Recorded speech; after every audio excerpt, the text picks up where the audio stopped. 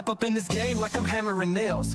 Earth's a flat plane, listen up, I'll tell you tales. Home Depot vibes on my tools, no fails. Level up my vision while the world just derails. Jaron said it first, now I'm chasing the truth. First wanna know, is he shilling or aloof? Now I'm flexing with the facts while they playing the fool. Flat earth, no curve, I'm breaking all the rules. Earth is like Home Depot, got my crew on deck. Home Depot, we ballin'. All this knowledge better show respect. Home Depot, flat earth, they saying no way, but we out here grind. Home Depot, motivated, determined, leave the lies behind. Rolling deep through Antarctica, you know what's up. Snowflakes in the air, yeah, we sipping from the cup. Well, Duffy said, trust me, I came out of the blue. Started from the hustle, now I'm building my crew. Wait, I'm stacking up truth like I'm lumber from the store. Got the blueprint, baby, I'm ready for war. See the horizon straight, no dip in my sight. Thug life on the flat, bringing knowledge to the fight. With this line, Home Depot, got my crew on deck. Home Depot, we ballin'. All this knowledge better show respect. Home Depot, flat earth, they saying no way, but we out here grind. Home Depot, motivated, determined, leave the lies behind. So I'm here to break walls, I'm kicking down doors, hash street life, I'm hustling, what's mine is ours. A whole new vision, we gon' stack and we gon' rise. With my crew by my side, we defy all the lies. Earth is like Home Depot, got my crew on deck. Home Depot, we ballin'. All this knowledge better show respect. Home Depot, flat earth, they saying no way, but we out here grind. Home Depot, motivated, determined, leave the lies behind. So remember this hustle, keep your eyes on the prize. Earth is flat like a board, like the ones on a 5. We'll build this place together, ain't no mountain too high. Home Depot mindset, we gon' reach for the sky, yeah.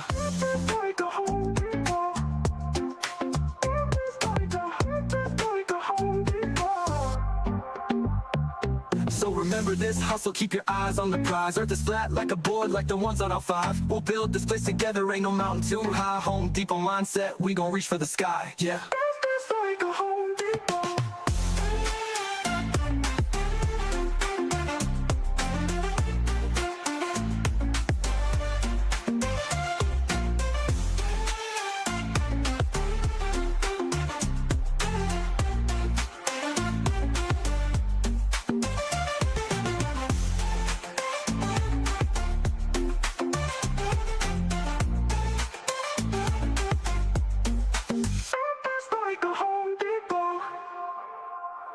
The flat.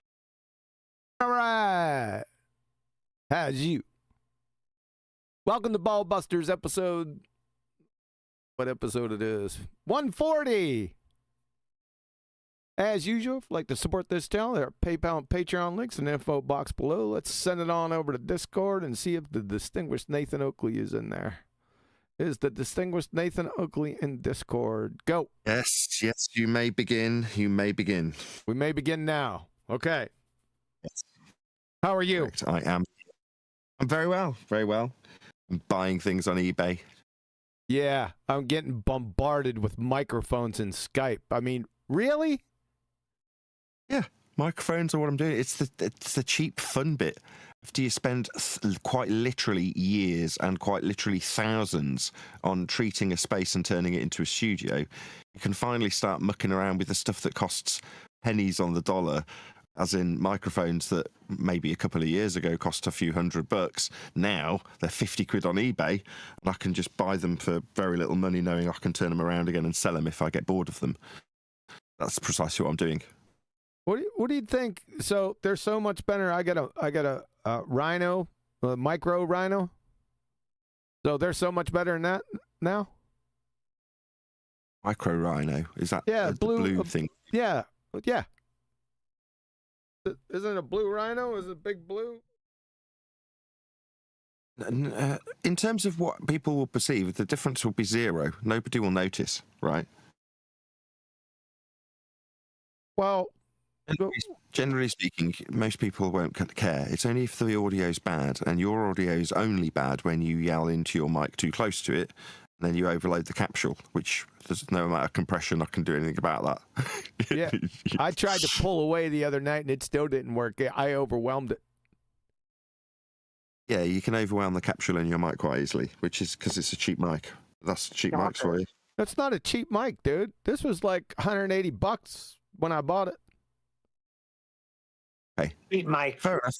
It's a cheap mic in the scheme of microphones. It's actually not that cheap. You're right. So in the scheme of performance, is it cheap? It's just it's a USB mic, right? Yes. Yeah, so it's limited in terms of what it is because it's got a USB connection on the bottom of it, which is most people's modern mics on podcasts are USB mics, and that's fine, right? It's just not a normal mic, which is a more crude instrument in many ways, but in many other ways a lot more refined of a tool to do the job. But this is I'm enjoying this conversation greatly. Let this continue for the rest of the chit chat at the beginning. How come you're indulging me in this? Because something's wrong. What are you about to ask me for? Yeah, here's what I've been finding. I've been finding that some people, depending on the hangout, right? If they talk because they're using their phone mics, they can overwhelm me. They can just overpower my mic. It pisses me off. I see what you're saying. Yeah. So in essence, somebody who is horrendously overloading a crappy little mic 2.5 millimeters from their capsule on their crappy phone, they can distort the hell out of it and put it right into the. Yeah, they can. Yeah. Well, I can hear them over me. And it drives me nuts. I'm sitting there. I'm sitting here with like a high-speed mic, and not even yelling. I mean, just talking. If I start talking and they start talking, they will drown me out. Even if they're not yelling, they'll overwhelm me on different servers. I found. Follow? Yeah, I know exactly what you want. What you want is an ability to make a voice that runs in dynamic range of about 70 dB to go into a mic capsule that can't cope with it and be allowed on everyone when you're whispering and when you're shouting, it not overload. That would be a magical microphone if it existed. No, you're not listening to what I'm telling you. Even just regular conversation, right? If I'm talking and a baller comes in with a phone mic, he will overwhelm me and my mic. Now, I'm sick of that, and I want you to get me a mic that I can overwhelm them. That's not really a mic. That's what you want is compression. Is to say that loud and quiet are squashed closer together at output. Yeah. Therefore, that's rubbish. It's like it's not volume. It's loudness, right? So you ever heard of the loudness wars caused by Oasis in the 90s? No, I haven't. I just want I want a mic that I can overwhelm them, Nathan. Not a Oasis philosophy. I don't want you to wax. I don't want you to wax philosophical on your historical stance on mics. I just want a mic. All right. Not philosophical. It's science. Yeah, right. Right. In seriousness, right. What you want is what Oasis wanted. They wanted to overwhelm everybody on the radio, right? So they wanted to be perceived to be louder than everybody else. Now, obviously, on the radio, it's designed to come out of people's little pocket transistor radios right up to people's big rigs at stadiums, right? Radio's designed for everything. So to have the ability to overwhelm everything and be louder, perceived to be louder, is what Oasis achieved with their records, right? From that point forward, everyone else wanted the same, which is I want to be perceived to be louder than everything else when my song plays on the radio. You want the same. You want to be perceived to be louder than everybody else who's distorting and overloading and clipping. Well, you can achieve that with huge amounts of compression. Now, bearing in mind I've already got a couple of gentle progressive compressors running on your output stage, it's just not enough. Your mic is the problem because you've got a mic that does overload. You clip the mic, which drives me nuts because there's nothing I can do about it. You're not giving me an answer that I want. I don't really give a shit. There's not a simple answer. What do you want? The simple answer is you squash everything, right? So even when you're quiet, it still comes out like. Go listen to Joe Rogan. That's his sound, right? Everything's squashed to all hell, and he sounds. I can do it, right? I can do it on the fly. Just give me 10 seconds. All right. Okay, Do it. right. I'm gonna. This is the Joe Rogan. I'm gonna talk over everybody. Eli, you are not getting past me right now because this is the Joe Rogan sound. Can you hear? Why can't you keep that? No way, Eli's Keep getting that. past me at this moment. I'm compressed to all hell, louder than everything and everyone, and will remain so for the rest of the time I want to control this mic. No one's getting That's past me. amazing. It is, This isn't is it, Eli? amazing. There's no way you're going to get past this, Eli. I assure you. Right, Why don't you use that? What's wrong with you? I don't want to sound horrible. That's why. It's not horrible. That sounded very good. It felt good. Shut up. What do you know? Now you sound like Now you went low. What are you talking about? That did not sound good. Now he went low. It's just compression. Not complicated. Is that the mic you want, Huey? Degrees of compression. You could do it on your... Oh, nearly that. I'll just give him the thing he wants, right? I'll just give him and then I'll shut up, I promise, Adam. On your desk, on voice meter, above your line that's probably turned up to 11, right, on the left, there's a little dial that says comp. Can you see that dial? Yep. Right. Fiddle that dial till you find the magic level that you destroy everybody else's soul with your voice. No, I'm not. Now, I could change that, though, when I go into Hangouts. I'm not going to do it for the show, but I'll do it with Hangouts. And what do you suggest? What level you suggest? No, I suggest you very gently and incrementally increase that dial and then go back to your show after the fact and listen to how you sound. Okay. That's what I suggest. Okay, I'm increasing it now. So how is this? A little better?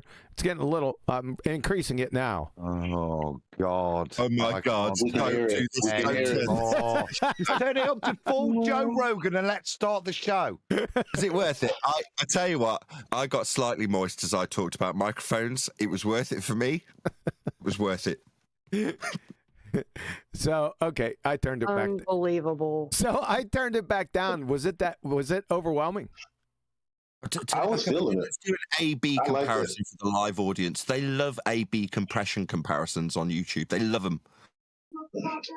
I guarantee you it's better. I'm telling you. I said turn it back up again and give a better sound check. Don't encourage him. Do this on your own time. Right. No, I can talk about microphones. Now I'm going to do it right now, and then I'm going to get some feedback out from YouTube. So it's 0.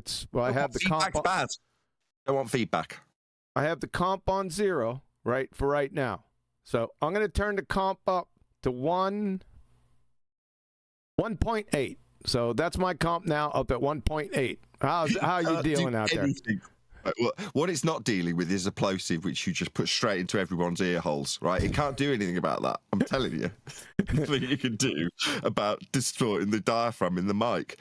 When you put a plosive into it, it's just like hell has been unleashed in everyone's ear holes. Huey, are you using an equalizer? I still have. Don't encourage them. Don't encourage them. So on YouTube, just relax. Just calm down in Discord. So on YouTube land, how am I sounding here? How's this mic going? Is this good for you? You've obviously given it +1 or +1.5 on the compressor. It sounds great. That's what you want. That's what you need. I've told you the magic secret sauce to me making yourself over talk everyone. Just say thank you later when it works a charm, okay?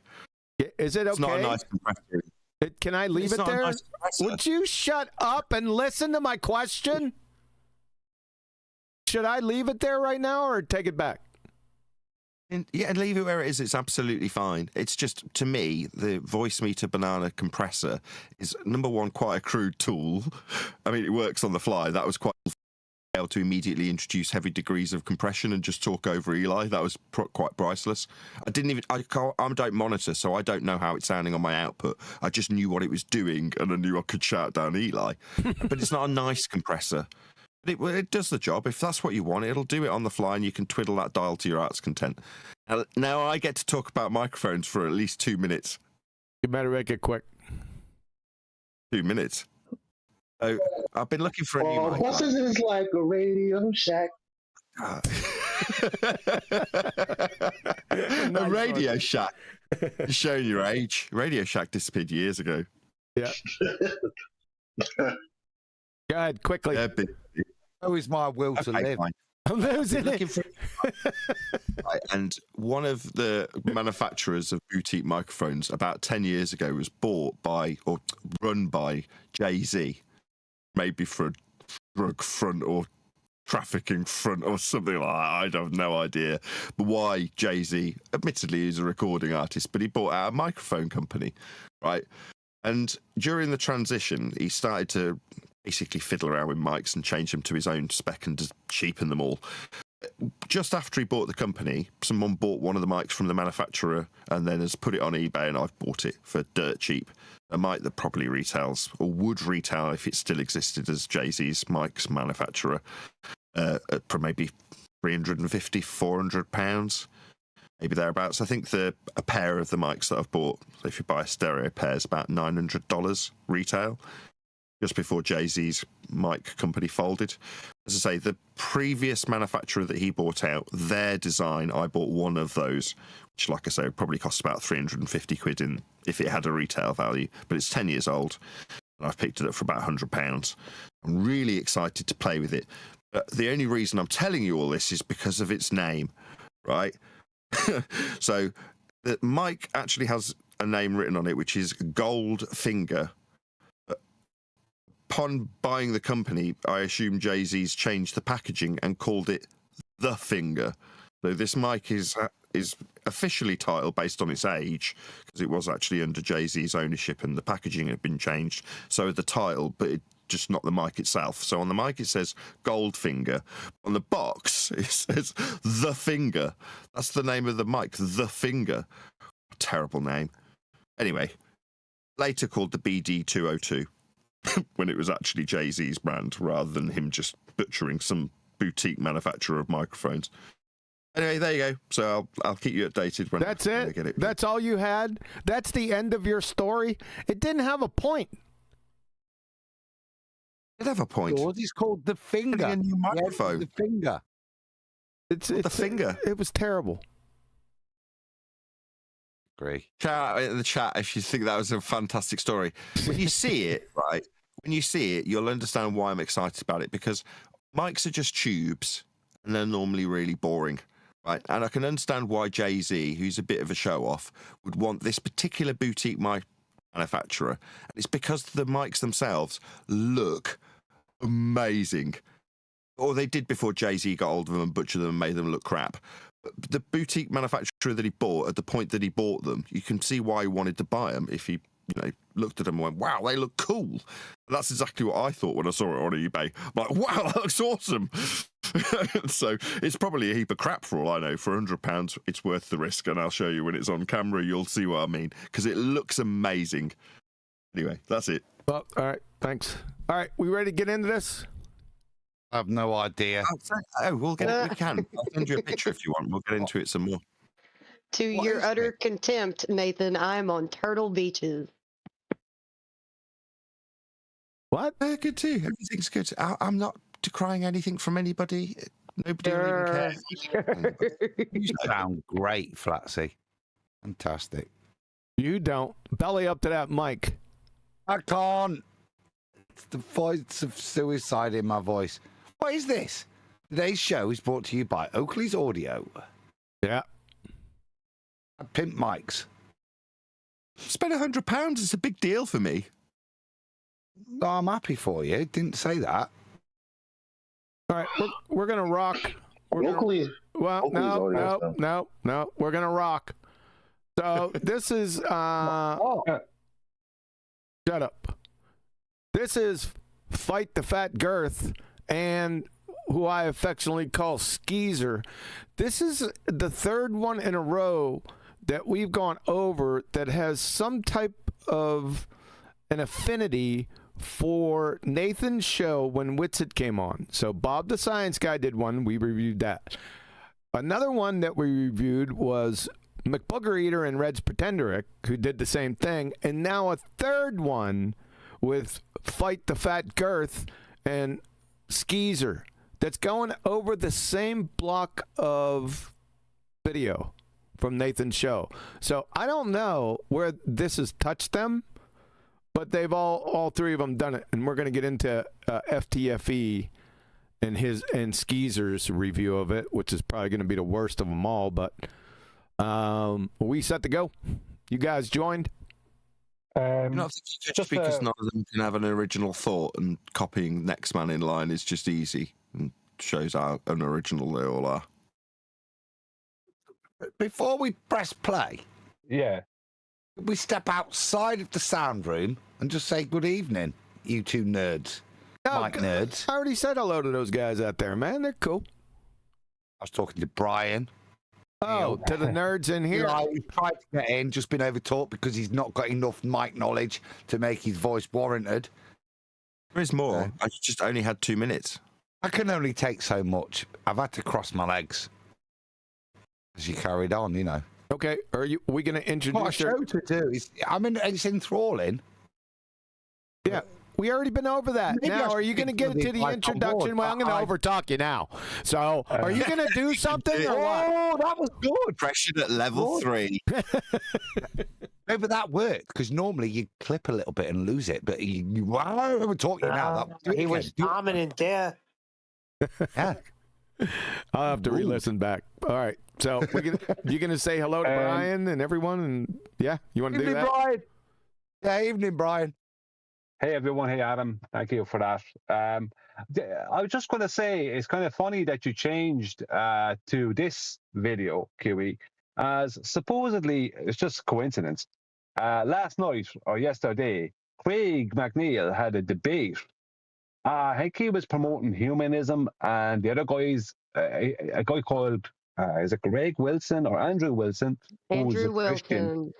Yeah, he was a Christian, and supposedly it was a very public debate that went on in New Jersey, where they were physically there together debating, and supposedly he did very, very bad. Shocking surprise. He's a retard. I have it pulled up on my computer right now. So. Who did very poorly? Fight the flat earth. He started accusing the guy of being like a flat earther, and really bad tactics, supposedly. Supposedly he did bad. I haven't seen it now, so I don't know. As just for my contrast, Brian, could you give me an example of when Craig's done really well? Well, I can't really. The only times he's done well is when he had people on his show who were easy targets, and he was muting them and overtalking them. Other than that, I don't remember a time when he's been when he's done, what I would call well. To be honest. Well, he has experience in doing it, and that is on his side, I suppose. Yeah. For the course, then. Yeah. Yeah. Well, let's take a listen to one of Craig's greatest hits, so we can get marinated into what we're about to receive here. So, this is a numpty clip from some time ago. Here you are. Craig, fight the fat girth. Me with a bachelor's of physics. Numpty dipshit. 8 May. 2020. Even though the whole thing is rotating at the same speed, right? Wrong. Number one, the Earth isn't rotating. You're guilty of petitio principii, the logical fallacy of begging the question. A particular argument which commits the fallacy of begging the question, a circular argument. Me with a bachelor's of physics. Number two, if the Earth was rotating, the whole thing wouldn't be rotating at the same speed, as in tangential speed. However, every point on a rotating sphere or platform has the same angular velocity. The problem is you're a pretender clown numpty dipshit that doesn't know the difference between tangential speed and angular velocity. You'd fail junior high intro to physics. Me with a bachelor's of physics. I toe tagged the same numpty dipshittery from you 24 March 2020 on Quantum Eraser channel. Each tear-jerking belly laugher claim alone, and there's 6, is enough grounds to be hung for pretender clown Dunning-Kruger numpty dipshittery fraud. Here's the highlights demonstrating this numpty pretender clown dipshittery in spades. And that is to do with the angular velocity of the Earth at certain latitudes. Fatality. Me with a bachelor's of physics. You dumbass. If the Earth was rotating, each latitude would have the same angular velocity. Now, if you're at the equator, the angular velocity is approximately 1,000 miles an hour.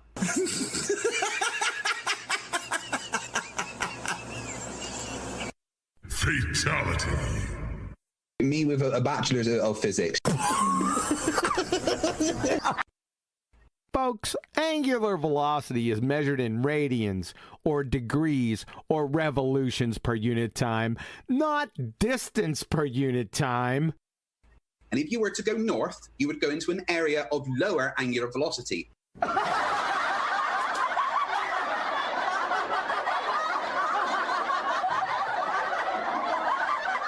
Fatality. Dude, my word, man. From physicstutorials.org, unlike tangential velocity, angular velocity of all points on the platform doing circular motion are equal to each other, since the number of rotations per unit time are equal. The Earth doesn't rotate 1,040 miles an hour. That is an angular velocity.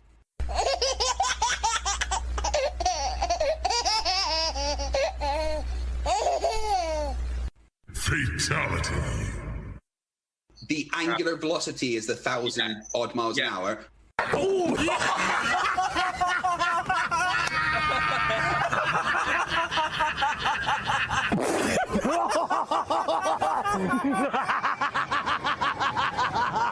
Are you serious? Are you? Fatality. The rotation is not 1,030 miles an hour. The angular velocity is 1,030 miles an hour at the equator.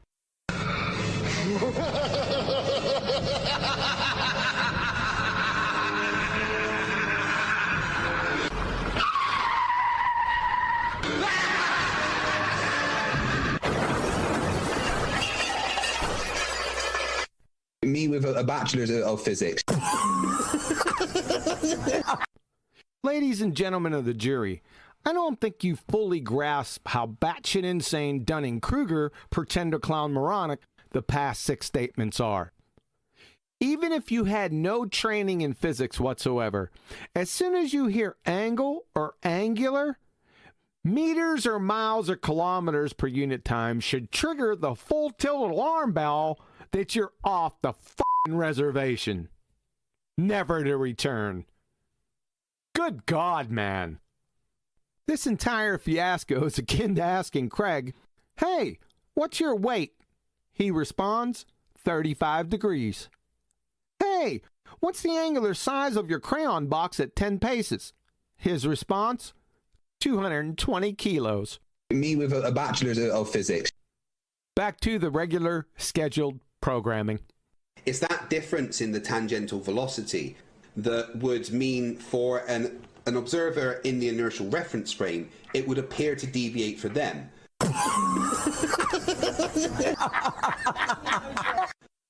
You are one dizzy motherfucker.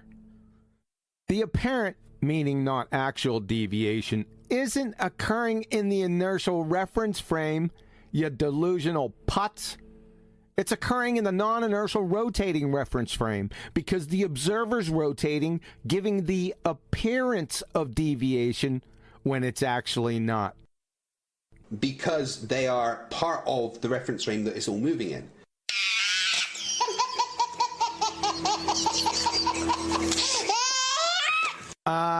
The inertial reference frame is the one that's not moving, hence the name inertial. You dumbass. You're a moron. You're just making shit up. So even though from the outside observer it appears it's going in a straight line. What? Fatality. You just contradicted yourself, Mr. Me with a bachelor's of physics. Magoo. Just 5 seconds ago you said, for an observer in the inertial reference frame, it would appear to deviate for them. The observer in the inertial reference frame is your outside observer. So which one is it? Going in a straight line or deviating for them? Moreover, the only way in your fairy tale you can have an observer in the inertial reference frame is to have that observer on the object that's left the non-inertial spinning reference frame. or have him hovering untethered above that same non-inertial spinning reference frame. Furthermore, from the outside observer, meaning the observer in the inertial reference frame, it doesn't appear to be going straight. It is going straight. You treat objects like women. For the person that's in the same reference frame as the thing that is moving from one area of tangential velocity to another, it would deviate. Wrong. For the person in the same reference frame as the object that has left the non-inertial spinning reference frame, that is, both are in the inertial reference frame, there will be no deviation. That person will see the object going straight. By the way, Clown Show, you just admitted that. From the outside observer, it appears it's going in a straight line.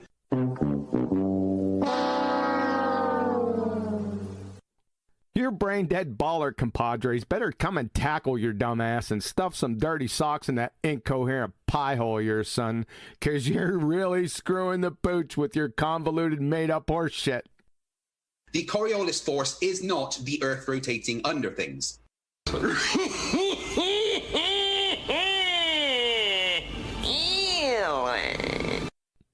From Physics About, the Coriolis effect is an apparent effect, an illusion produced by a rotating frame of reference. This type of effect is also known as a fictitious force or an inertial force. The Coriolis effect occurs when an object moving along a straight path is viewed from a non-fixed frame of reference. Typically, this moving frame of reference is the Earth, which rotates at a fixed speed. When you view an object from the air that is following a straight path, the object will appear to lose its course because of the rotation of the Earth. The object is not actually off its course. It only appears to be doing so because the Earth is turning beneath it. The Coriolis force is not the Earth rotating under things. Me with a bachelor's of physics. Turn out the lights, the party's over. They say that all good things must end. Call it a night. The party's over. What the Coriolis actually is and it's actually referred to in several physics books as the law of conservation of angular momentum.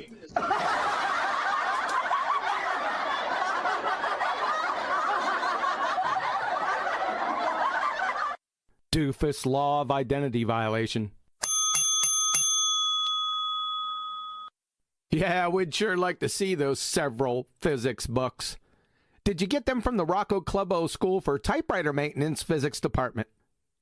You're a pretender clown bozo, son. From Boston University Physics, the law of conservation of angular momentum states that when no external torques act on a system, the angular momentum of the system is conserved. As opposed to the Coriolis effect, from Seaguard Douglas, Introduction to Ocean Sciences, 2nd edition, Critical Concept Reminders. When set in motion, freely moving objects including air and water masses move in straight paths while the Earth continues to rotate independently. Because freely moving objects are not carried with the Earth as it rotates, they are subject to an apparent deflection called the Coriolis effect. To an observer rotating with the Earth, freely moving objects that travel in a straight line appear to travel in a curved path on the Earth. Yeah, that sure sounds like the law of conservation of angular momentum. Basketballs and boll weevils have more in common. Me with a bachelor's of physics. Psst. You will never, ever recover.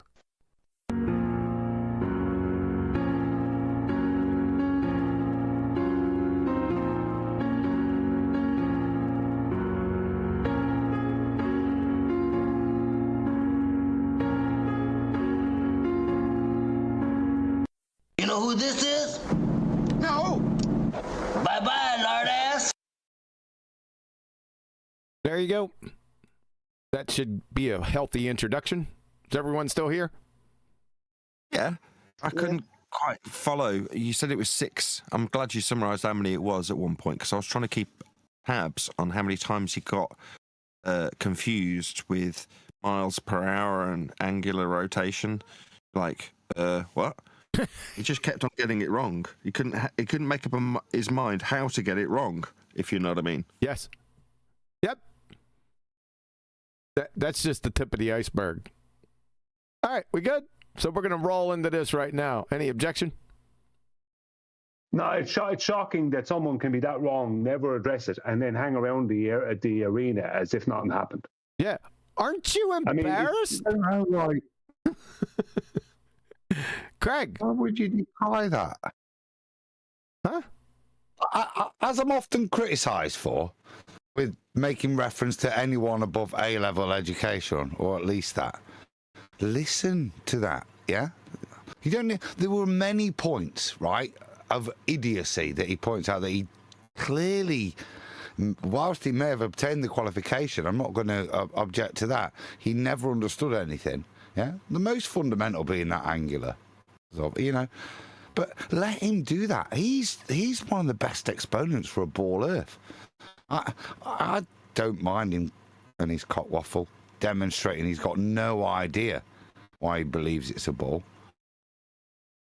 No, he's helping us. Like, I mean, I'd say he helped us with his performance yesterday, if what I'm being told is true.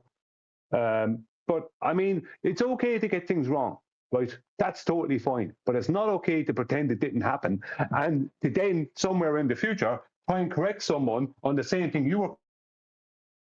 But we're not here to help him, right? So, was it yesterday that this bloke turn up? Well, no, at least say that. But I guarantee you, he's never done that. So there's probably audio out there of him correcting someone on that very thing, but he had it wrong until he was corrected on it. Well, that's assuming he's actually got it right now. I don't know. No, he doesn't have it right. You at least must address that you got it wrong. No. You must do that. He's not going to do that. No, ever. Why? Right? Well, mate, rhetorical question, that one. The point I was making there is why I'm happy is yesterday we had a bloke turn up and go, oh, listen to this, mate. It was absolutely fantastic. You took flat earth math apart. Pakistani bloke, obviously. Yeah. But he's turned up because he's listened to these outtakes. Yeah. And in this one, it's when math turned up. Yeah. And he uses it and cites it. Show me one person that said, well, I turned up, mate. Weren't sure whether it was flat or not. What's FTFE? Now I know I'm on a ball. My mind's settled. It's never going to happen. It's not. He's never going to convince anybody. At best, he'd make you question more. I like what he does. Keep it up, Chunky. It was obviously a weekend for impressions over on FED, because you had the Bumbaclat Rastafari guy in too, didn't you? That was funny as well. That was But it's true. There's nobody out there who can make the declaration that was made yesterday. And we have loads of those declarations from that lad in Australia. There's loads of declarations like that as to why I stopped thinking it was a globe. Loads of them, but you can't, and they can reference exactly why and what it was they learned and who they learned it from that brought them to that realization. But you can't find that on the other side. You're going to find Jaron, the lawyer Campanella. You can find Ranty, right, I need more money. You can find Rachie, I don't know what happened with her. And you can find a guy called Sikh Truth something else who pretended to be a flat earther. And it turns out he's like the brother-in-law of conspiracy cats or something. I don't know what it is. Point is, there's nobody that you can point to that left this side and went to their side that you could say is an honest, genuine individual. You couldn't. So there's nobody. There is no testimony. What's Jaron's testimony? What's his testimony? Screw all you flat earthers. You're all, none of you are any good, after they literally helped him put food on his table for a decade. Another thing they all have in common is that they're all not very knowledgeable on either of the subjects. Yes, exactly. Yeah, exactly, Rachie. Or sorry, Rachie out of my head. Sorry, Rachie. Flatsy. Sorry, because I had Rachie in my head for a moment there. Yeah, we know, Brian. We know. We're well aware you had Rachie in your head. We all know. The whole audience knows too. No, it was just an accident because I do that sometimes. I get it's called a Freudian slip. I do that. I sometimes or whatever they call it. Anyway, the point is that with the exception of Ranty, the rest of them, I don't think they. I don't know why I'm even going into it. It's just they don't. Me neither. I don't. I agree, Sleeping Warrior. Sorry, Francie. I'm sorry. It's the E part at the end. I've gotten in trouble in the past for calling someone the wrong name because it just happens to me. Is there any more deeper rooted issues that we need to go over with you, Brian? No. Everything's okay. Sure it is. If you would have seen a picture of me, then I have the OK symbol right by my face. Sure. Go ahead and get out your shut up, Flatsy. That'll make you feel better. Shut up, Rachie. All right. Well, this is, let's see how long ago this was. A month ago. Sorry, I just got up to it. What? We back there, are we? What do you mean we're back there? I think I saved it and I put it in potential treatments and we finally got around to it. Yeah. Okay. Oh, by the way, I knew I forgot something. You guys need to stay tuned tomorrow, right? There's going to be a treatment at 3 p.m. U.S. Central. I think it's 9 p.m. UK, and whatever it is in Australia. We're going to be doing a treatment on the dumbest person on the face of the earth. See, I got it. That's what I forgot today. I knew I forgot something. And that would be... I go quiet when you go T-jump. Yeah, no, there's a reason. I say this. It's because, and this is what I'm looking forward to, you doing this and just going through it. Because I've not experienced this, gentlemen. So to just have one person stay focused, I'm looking forward to seeing this takedown. Because I don't know. Somebody said to me, "You've just been T-jumped." I wouldn't know what had happened to me. Well, just imagine if somebody just pumped the neighbor's cat and then look at his face. Yeah, the reason that I had to do it because we've been saying that to people for the past, I don't know, month and a half, and no one knows what we're talking about. After tomorrow, I don't. That's exactly right. You do it in the after shows, don't you? And I still don't know. That's what I'm saying. I'm looking forward to figuring out what would have happened to me if I had been T-jumped. Oh, you're going to find out tomorrow, that's for sure. All right. You guys ready? Here we go. This is Craig. No. You're not ready? I'm not in a rush. Are you? Not in a rush, but it's the progression of events going smoothly. I had a shameless plug. Oh, you did? Go ahead. XLR plug. Oh, it's for your book, mister. Okay. You were saying earlier, you're onto things that you like doing. And part of this book, it's got a little bit tedious in terms of because we're now going to have a lot of donkey work. But we've just started some of the graphics, which obviously does set back the publication date. But I'm 3 pictures in and I'm really enjoying it, Nathan. I sent you that one this morning or last night. And hopefully we can, the pictures we've banged in, I want to really use them so that we can explain our points even more. This one explains QE's point, I think, brilliantly, which is why it was worth working through it. Can we have it up, QE? Can we have a what? Well, it might be the last picture in the book, but it might be the first one that's done. What do you want to show everyone a little peek? I love your yeah, because with the upside down right angled triangle and the plane. Is that the one you're talking about? we've got a right angle triangle. We spent ages yesterday, right, messing about with a pink arrow, thanks to Flatsy, changing the colour of the text, thanks to Brian, moving the position, thanks to me, so it looks like a Star Wars roll, to get our first kind of slight. There you go, look at that. That's copyright free, pretty much.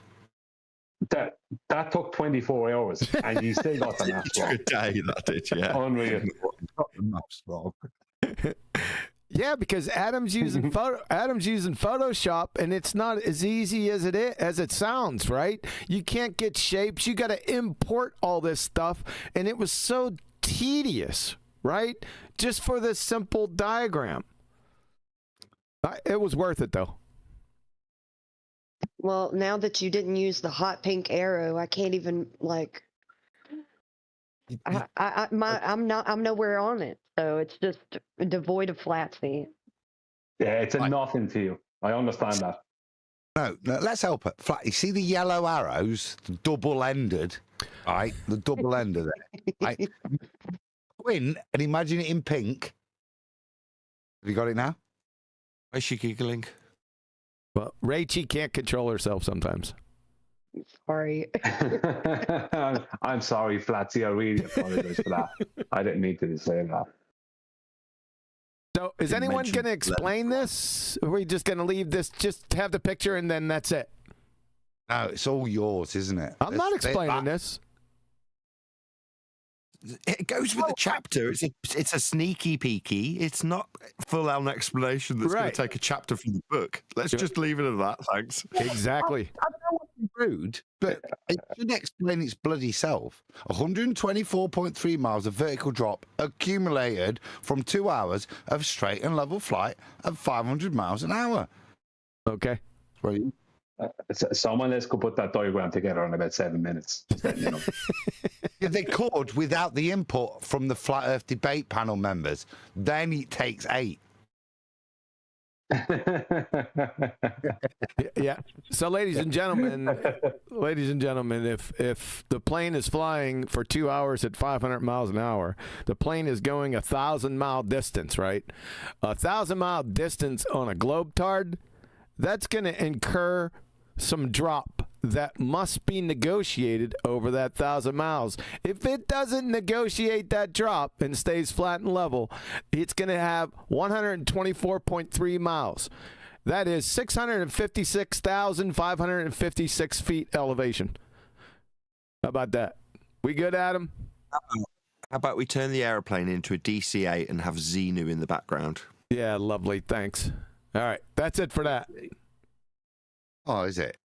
I just wanted to mention Brian's input, Nathan. You probably missed it, but as we got to the end of the slide, Brian actually made me rotate the plane. I allowed Brian to so that he could give me his defined pitch angle of what the plane should be on that final slide. All right, I'm gonna have to pull it back up again. Teamwork. That was a little dig at me from the day before. Yeah, it was. I loved it. And now it's another dig at me. That's 2 days in a row. Yeah, I loved it because the plane. I loved it because the plane was facing up a little bit. It had a little incline on it, maybe about 6 degrees. And I'm sitting there. Why is he asking Brian this? And he goes, "One more question, Brian." I knew right where it was going. I was laughing. Thank you for that. It was a lot of fun, Adam. Appreciate it. And I have a feeling he changed it even after I said it. No, that Mother Crush is exactly where you left it, I promise. Well, at least it doesn't look like it's coming into land now, like the way you had it. Yeah. That wasn't me. That was where I stole it from the internet from. He is. I'll tell you what, Adam, you are absolutely fickle with this diagram. It's a great place to start. Like I said, I'm going to have some fun now. We've got so many pictures that we've just chopped in as an aid to memoir and say, do the. I've got a lot of having fun. Good. Yeah. It's outstanding. Yeah. I think it demonstrates. Hopefully it'll help the book. Shit. That's the point. You done? No, this is the shameless plug. It will help the book. Now, what book? I may ask. I have no idea. Nathan, what book? The book that will be out hopefully as soon as we get it finished. She's been a year in the making, quite literally, called All Roads Lead to a Flat Earth, formerly known as Housekeeping. That will be published as soon as it's polished up by Flatsy, and as far as I know, it's like Adam says, we're working on the graphics, we're going to work through the punctuation, and then we'll get it published. Once it's gone through the publisher and they've actually cast their eyes over it, which they haven't yet. But, you know, a few small steps is all it'll be, and then it'll be out. Publisher. It's just 6 more months, I guess. Exactly. It's about time you've come to that realization. All right, so, Adam, can I continue in the progression of things? I think we should after that depressing end, yes. Yeah, because I tried to connect it to the numpty clip, and then we had a little pause in between, and now we're going back to it. I guess it still works. All right, like I said, this is Fight the Fat Girth, and the Witsid versus Nathan Oakley, the after show. Everyone, you guys are all have been watching the last few Ballbusters. You know exactly the part that these idiots are going to go over. Just this idiot now. Just wait, Skeezer's going to make an appearance. Here we go.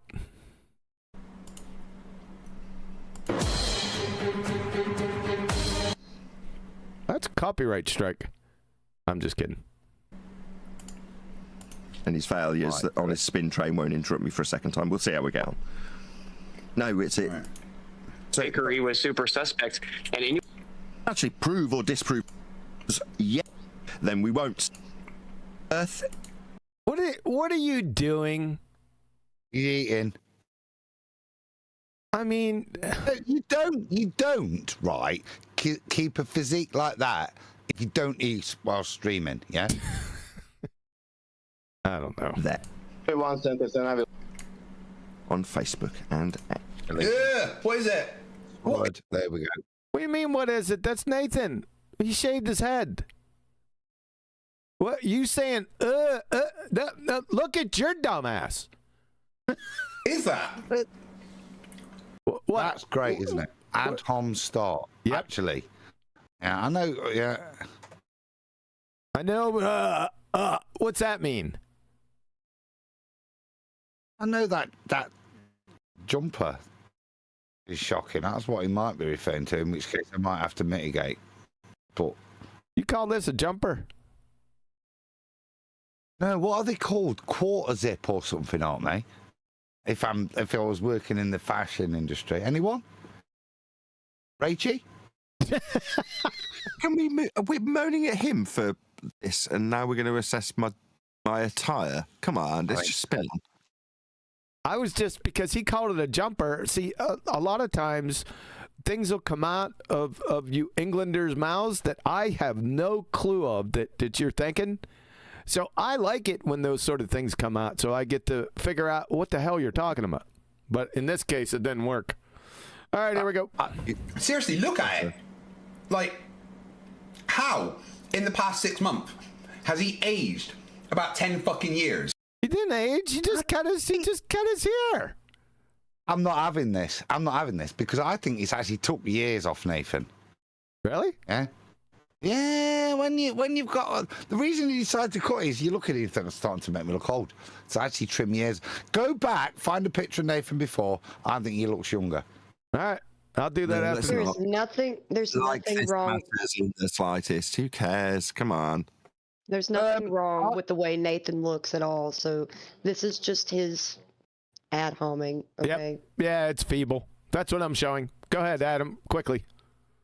Older, younger, it doesn't matter. And don't moan at me. I'm just giving comment on what we're reviewing. I wanted to go back to scientific method. Bring out some pink letters, remember? 2025. But no. But if it's Nathan's jumper or his baldy new look, so be it. That's what we'll comment on. Okay. Fair enough. We deal with what we've got, and that's what we're getting given, so we deal with it. And now you're right, I shouldn't moan. It's not you wanting to address me as it. That's the bit I would assess if we're going to do this, right? How is he addressing me if I detach it from it being me and just look from the outside in, as hard as that may seem, right? He's called me it. He's dehumanizing me. Very telling, right? Yes. Yes, it's do 7 offsuit. He knows that you would rip his asshole through his throat. He knows that. It's written all over his face.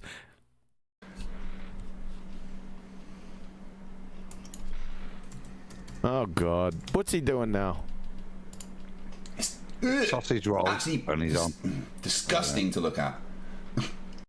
Shit, project much. Oh my God. Well, energy bar. Give him a minute. We got to do this. Sorry, guys. Yeah, the only disgusting part is having to hear him eating. That's click disgusting. OK. I'm sorry about that. You were running. You and I through. both had the same remark. We both wanted to say the same thing. It sounds like. Yeah, the commercials or the ads are running through there. Did you have something to say, Rachie? Just that the only disgusting thing is him eating on the microphone and just there's some etiquette to that's implied when you're on the microphone. We only make an exception for you, QE, so that you don't rip everyone's head off. Okay? Right. Sure. Thanks, Neil, and a whole bunch of people in the. Back to our heroes. He caught that from Neil. That is classic. Nice. To our heroes. Hello. Good morning. And to give me only one sentence, then I will. Now, works in Antarctica. Halt. Neil, you can hold a note, sir. That was very nice. Carry on. Welcome back to our heroes. I love it. I mean, we've got Witsit here in our Discord server currently, and he's been in Antarctica and observed this sun going around and around in circles. But it matters not to us here at Flat Earth Debate at all. It's inconsequential. In order to make a claim, now that you've made this observation, you must affirm the consequent. Let me explain. If P, then Q. Q, therefore P. No, not at all. This is... Yes, not told. No, not told. So, no, yes. Yes, it's an affirmative consequent form of logical fallacy, yes. If the Earth is a globe, P, then we will observe a 24-hour sun in Antarctica, Q. We observe a 24-hour sun in Antarctica, Q. Therefore, the Earth is a globe, therefore P. That's 1/2. There is 2, because there are 2 bozos. You got the globies, and then you got the 2 earthers. Here's the 2 earth. Affirmative consequent form of logical fallacy. If the Earth is flat P, then we will observe twilight in Antarctica Q. We observe twilight in Antarctica Q, therefore we have a true Earth, therefore P. They're both false dichotomies, or they are the false dichotomies wrapped together. They're affirmative consequent form of logical fallacies. They're just that simple. So, not all. Yes, they are. Whoa. Nobody's right. You've just done it eloquently. Kudos. But Nathan hasn't yet. Nathan's just laid out what is the basic form of logical fallacy. Just that. There's no descriptor of P and no descriptor of Q, is there yet? Yeah, I think it might be coming. He might play it. Perfect. Adam's comment. So, any objection can therefore only be to the logical syllogism itself, because P and Q have yet to be defined. So it can't be anything you're applying to it that he's objecting to.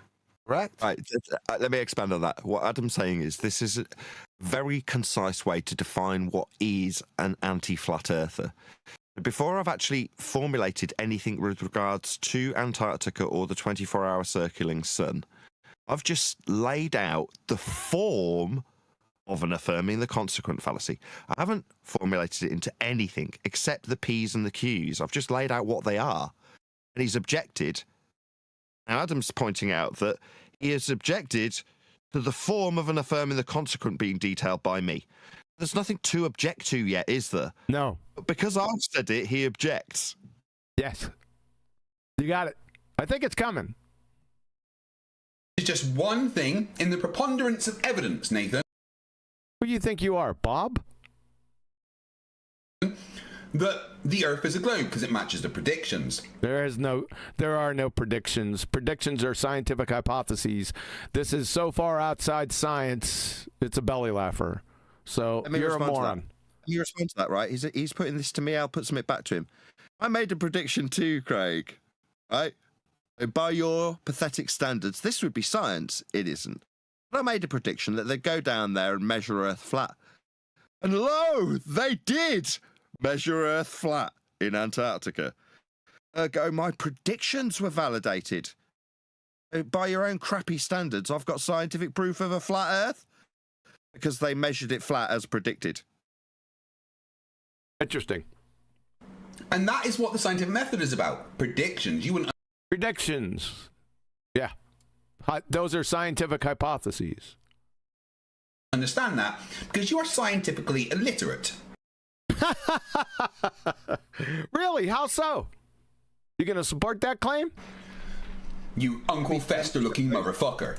Hey, he's an Uncle Fester. Is that your evidence that he's scientifically illiterate? Pose it. Sorry to chant through you. You chanted through me. I did, yeah. I'm really sorry. But as he's challenging me, because he's saying to the video, which is fine, that's how we often deal with people on Flat Earth debate, right? He's saying, I'm scientifically illiterate. No, I understand how the scientific method works. Step 1, observe natural phenomena. Step 2, propose a cause in a scientific prediction, otherwise is known as a hypothesis. The cause being, presumed cause, being an independent variable, the observed phenomena that you observed at step 1 being the dependent variable. The two together form the hypothesis. If independent variable, then dependent variable. That's called an alternative hypothesis. It lives alongside a zero difference result, which is the antithesis of said prediction, yet to be validated, which is if presumed causal influencer, then you won't get the naturally occurring phenomena you observed at step 1. That's a zero difference result.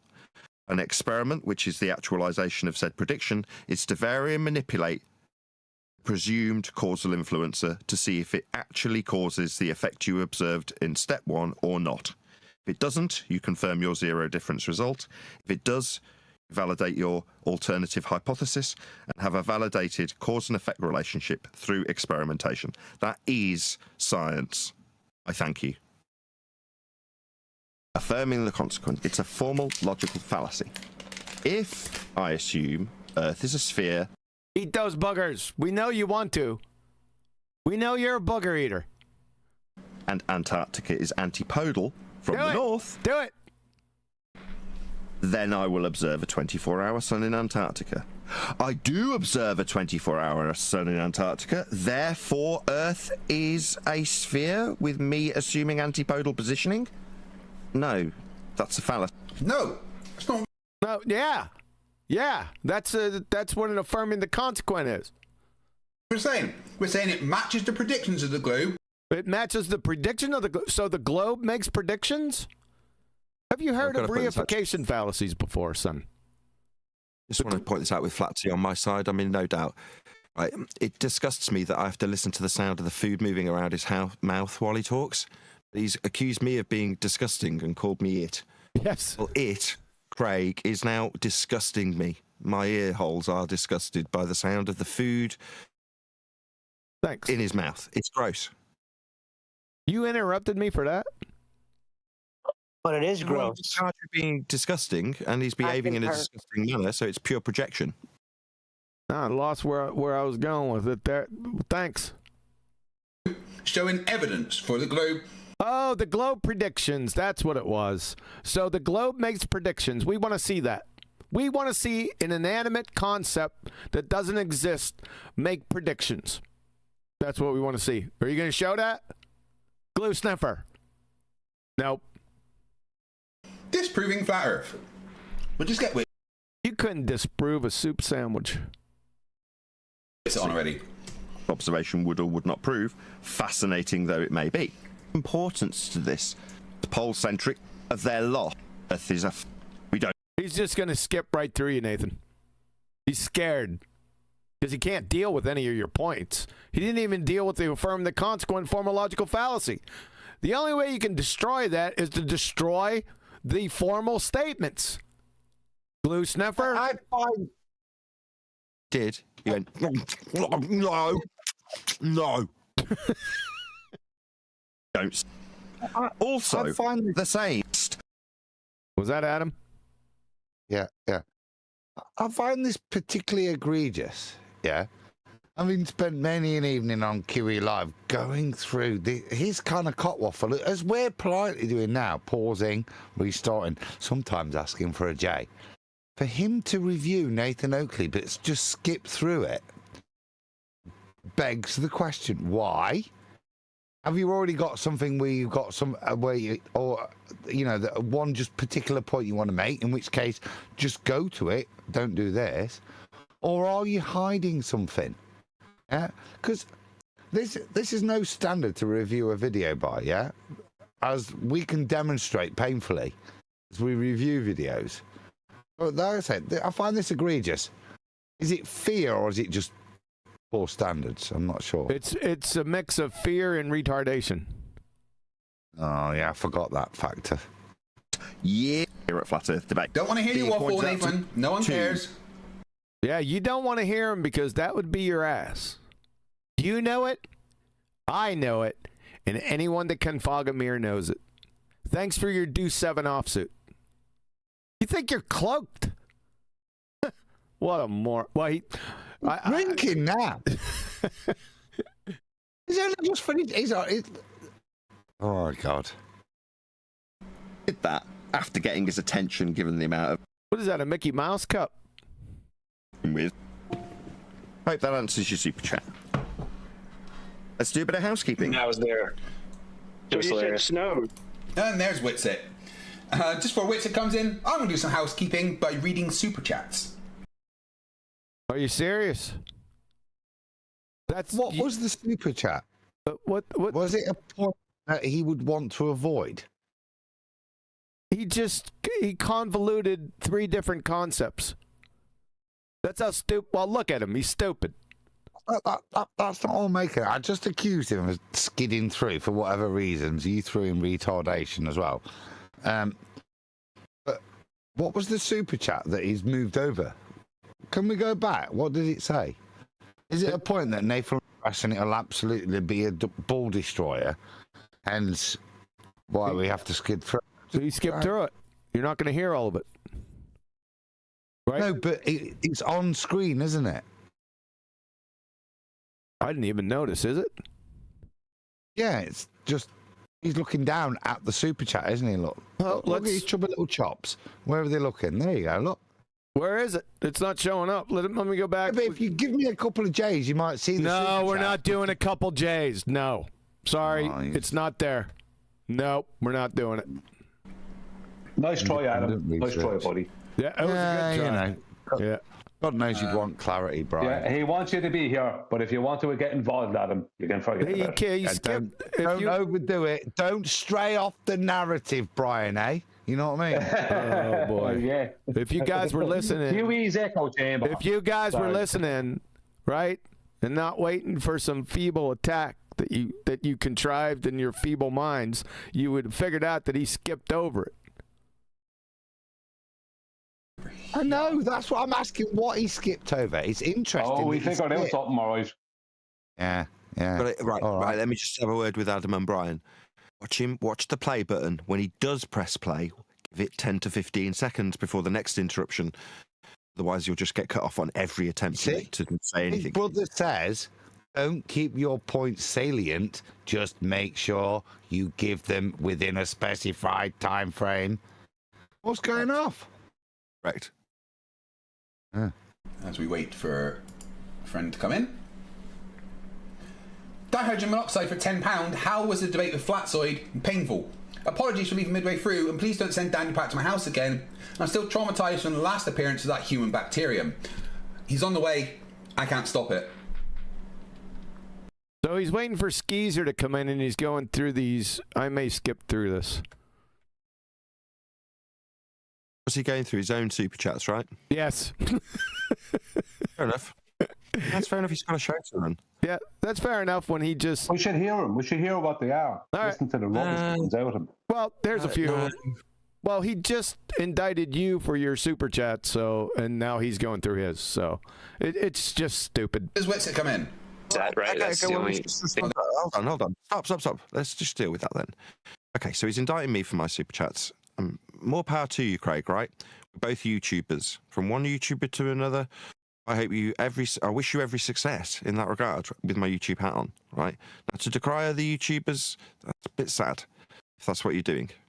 I was doing the dishwasher. I didn't know he was putting my Superchats down. Fair enough.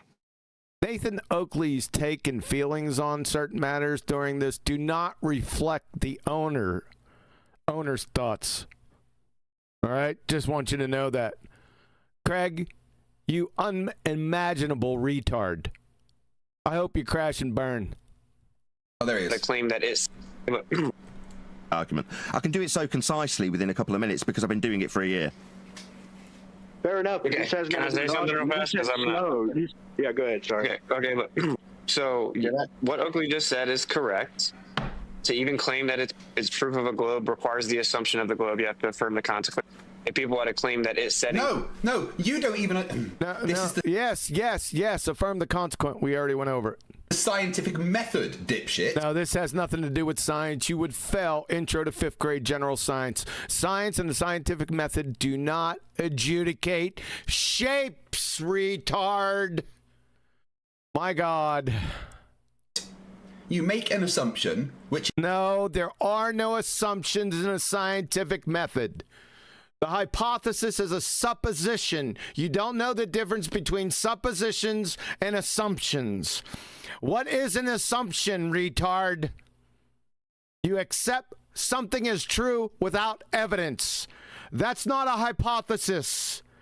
You retard. Which is your hypothesis. Oh my God. And you create a prediction from that. You don't create predictions from hypotheses. The hypothesis is the prediction. And then you go and test that prediction. If you fail to falsify your hypothesis, then great, you can move. Then great. If you fail to falsify your hypothesis, then great. What? Then you just validated the alternative hypothesis, in other words. Yeah, if you fail to validate the null, then you are validating the alternative. That's to say that you're establishing the cause of the effect based on what he just said. Yep. My God, he's stupid. Yeah, he's a moron. Move on. But you failed to falsify the hypothesis. Who failed to falsify what hypothesis? That's what you did. That's what who did? Witsit? What was his hypothesis? What on earth? That's science. No, that's science. You didn't even state what it was. That's science, you goober. I'm not saying it proves anything. What are you talking about? What statement doesn't prove anything? What? You are strawmanning our claims. He's pulling a Witsit now. Strawman. That's one of the prongs in his crown. We are just saying it matches the predictions and is... The only thing that matches is my ass and your face. That's the only match. It's evidence for what we claim. No, there's no proof, but there's evidence for what you claim. When proof equals evidence, evidence is proof. They're synonymous.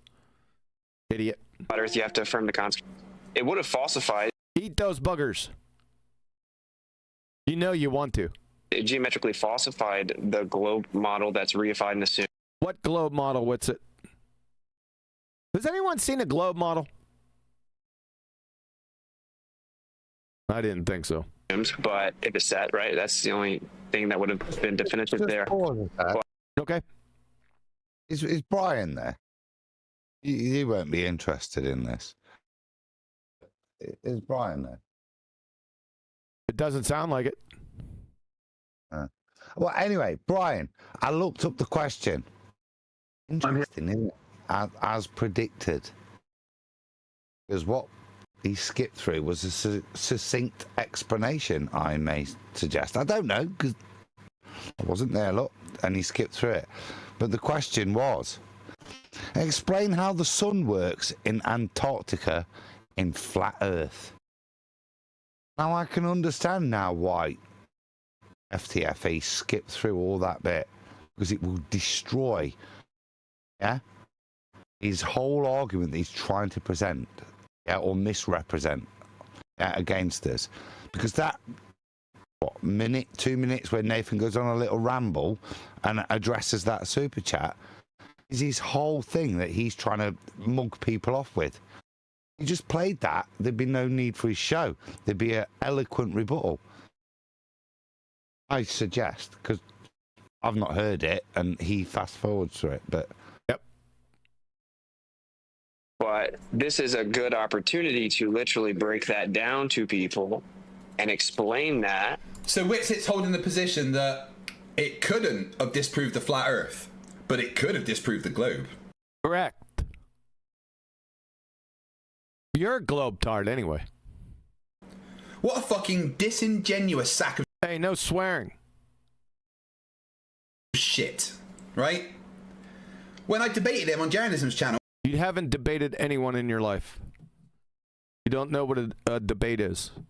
Neither does Witsit. He's never debated anyone either. You don't know what debates are. You're a moron. I asked him directly, does it mean the Earth's not flat? He's like, yeah, it's a massive problem for flat Earth. Did he? Let's hear it.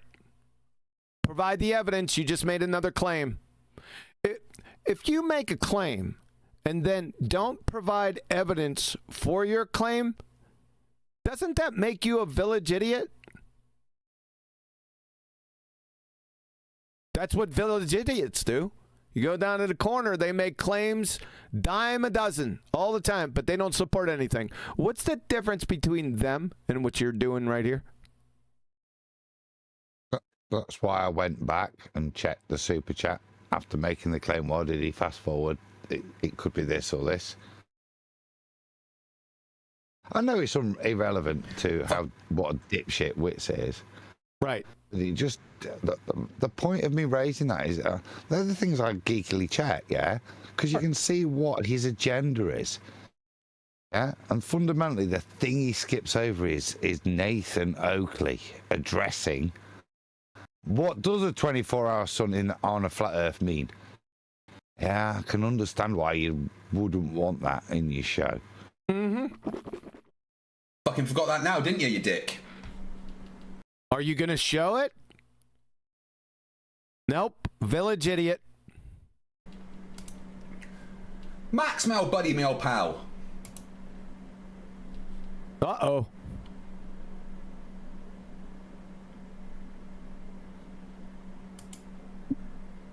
Hello, hello, hello. Hello. Turn on the camera. How's everyone doing? Ah! Ladies and gentlemen, meet Skeezer. Doing wonderful. I'm still not happy with that. I'll be honest with you. I named him, that's it. It may have to change. Now better that you're... No, it's not changing. We're here. Awesome. That's great to hear. Hello, everyone. Oh my God, we got a Nancy. Nancy Skeezer. How are you?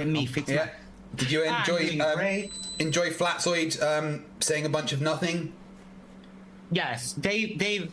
His composure is just superhuman. Let's say that. Yeah, I'm very confused. Like anyone watching my channel and watching that is gonna be like, "What? Am I on the right? Is this FTFE? What's going on here? Why is Craig not saying anything? Why are two people having a rational conversation? That's not happening. Going on? Absolutely wild, but it's just wild. It's absolutely wild.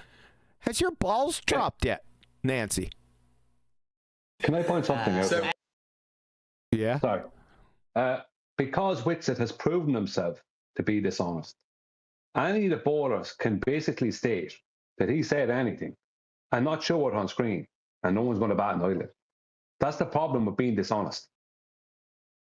You can actually be misrepresented when you weren't dishonest. It can be claimed that you were, and the public opinion is just that you were because you've been proven to be so. Gotcha. I got you, but still, they need to support their claims. But I'm not disagreeing with that. Yep. I didn't disagree with that. I'm just stating that that can happen. Yep. I see where you're going with it. Yes. And I'm happy because. Yeah. Sorry. Go ahead. No, you go. I'm happy because yesterday was my first year anniversary of the first show ever that I hosted on Matters Now, so it was pretty exciting. That, I'm sure, so exciting. What are you going to do, play patty cake now, Nancy? Are you going to be hosting Look at him. You see that? Let's go back. Go ahead. Show us your little patty cake, Nancy Skeezer. On Matters Now, so it was pretty exciting. Are you? There you go. Hooray. Hooray for you. Pat. You're going to be hosting after shows for the debates in New Jersey? Yes, we are going to do... Oh, was that the debate in New Jersey that you guys were talking about earlier?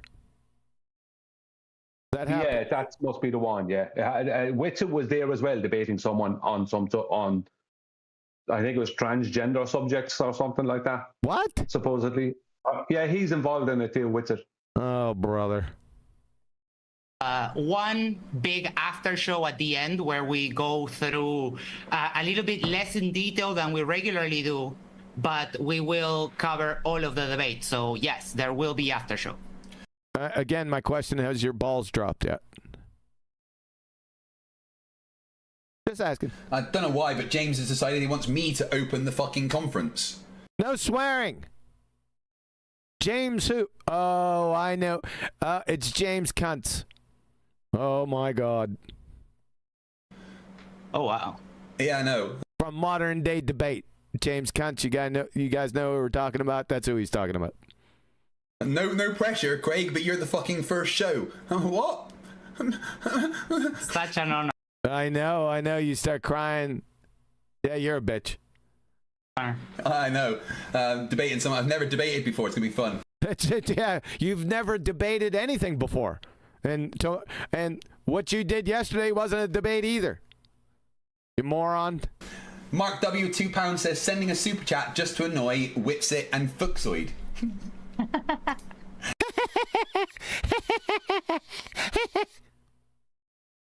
It is funny that when they do streams, even though you see when his laugh stopped immediately. This fake shit makes me sick. You, Skeezer, make me sick. Got loads of people watching. No one really supports them. Even when Witsit's begging for money, he doesn't really get super chats. What are we on super chats for? What is going on here? Oh yeah, every once in a while you'll see a flat earther that sends them like $20, $50, but that's what makes them mad, really, that they have a community. What the hell are you on about now, Skeezer? What is this? Therefore, glob? Like, focus now, focus. Jesus. But the community is not the same as this one. It's not. What is he blind or something? Do you see it? He's looking up and going back. All you need is a piano. No, it's not a supportive community. I can't believe I'm going to chase this down. Let me try to explain something to you glue sniffers, right? 99.9% of the population, somewhere in that vicinity, maybe 99%, are globetard idiots, right? Only 1%, I can't say this for a fact, but you kind of get the gist. A small, very small percent are actually flat earthers. And within that, there's a lot of flat earth believers. Now, you get to superimpose that population onto YouTube. It's not a shocking surprise that you get more views and people, dumbasses, giving you money. You guys understand that, right? Oh boy.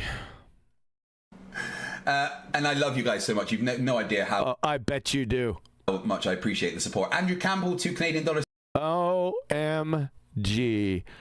Look at Nancy Skeezer down here. Dude, you need some serious help. Says, who gets smacked harder, Witsit or Nathan's kid? Ooh, that's a tough one. Ooh. Actually, he probably gets smacked harder. All we're missing is the rainbow flag. Seriously. I haven't yet heard. Listen to Nancy Skeezer.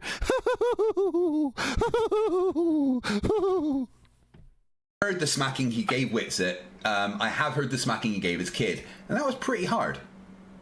Really? You heard that? Oh, wait a second. Yeah. Super Skeezer.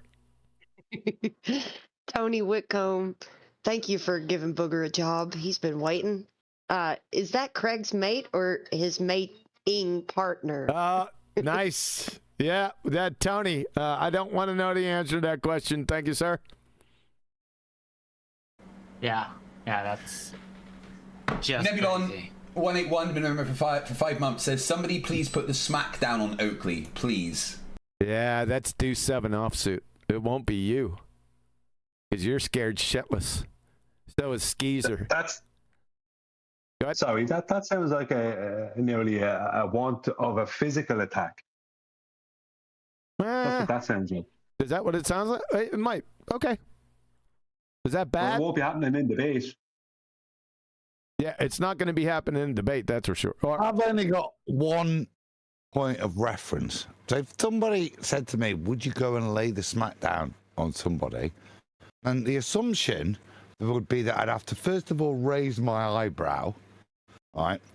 And then actually pick somebody up and slam them into the ground. Yeah, and? Adam the Rock That seems a strange thing. So if you read out a super chat that actually incited physical assault on somebody, then even if you felt obliged to do so, what you should do is disassociate yourself from that comment, isn't it? I don't know. That depends for me. It just depends on what's said. I'm just thinking in terms of law and legalities and what you are condoning or not condoning on your channel. Exactly, because that sounded to me like it was employing violence. Now we don't do that. Not on FED, not on QE, any QE live for BALLBUSTERS. We don't employ any violence against the opposition. I plead the fifth. I'd fucking love to. Well, I mean, if it came out... No. The point would But that's be, different. That's tongue-in-cheek comedy. It's not the same. Sorry, Adam. Wait, what does SmackDown mean? What does it mean? Now, it's already been alluded to previously with reference to physical assault of a minor. That's what it's just been used in reference to. Okay, so now Nathan's not a minor, but the physical assault side would apply, wouldn't it? So unless you clarify it, it's only reasonable for a normal person to interpret that you're supporting the super chat that just suggested smacking down Nathan Oakley. But that's just like a smack. Well, these guys are fantasizing about that Nathan did what Fight the Flat Earth thinks he heard. They're still fantasizing about a physical assault, and that's what's like I say, if it's me and I would be hearing this, or it was on QE Live or BALLBUSTERS, I would make sure I disassociate myself from condoning any form of physical violence on anybody. Yeah, because we don't, as you alluded to, we don't, Brian. Like I said, if this exactly, was my, I'd make sure I disassociated myself from that. Okay. What does he do, Chunky? Absolutely, Adam. It's like, first of all, he should have put in the caveat after the thing, if whatever the thing came up with the super chat concerning Nathan's little one. He should have put in the caveat. Well, we don't know about that. That's just, but he never did. He never put in that caveat. He left along with it, as if it's a fact or something. Yep. Number one. Number two, he didn't put any caveats in for the whole SmackDown comment.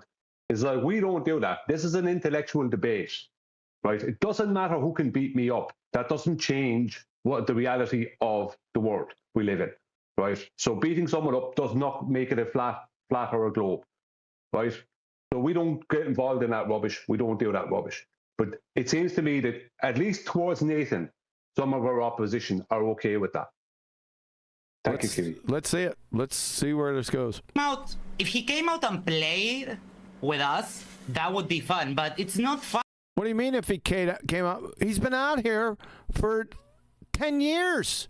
What do you mean came out and played, you idiot? Got his own show. I don't like the way he said came out. Oh, right. I'm going into his like not a debate server. It's not a. You can go in and talk to him if you want. Anyone can go in. What are you talking about, Skeezer? It's not fun at all because I went in one time. Brenda told me. Oh, you did. I never heard that voice, Matt, but I'm not always in there. Nathan, have you ever heard Skeezer? I've never heard that voice. Sorry. Yeah, Nathan. Did he leave? I can't speak to it. They're talking about his, meaning me. And he said not a debate server. Okay, I don't have a server, right? So what is he talking about? Who knows? He's talking about Righteous Forces server, which is the Flat Earth debate server. And fair enough, he might be in there when we're not, and therefore his story might be valid, even though we've not heard his voice. However, if just to address his objection, no, I frequently, every single Friday for the last 12 months straight, I've been in the politics Discord server, which I've got absolutely no control over whatsoever. Recently, when I think we're reviewing the same exact video, Katoon points out that I'm in a server that I've got no control over. And he says, when I'm being talked over and rumpused and I've got no control over what's going on, I've got no mute button. Katoon points that out, that fact that I've got no control of the server. He says something like, he's in a server he can't control the mute button on. Right? Yeah, I do that for you pathetic cowards. Yeah? To take away your little excuse that you like to use. Oh, you'll just mute me. No. Every Friday I go into a server that I've got no control of the mute button. You can come in and alleviate your so-called concerns. Actually, so I can laugh at how pathetic and cowardly you are. Yeah. No, not in a server. I don't have a server. That's true. Let's get the full context here. Like not a debate server. It's not fun at all because I went in one time. Brenda told me, hey, Oakley is live. I can't talk. And I just said, let me have it. Oh, I bet. Let you have it, Skeezer. I went and he was like, oh, Polaris. It's like, hey, I'm from Uruguay. I don't see Polaris. So you're... I thought Uruguay. I thought Uruguay. I thought not Polaris. Really? Clown. So you got the recording of this?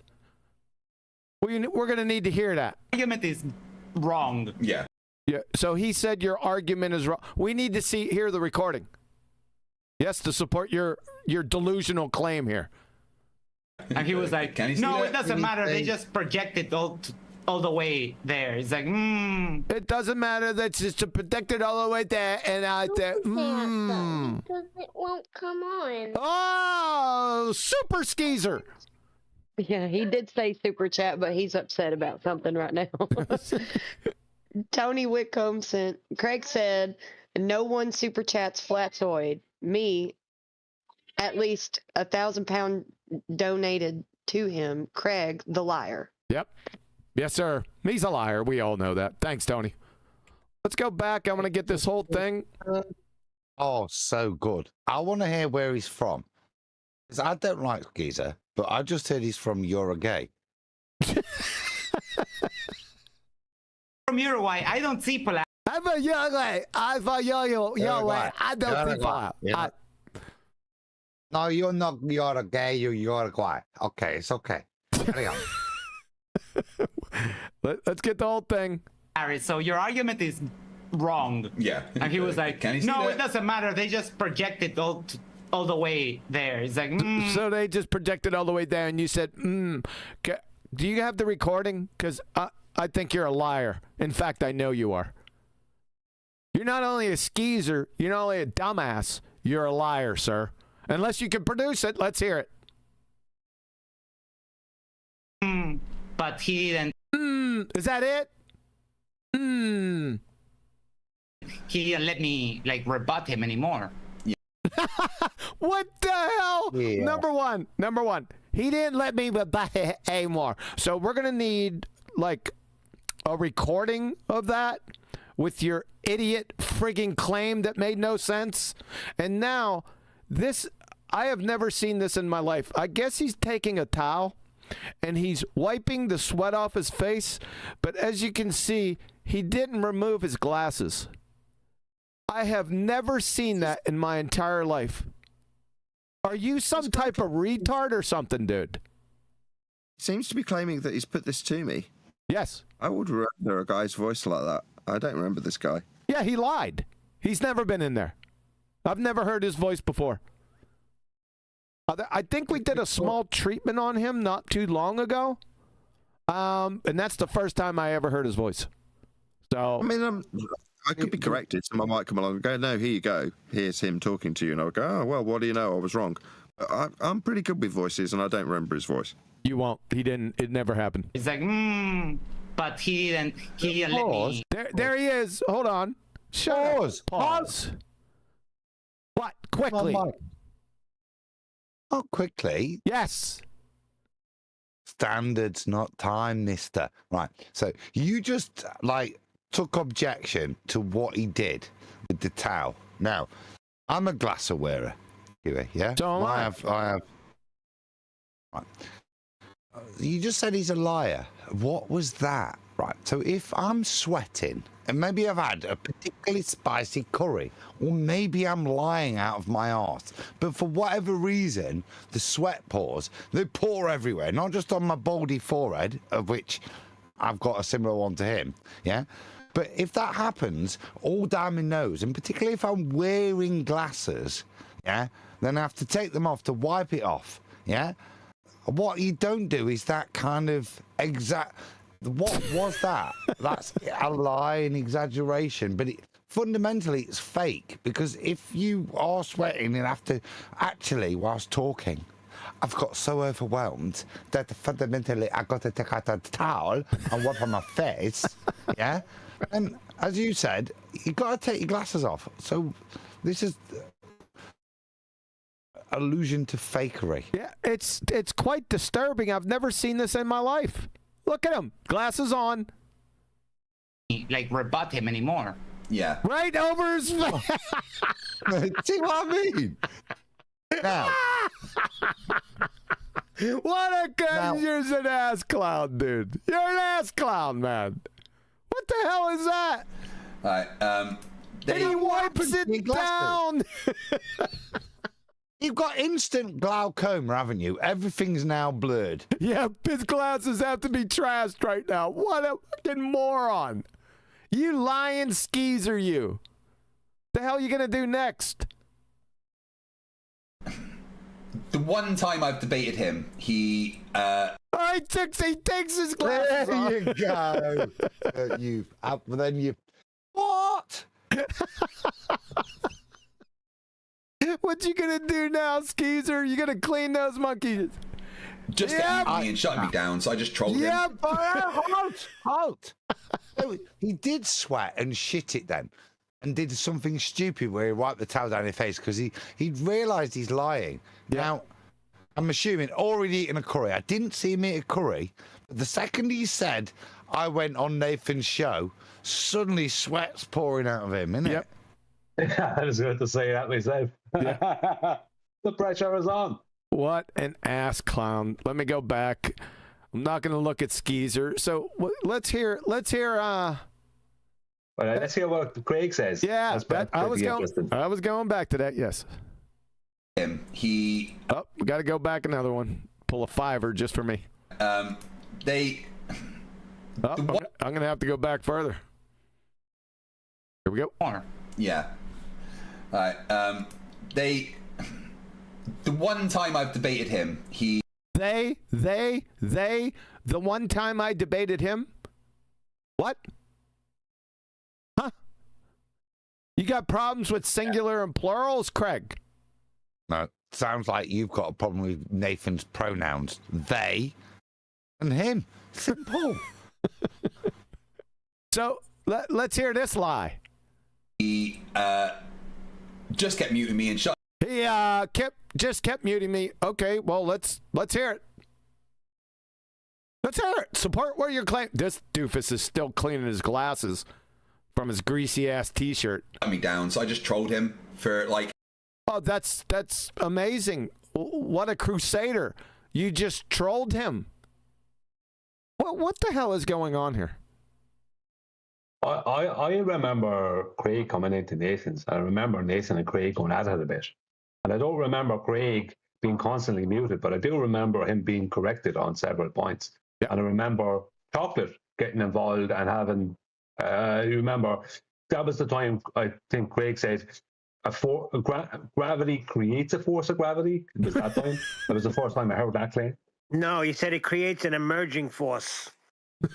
Yeah, well, sorry. About his force. Listen to the bullshit he's just making up his own. See, it's a bit like me saying, I remember this one time in 17th century England that me and Nathan were sword fighting, and I just parade with him a little bit. Yep. Just listen to it's delusional. He's just made something up in his head to give him some authority. Yeah, I've dealt with this knobhead, Portland Pete, Portuguese Portland Pete. You know what I mean? Or the Explorer from Oakland. Maybe he'll go ahead and reassert the point. Yeah, go on. Oh boy. I was hoping he would go ahead and reassert the point that he got muted on. This would be the perfect opportunity. What he's doing is very straightforward. Sorry, Adam. We know what he's doing. We know what he's doing. We got it. No, like an hour. He said, he said he was trolling, right? Yes. That's because he knows he did bad. So he's trying to throw it into how he just started trolling, as opposed to him doing bad. Yeah, well, let's hear that. Brian. I want to hear it. Well, no, but what year there is, within 3 seconds of he's making his false claim, he's realised how shit his performance was. Yep. So he's now described it as trolling. Spot on, Brian. Yep. And he didn't even realise I was trolling him, and it was fucking hilarious. Well, Nathan didn't realize that you were trolling him. What? It was hilarious. This one time, at band camp. Yeah. Carry on. This is pathetic. Hilarious. I just tried to It was truly hilarious. get him triggered and shout, and he did. So you just tried to trigger him and shout, what a man of honor you are. This doofus down here just cleaned his glasses with his greasy t-shirt. He's just recovering from the towel in the face, dipshittery. And then I'd say, have you finished?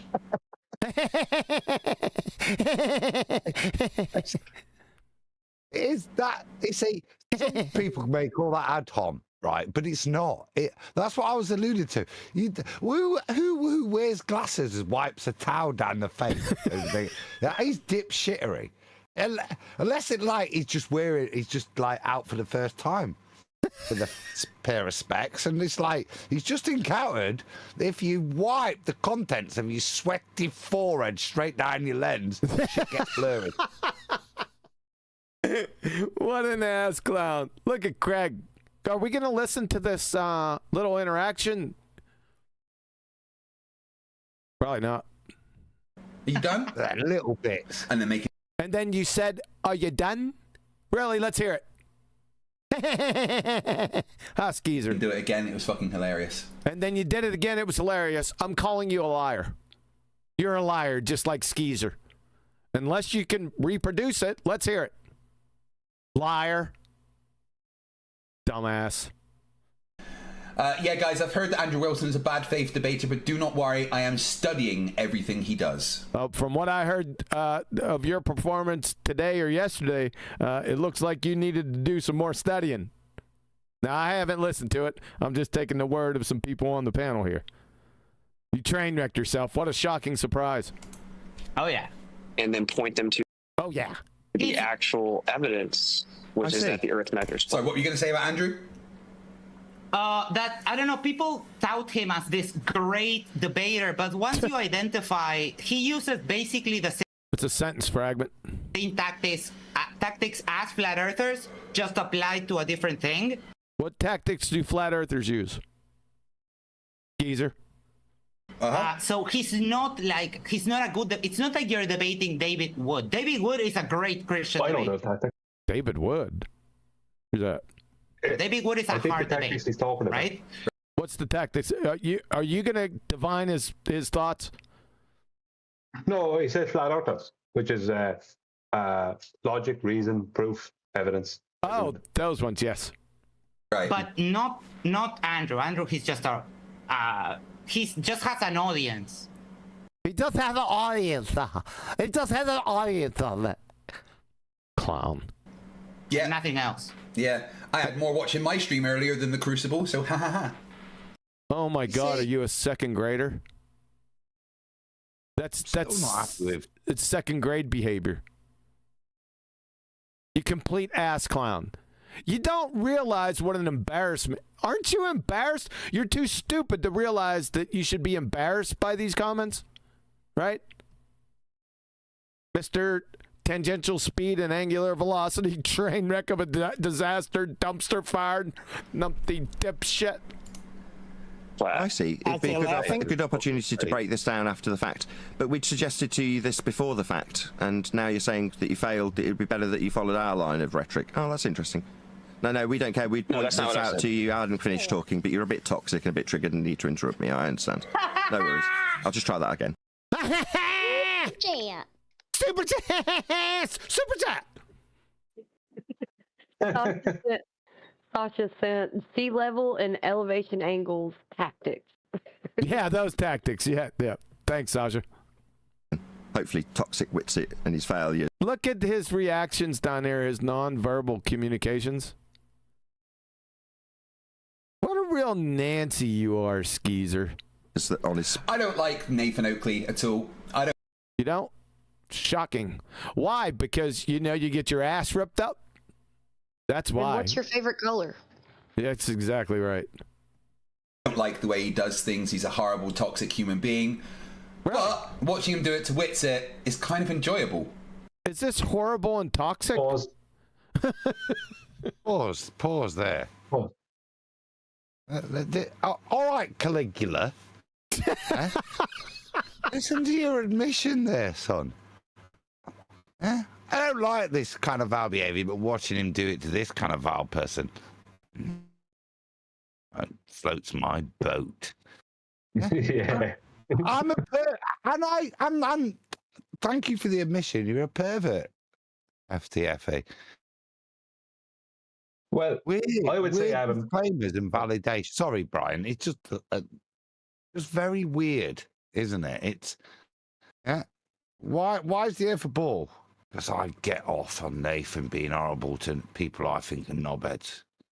And thanks for sharing that, Chunky. Yeah, all I'd say is people in glass houses shouldn't throw stones. He's not exactly a nice guy, is he? Well, he came in. Remember when he came in that time, him and McToon with the freaking awards, like it was a big joke, giving out awards. He's a moron. Yeah, but that's not what I was referring to, Neil. What I was referring to is his behaviour with other people and his carry on with people has been even called out by his own side as being totally toxic.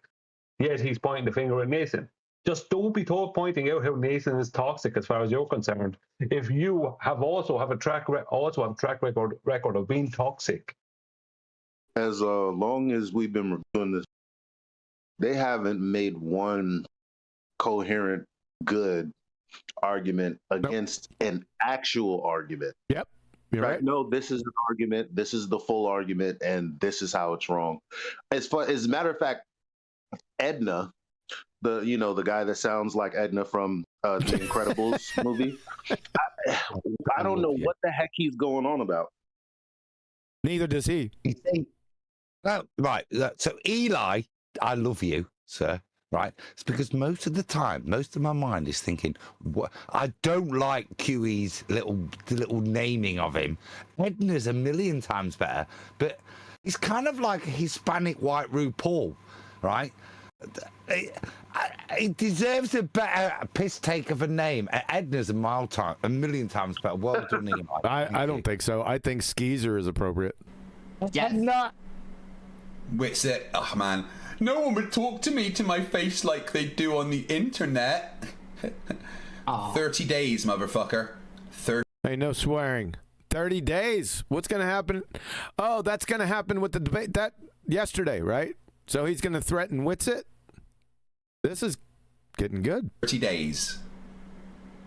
And then what's going to happen? 30 days. Then what? You're going to be able to hide. We're in the same house.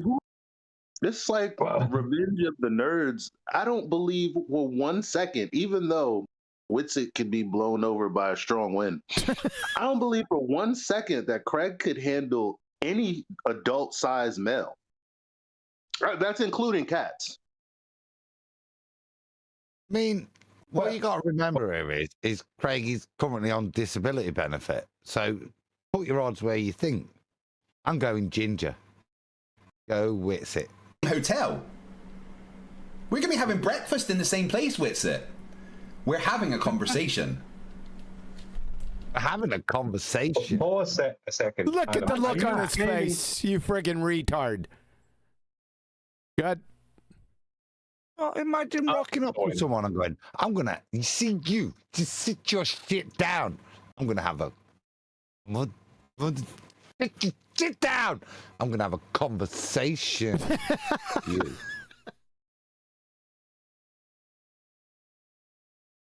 Look out, Witsit. You're going to get a stern talking to. What a clown you are. You're a real ass clown, man. He doesn't realize how stupid he looks and how he sounds, either of them. What the hell is so funny down here, Skeezer? Edna? Spin train won't interrupt me for a second time. We'll see how we get on. No, it's it. You failed miserably. You didn't point out that it was an affirming the consequent fallacy, or you'd have said that. Saying it after the fact doesn't change anything for us. We've been saying it for quite some time. I did say it before the fact. No, multiple times. All right. Do you want to give me, where did you say it? Give me a timestamp video. Okay, let's have a look. Okay, no worries. Okay, let's have a look. Which video did you... What is so funny, Skeezer? What was so funny about that? You want to share that? Feigned laughter. Yeah. Edna's better. Edna. Eli's a legend. If you say Edna, this guy like go, Edna. I like that. I like that. You just didn't assume my gender. You just based it on my behavior. I like it. Edna's better. Kiwi, this is a lot of feigned laughter. They have this is an ongoing thing with the bonus. This feigned laughter and feigned, feigned kind of shock, and it's all acting and not nonsense. None of it is real. They're not laughing because they're under serious pressure. That's why they're not laughing. We don't laugh when you're under serious pressure. Well, you might start laughing maniacally, but you're not laughing as if you're cool and calm, because you're not. Yeah. There's two ways of doing it, Brian. Oh, boy. No, Brian, good point. Right. So is it so absolutely hilarious that you have to wave your hands around like that so much? Or is it embarrassingly bad that you don't genuinely agree with it, so you have to feign an emotion? Yep. And the best way to do it is that crap that you're watching. He's a clown. Did you say exactly that in? Give me the timestamp and we'll go and have a listen. I don't remember the timestamp off the top of my head, and that would be insane. I would have to back that with sorry, just want to stop a second. Thank you very much indeed. So you can't direct me. Oh, Nathan loves his mute button, doesn't he? What? What? That's the Deuce 7 offsuit, right? Because you get your clock cleaned, and you know that. Do they still think like people that can fog a mirror will fall for this mute button nonsense? Sally. I don't know. Yeah.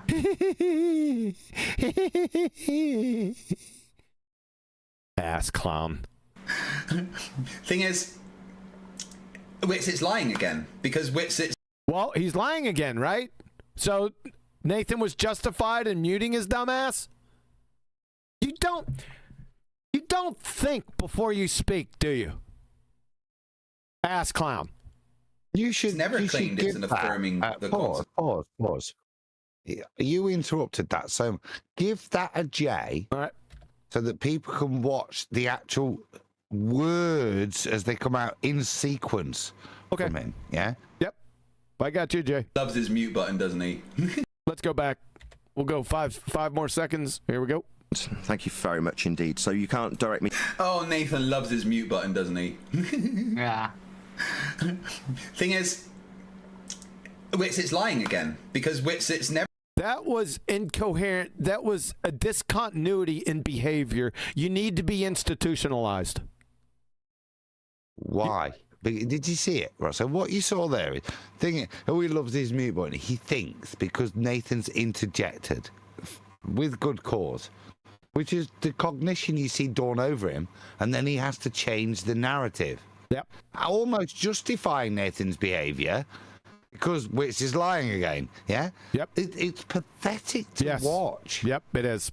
You're exactly right. Ever claimed it's an affirming the consequent fallacy? Who cares? He's constantly talked about how, you know, if the Globe could make predictions, then we'd have something. I'd like to see the Globe make predictions. I would really like to see that. You delusional putz. Whilst ignoring the fact that the Globe makes predictions. There we go again. Inanimate objects making predictions. Oh boy. To check a Globe prediction. He can't stop saying, Globe predictor, Globe prediction, Globe predictor, Globe prediction. But of course, now he's got to change his story, right? He tried to latch on to Oakley's narrative because everyone else is fucking chucking him under the bus, as he deserved. Oh, yeah. Pause. This is an interesting point, yeah? Smug mode, to quote Crichton, yeah? And smug mode in terms of what we've done on QE Live and Ballbusters, which is to disassociate ourselves from this guy and then fundamentally point out what kind of idiot would go there. And at least this cretin here recognises what Whitsitt does by crawling into flat earth debate at this point. He's recognised he's burnt all his bridges, yeah, and he's coming in cap in hand. The ballers recognise it, Whitsitt. Sad, the things we agree on, isn't it? And I don't want to spoil anything. I won't spoil it. I'll shut up and we'll see. Okay. Because I've already seen it. Oh, I'm so excited. Jack Fetter, $5 says, is there a more condescending D-bag than Nathan Oakley? Possibly Whitsitt. Dihydrogen monoxide for £2. Another ad home. And says, another £2 towards the bail. No. Oh, yeah, bail. I read ball. I'm sorry. I'm kind of blind. But I wanted to say in regards to the previous super chat. You're kind of blind. You mean from putting the towel over your face, right? And wiping the sweat down your lenses and then using your greasy ass t-shirt to clean them. Idiot. That he may be fighting in kind of I would like moral... to point out, being condescending has nothing to do with being right or wrong. Why don't we address whether he's right or wrong? And then we can talk about him being condescending. Yes, of course. Oh, height? He may be fighting a warlord from Africa or something like that. Yeah. It's very tight. Excuse me. PhD Tony says, please do not confront him. Warlord from Africa. Who knows, dude? It's all right then. Yeah, who knows? We just got PhD. We just got PhD Tony appeal. Is that the same guy, PhD Tony, that doesn't have a technical understanding of physical reality? Same guy? Dumbasses. Yeah. It's very tight. Excuse me. PhD Tony says, please do not confront anyone in IRL. I mean, I am going to confront Whitsitt. I'm going to ask him why he's a pathological narcissistic liar and why he lies. Is that part of the conversation? About the Globe and why he's lied about me several times. If he tells me to go away. Again? He said he's lied about the Globe? What is he, personal protector of the Globe? I don't know. I'll call him a coward and do it. But I'm absolutely going to confront him because I that's what I do. I don't like bullies. And Is that what you do? That's what you do. I can tell. What a guy. I can tell right away, just by looking at you and your mannerisms and how you speak, that you're a Sally. I've experienced this. I've experienced this so many times. It's unbelievable. You are a Sally, sir. I would reduce you to tears. And I know it, and you know it. I already know it. Without lifting a finger. No. Yeah, exactly. Go ahead. You didn't listen to his threat. QE, Neil, Consentino. No, Consento. Right? Consenter, right? Listen to his threat. If he gets you in a hotel where you're both going to be, he's going to sit you down. Have a conversation with you, you mother crusher. You mother crusher. You're getting the hardest conversation you've ever had in your life, mister. Yep. Hit me and I promise you I'll sue you so hard your pants will... I don't even know. Yeah. The problem with that is that on the internet, you can't actually tell what dimensions someone has. So if I was talking a load of rubbish about Craig, and I was going to sort this Craig fella out, and I met Craig, and Craig is, suddenly I meet him in real, and he's towering over me. That could be a problem. Do you know what I mean? You don't know what the dimensions of someone is. That's true. I am in fact 14 foot tall. Rumpus threatened me with that. Rumpus told me I'm 6'5". Rumpus is probably 5'10". Really... Who cares if he is? The point is, you don't know how big someone is. So if you go looking for trouble with someone, you could end up getting swung around in the foyer of a hotel. My thing is, I actually do hate bullies, and he's kind of taken on what I actually do. I would actually probably defend him just by looking at his face, but if I heard him for a couple seconds, okay, you have at it. But it's like he's the other type of bully who knows that no one can touch him, knows that the principal is in his back pocket, knows that he could say whatever passive aggressive thing he wants, even try to jump a little and you out, and you can't really do anything about it. He's that kind of person, and I hate them too. It's a cyberbully, right? That's what they call it, cyberbullies. No, that's not that. See, the trouble is, in English law, that's not the correct thing. Okay, so I cited in English law. That's not how this gentleman behaves. What he does, if he encounters somebody where words are no longer enough, i.e. having a strong conversation, then he loses it and attacks even old ladies with a stick to the point that he's got an offence against the gentleman's name. So, what are you saying? Caligula attacked an old lady with a stick? Is that what you're doing? What was that? I'm saying old little boots there. I think that is the nickname that Caligula was given, and quite applicable here, isn't it? Little boots there is that kind of coward. It's very easy to hide behind words and pretend you're going to use some kind of fake masculinity to address somebody. But when actually presented with any form of demonstrable evidence with regards to your masculinity, you show the complete opposite by attacking a woman, not with even your hands, but with a Super stick. Caligula with a stick. Sorry. So Pablo sent, they can't debate, so they turn it into drama, but they are running out of tricks. Yep. You got it. That's right. It's second ground playground tricks. And what Adam's trying to say, you can look at him, right? I can look in somebody's eyes and see that they're yellow spined. And by the way they talk, and he's the poster child of it. I got you. I know who you are, Craig. By the way, I got you. Right? Yes. Thank you. Before you carry on, make them feel uncomfortable. I already started to carry on.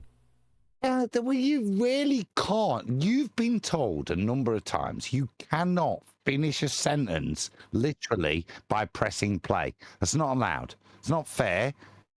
And then we face rebuttal if we try to follow on after your sentence.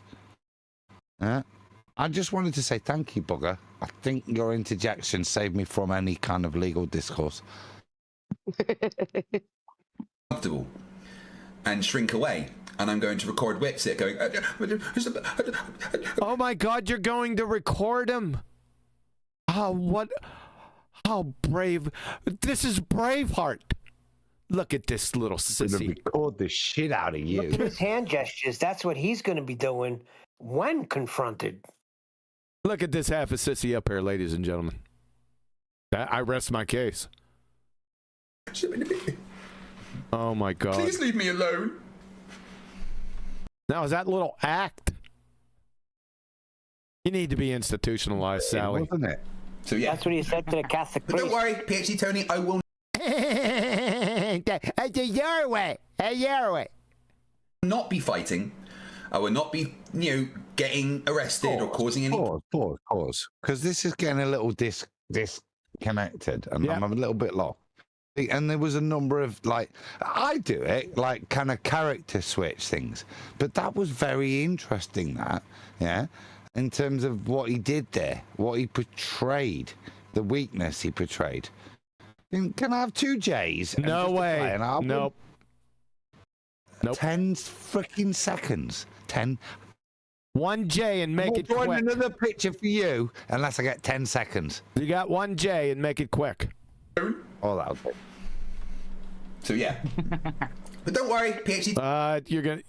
I'll give you a J and a I'm gonna have to give you 2 full J's. It's just context is all I was after, because that's weird. That is. All right, you'll get it. Here it is. Please leave me alone. You think that's what Witsit's gonna do? I don't think that's what Witsit would do with your little act there, Sally. What a pathetic demonstration. Go ahead, Adam. So you've got it better than I didn't know what that character acting was. But that's him pretending what Witsit's going to be like. Yes. So, again, you see, that is him totally delusional. Yep. It's just, he is the complete nerd pretending that when he meets the school bully, he's going to do a roundhouse spinning. Yeah. And then all the girls in the school will love him. It's going to be a roundhouse conversation. A hearty one. So yeah.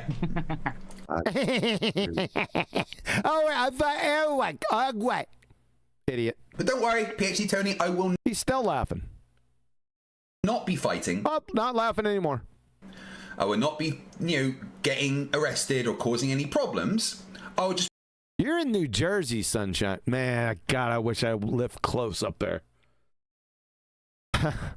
I'll tell you what, in New Jersey, I'm pretty sure you can kill people and you won't get in no trouble. Go ahead and do whatever, FTFE. I'm close. Go ahead. Just be humiliating someone who needs humiliating. Through conversation. Yeah. This sumbitch still can't get his glasses clean, Adam. He had to take them off again. He can't friggin' see. He looks like Mr. Magoo on here because he wiped the sweat right down the lenses. Hey, Edna. Nice move, man. What a dumbass you are. There you go, guys. Thank you very much. That's 5 towards the 20 super chats for me to do 20 push-ups. He's pulling it out. Look at him. Now. For a family audience, what this gentleman's doing is you can see him fiddling with his hand. You can see his wrist moving under his belt. What he's not doing right now is anything untoward. He's just realised how blind he is, and he's got to use the bottom of his T-shirt, hasn't he? Yeah. He's working it out slowly. He's not one of those guys that uses his T-shirt to clean his glasses, is he? Yeah. When's it happening Oh, again? man. No, It's either that or he's pleasuring himself, Neil. No, I don't know what he's doing. Give me a J. Give me a J. No, he's Did the debate happen yet? What? This 30 days is yesterday 30 days? Yeah, it started yesterday. Welcome to the show.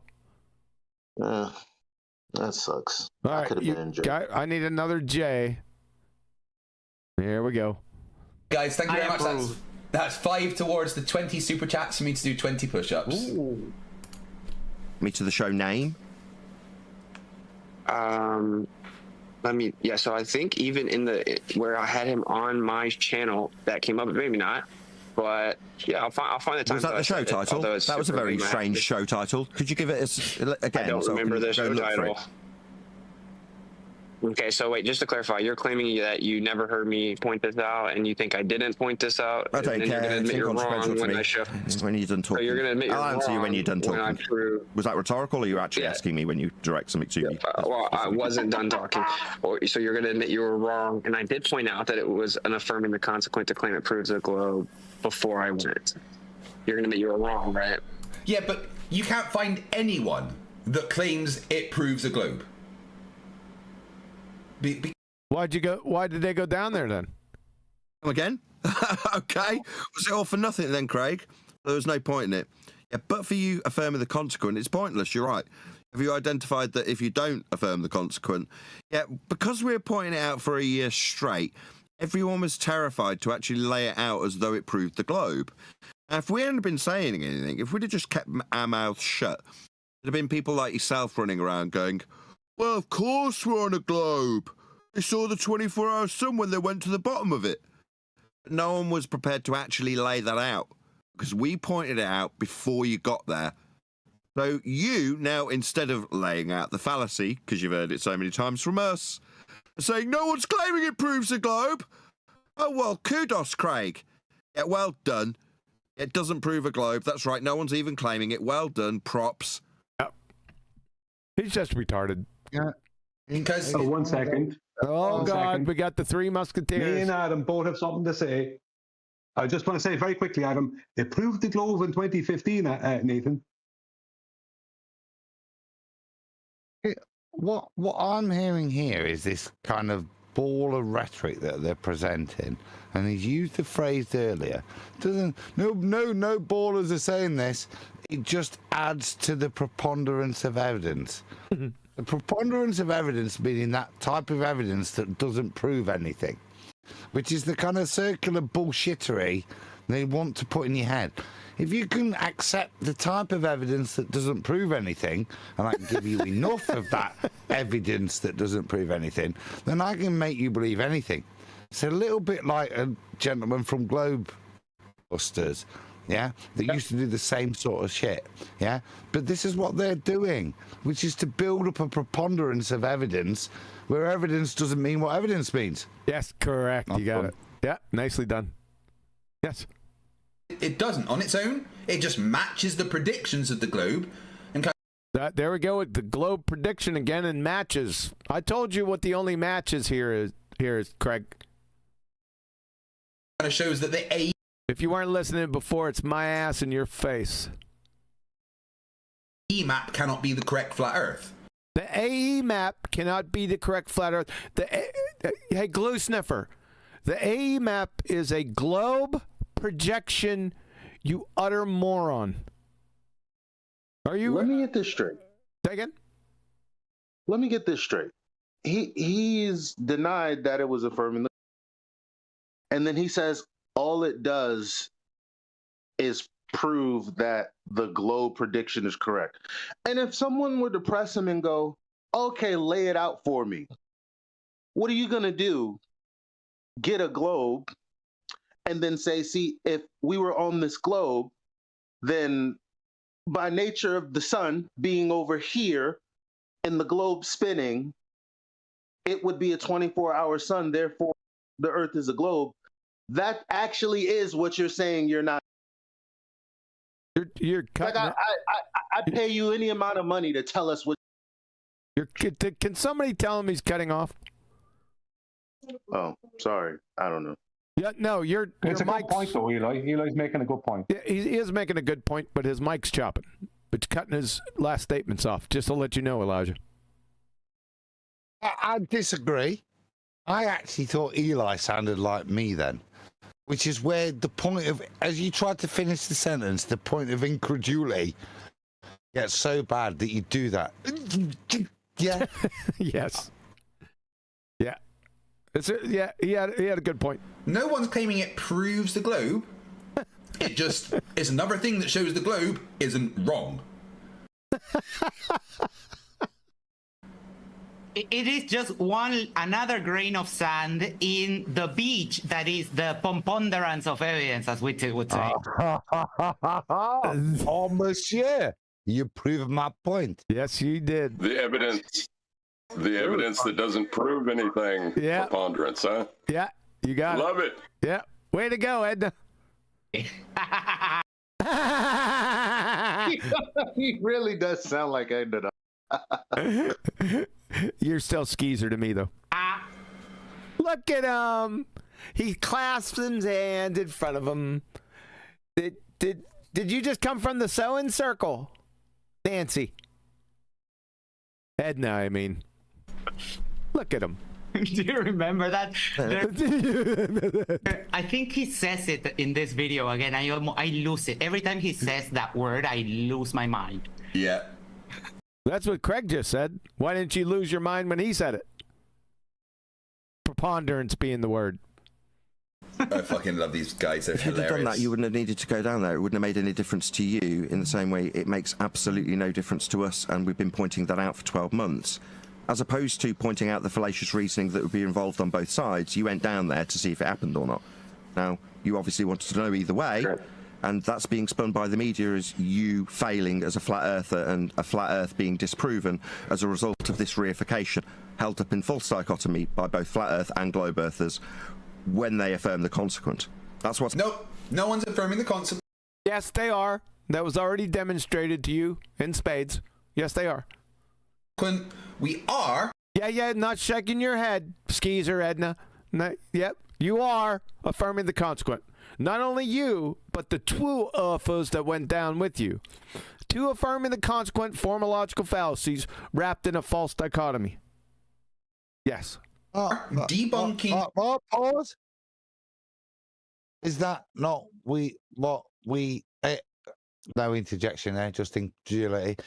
Is that not what we said the 6 months before this shit was announced from day one? Yeah, 30 seconds after that McDuffie stated it, I formulated it as soon as I heard him. We're consistent, at least, aren't we, as a lot? Yes. The flat earthers, including... Did he say flat earthers with an F? Let me go back. Reasonable. I'm kind of liking it. I almost like Flurfer as well, in a way. It's kind of... I'm happy with that. Let's see if he did it. I swore I heard it. I could be mistaken, though. Affirming the consequent, we are debunking the flat earthers, including... He said he used an F. You abject retard. Yeah. Because that's just... No. He said it with an... See, he said it with an F. It's just in an earther, because then where he's from, he talks like that. See, earther. It's just, there's still an F on it. It's like me with me H's. If I say something's hot, there is an H in it, but it's just hot. What, like water? Yeah, like water. Yeah. Evening. Are you defending this clown with his F's for his THs? No, what I'm saying is I'm not taking any kind of cuddly warm. I'd happily take F earthers, yeah, because I wear it with a badge of honor. There's no indictment if these guys tried to use that against me. But he didn't. It's not that cuddly. Yeah. He's just a little bit country, isn't he? That's his trouble. Yeah, is that his trouble? He can't talk proper like what I does. You, Nathan Oakley, Uncle Fester. Southern, isn't he? You see, that's why they's got webbed fingers. All of their family. He's a flat earther. I got to go back since Adam had to interrupt it. The flat earthers, including you, Nathan Oakley, Uncle Fester, that have claimed there is... Nathan Oakley's not Uncle Fester. You see, I'm having fun taking... Did he call him Uncle Fester? Yeah, that's what I'm saying. I'm taking the piss, calling him inbred, just having a giggle, because he's got no point to make. But his point to make is... And this confused me earlier. What's going off in these 1960s horror-con things? Is he... Cousin It or Uncle Fester? I don't know what Fight the Flat Earth's on about. It seems to be that's an opposite position, because one, Uncle Fester's got no hair, which you might hold that, but previously you called him It, as in, and Cousin It's just all hair, isn't he? Yes. My whole thing is this: as a handsome guy myself, I kind of feel responsibility not to call people ugly. And the thing is, how are you going to be someone ugly? Can everyone in the audience look at this guy Craig's face on Tinder, tag any dating website? Who can picture any type of woman swiping right? All right. Let me know. There's no need for this. No need. I like that. No need. Hold on. Everyone stop. From one handsome man to another, Eli, there's no need to do this.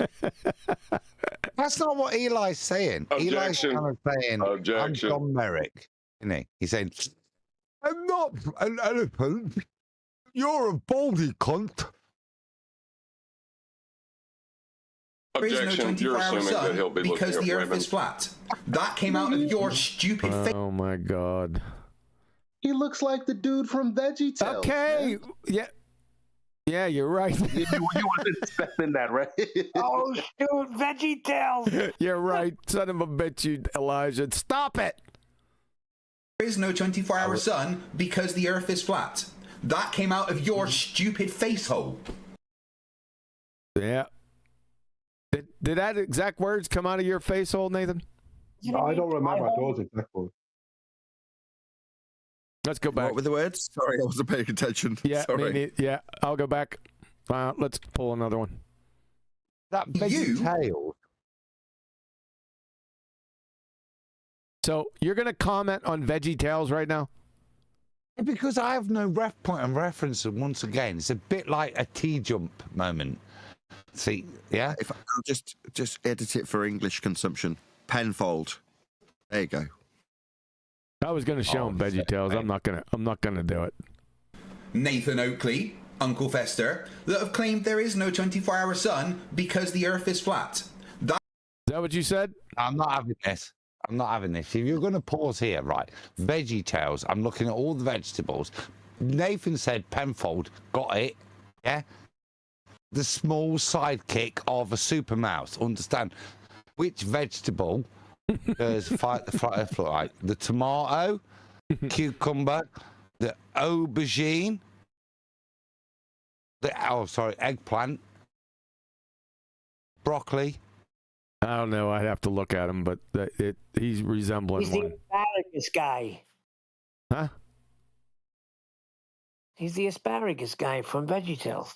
Is that what Elijah meant? Is he the asparagus guy? See? I don't know about the asparagus, but it looks like two cucumbers. This is where you should use the function in YouTube where you can put a poll up. No, I don't do polls. It's the that cucumber. Came out of your stupid face hole. And it's always weird how they don't even get, like... How they don't... Who are we talking about now? I thought it was Nathan Oakley. Now he's a they. Do you have problems with singular and plural? A stereotyping fallacy. Yeah. Nathan, did you get to hear the point, the thing you were supposed to be hearing instead of all this other talk about what Craig Yes, I looks did. like? I responded no. It wasn't a coherent quote that he put across, but the sentiment was wrong as well. I don't think I've ever said that the 24-hour sun won't happen because of a flat Earth, which is what it was alleged I'd said. Yep. Let's clarify. Well, it's easy, FTFE. Why don't you ask Nathan if that's what he means? Like, why would you just go on to assert this without asking him? It's always weird how they don't even get, like, their main weapon of defense, their security blanket, calling out fallacies. And they call... Calling out... It's not the main security defense. It's what you idiots do. Fallacy after logical fallacy. That's your armor. What do you want us to do? Just follow your faulty reasoning to a dumbass conclusion? Is that what you want? Calling them wrong every single time. Calling them wrong every single time? What do you mean? No, we're calling logical fallacies out. It's voiding that argument. The argument. What's happening is... Sorry. Go ahead. He's projecting. So his security blanket is the fallacies. You've already said that. He's projecting that back onto us or me, they or Nathan, depending on which context you want to take it, is the conversation that's disjointed that they're having. Nevertheless, they need a security blanket, don't they? Right? Their security blanket is the fallacies. Me, I don't need any security. What's he talking about? I don't need any security blankets, mate. I'm good. Kiwi, I just want to say that you're doing very good to stay calm tonight. Thank you. Yeah, they don't understand fallacies at all. And we don't understand fallacies at all. Yeah, we understand when you use them. So that's just a baseless assertion fallacy. Generalized horse shit. Provide an example. We already had an example earlier when we provided you the affirming the consequent formological fallacy. You just hand waved it away because you don't know your ass from a pipe wrench. even, right, let's assume that they're correct, that it's fallacious arguments. What's fallacious arguments? Like every single argument that you have? Yes, they are. All of them can be boiled down, or 99% affirming the consequent formological fallacies. You can't help yourselves. You're morons. That doesn't matter. It doesn't matter that you're using fallacious reasoning? Oh, my God. A fallacious argument doesn't mean an incorrect argument. No, but it means the argument is void. Like that space between your ears, both of you bozos. If you use a logical fallacy in argumentation, your argument is void. You get it? Never. Go ahead, Brian. Yeah, Nathan wasn't happy with me pissing the host's ass. Don't say that. Nathan had an issue with that when I said you were being very calm. Did he? He did. He went, wow. He was about to say something, but you started talking. Oh, what do you... Yeah, wow, we probably what? won't say it. Go ahead, say it. I don't know. Yeah. Go on, Nathan. I don't know what you're talking about. Yeah, I think it was me. Somebody else said, wow. Because I don't know how long we're into the... Not only did they claim that they're not doing these fallacies, but they haven't actually made any coherent argument against Nathan. I don't understand why people watch this stuff, man. Well, they're dumber than he is. That's his subscribers. And no, I've heard several arguments. I've heard Uncle Fester eats his kids, and they don't like fallacies that we are undoing. I think that's it so far. Did I miss one? Possibly. But I think you got... it's a good basket. Go ahead. Before you move on, can you just share this screen with YouTube?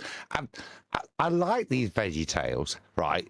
And oh my God! I know he can't get away from it. Rachie, right? Do something. I just want a little cheeky poll. I'm vouching kind of between February and August in terms of the characters. I'm heading towards August. Yeah. Who does chat think the flat Earth looks like? All right. Is it the gourds, February and August?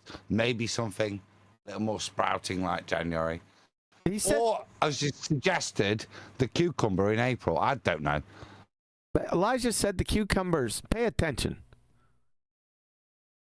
That is a fallacy. What's a fallacy? We never used a fallacy. We're telling you when you use fallacious reasoning, the argument is void. That means it gets thrown out. Try again. My word. Shake your head up and down some more, doofus. Head $10 says, since Jaren left Flat Earth, I subscribed and joined his channel. Also, when you get to the States and go to a weed store, get Rick Simpson oil and put a drop in your dinner or breakfast. Boy. I won't judge. Pause. Yeah, I'm going to... Pause. So him incorrectly charging us with a fallacy was also a concession that they use fallacies. Don't you love it? In a sense, yes. Yeah, correct. Be high the entire time I'm there, guys. Not gonna lie. You're gonna be high the entire... Yeah, you should be. Maybe it'll help improve your arguments. You're welcome, because that started happening because Uruguay legalized. Uruguay legalized. Uruguay legalized. Yahweh Lila. Lila. Hey, you ain't got Lila. I knew I said this before. You got like a Lila. Yahweh Lila. Lila. Adam doesn't even speak that way when he's drunk. This is the first place I've been to in the world where weed is legal. I'm having fun. I arrive at midday. We are getting off of the plane, getting in an Uber, and going, take me to a weed store.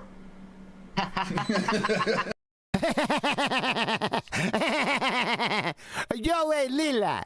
Yahweh Lila. Yeah. I'm pretty sure we can't check into the hotel for 4 hours, so we got a bit of time to kill. I'm gonna go and try some New Jersey street food and argue with people about Taylor ham versus pork roll. I'd like to see you argue with some people in New Jersey on the street. I don't think you're going to be prepared for the outcome. Sunshine.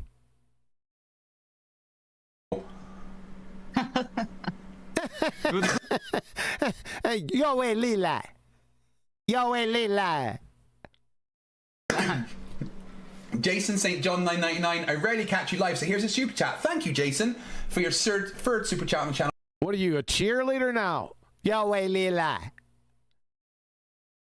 Nancy. I really appreciate it. Dihydrogen monoxide, £5. Your confrontational attitude towards the bullies has given me confidence to stand up against bullies myself, which has improved my life a lot. Kudos to you. Yeah. Never let bullies win. What the woke buggery is just, yeah. Thanks to you and your bravery in standing up to these flat earth retards, I felt empowered to move forward in my own life. Thanks. Thanks, Caligula. Thanks, Caligula with a stick. Let me get it straight. They're thanking Craig for helping them get through life as a baller. Yeah. Really? No, because they were bullied at school, and the way Craig stood up to his flat earthers, it's empowered them to move forwards with a positive attitude and still get beaten up at the bus stop. You know what I mean? Is that Stephen Davies in his chat? There's okay, that's no, that's Nathan's chat. Yeah, that's Nathan's chat. Yeah. Right? I will never bow down to someone. If a fucking hostile no swearing force took over this country and like threatened to kill us all unless we bowed down, they'd have to kill me. I would. Oh, that's dead. This is all very telling. I love it when people express their fears. Oh, yeah. That's what's your concern currently, is it, Craig? Oh, how sweet. Wow. Excuse my vernacular. It's not my fault. It's just that it'll be their words. And excuse my lack of patriotism. But I would love to test that hypothesis. FTFE, invade somebody, Belgium, perhaps, because they'll be easy to deal with afterwards. Get them and get you in front of them, and let's test it. Yeah, I can see you. Yeah, little Lord Littlefinger there. I don't think you would. I think you'd shit your pants. Yes, he would. Thank you for that. Do 7 offsuit. Yeah, I know he would. I know just the type he is. Thank you for that admission, by the way. Bow down to no one at fear. Oh yes, you would. Fear of death. That's why I couldn't ever be a Christian. That why would I be a good person because fear of going to hell if I don't? That doesn't make what? Make me a good person. That makes me a coward. What the hell? Mind fart. Oh, let's not focus on his ignorance of Christianity. Let's move on.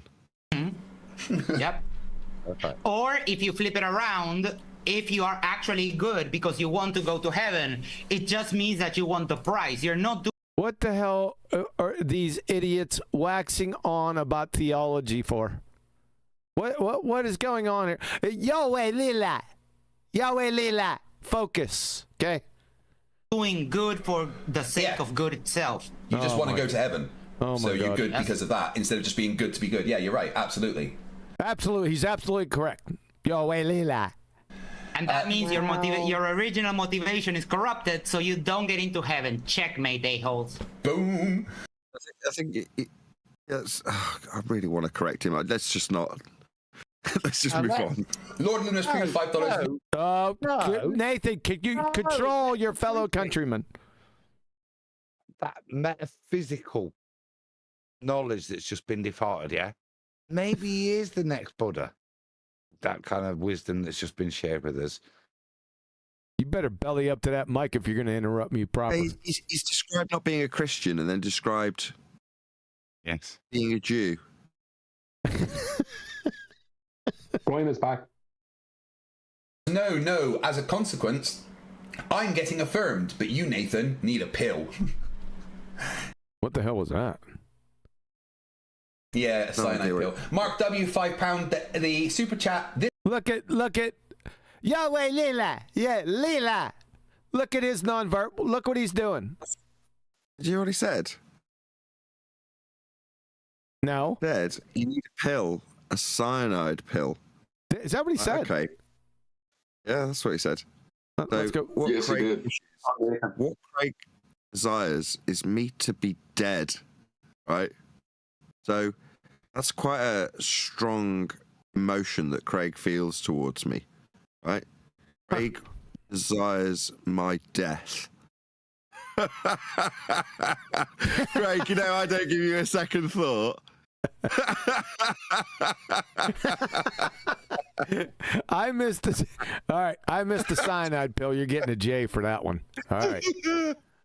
Yeah, let's hear it. I love it. Oh no! As a consequence, I need to hear it. I'm getting affirmed, but you, Nathan, need a pill. Yeah, a cyanide pill. Mark. Oh, I missed it. Okay. Yeah. All right. Mark W, £5. But now this is a delayed reaction. He's just heard it 2 seconds ago. What's he gonna do? The super chat. This super chat is towards the charity boxing. Let Nancy. Oh my God. Was that his display of good for goodness sake? You know, saying that about Nathan. It was delayed. Did you see that? Let's go. I need to study this. This is studying the behavior of Nancy crayon munchers. I'm getting affirmed, but you, Nathan, need a pill. 1, 2. Yeah, a cyanide pill. No, there Mark it is. W, £5. The super chat. This super chat. What? Feigned laughter. Yeah. More feigned laughter. What an ass clown you are, Skeezer. Towards the charity boxing match between you and Whitsitt. Look, it's like he just yawned or something. And now he's back with us. Charity. It needs to happen. I'll even be the judge, and I'll be totally fair, maybe. Again, I will not be fighting Whitsitt. You will be having a very stern conversation because you will not be bullied. Promise my wife. Fight him. He's going to have to do something. You will not be bullied. Wife, I will not punch him. Wait, do you remember after the debate with the Lower Lodge, they were arranging a boxing match, and I've been asking them, both of them, for months. Really? Was there a boxing match with that idiot Lower Lodge and Whitsitt? Anyone hear about that? That's the first I heard of it. No, but I have to say that that people should absolutely avoid that rubbish. Because this is not a physical debate of who's stronger or faster or better or boxing or any other rubbish. This is an intellectual debate. You either can prove your point or you can't. I don't care, as I said earlier, who can beat me up. That doesn't make the earth a globe. End of story. No, but it'd be fun to watch that. Yes, it would. You know what I mean? It was to the point that I'd do with Tony and say, I'll resign any YouTube channel I have if like the Flat Earth beats Whitsitt, or either way round. I'd give up a YouTube channel just to watch that, to be fair. What the hell happened with the fight? And I can't get an answer. You can't get an answer. Oh no. How about your proof of your globe tard, sphere tard? How about that? Well, let's try that first. Glue sniffer. Did you know that? Had you heard about that? No, but they won't do it. No, but they won't do it. What? Huh? God, he's stupid. PhD Tony yeah, points but I out want that... to know who chickened out. I want to know. Yo, Lila. Lila, check it out. Check it out. I want to know. Idiot. Well, I'm not sure. I'd have to find out, I think. PhD Tony says that he reminds you that FTFE... PhD Tony again. The glue sniffer that doesn't have a technical understanding of physical reality. Quote, PhD Tony. He's also a photosynthetic redneck. He was talking, remember he was talking hillbilly blue balls? Who said that carbon dioxide doesn't produce air? Too funny. If he has pain management issues and an arrest record, that is true. What do you want? Well, I'll just tell you that Lorelod started cross-dressing, and I'm pretty sure he chickened out in the fight. That's all I wanted to put in there. Did Lorelard start? This is that maybe a little bit too much information I need to know. Wouldn't be shocking. Well, he put it on a video, dude. He dressed up like a French maid and did a little skit. No way. Go on his site. Denying facts. I ain't going there. Denying facts. Yeah, okay. I don't blame you. I wouldn't either. Citation, please. Citation. Adam wants it. You would, Adam. Shut up, Richie. Too funny. However, you can get that after the show, Adam. My wife is there, and my wife is my calm place. Huh? Okay. Emma being there will make sure that I'm fine. I promise you and my community, I will not be fine. Right, again? Pause. Yep.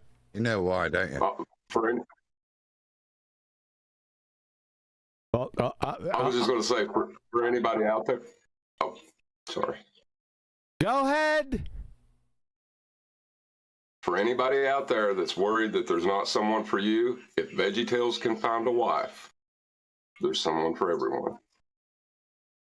I was going to go a different way with it. He's lucky I didn't go, because I wouldn't be out there having a strong conversation with him and what's his wife. Uh-oh. That's shots fired. Straight across the bow. Go ahead. Adam, you had some? Sorry, I go after Adam. I have very little to add on. Here, I said, you come round here, I'm going to conversation the shit out of you. Stop it. And if I tried, you know why? Nothing bad will come, because my wife will stop it. There's too much testosterone in the room. You sure? Really is. You sure too much? Masculinity from this guy. You sure too much? How about in the negative? Yeah, well, it could be. Yeah, too much in the negative. I didn't. Yeah. Yeah. Seriously, you know what I mean? I'll conversate the shit anyway. Go on. I'm sorry, Brian. I forgot about you. Go ahead. Yeah, well, what about if Witsit brings out the red-haired rage? He's going to have to bring out the karate then. Yeah. Fighting anybody when I go to America. I have made the promise to my wife, and I've made the promise to James that I will control. He's cleaning his glasses again, Adam. See, he's pissing his pants because even he knows, right, the ridiculous statement of nonsense that's just as if, well, right, there you are, you've just booked the flights, haven't you? There you are, Fight the Flat Earth, Mrs. Fight the Flat Earth, book the flights, you've gone to go to America, and she says to you, now, you're not going to start fighting, are you? That's what he just claimed. and guarantees. Yeah, I've promised the wife. Why would you promise the wife? At what point would his wife think he's going to kick off again?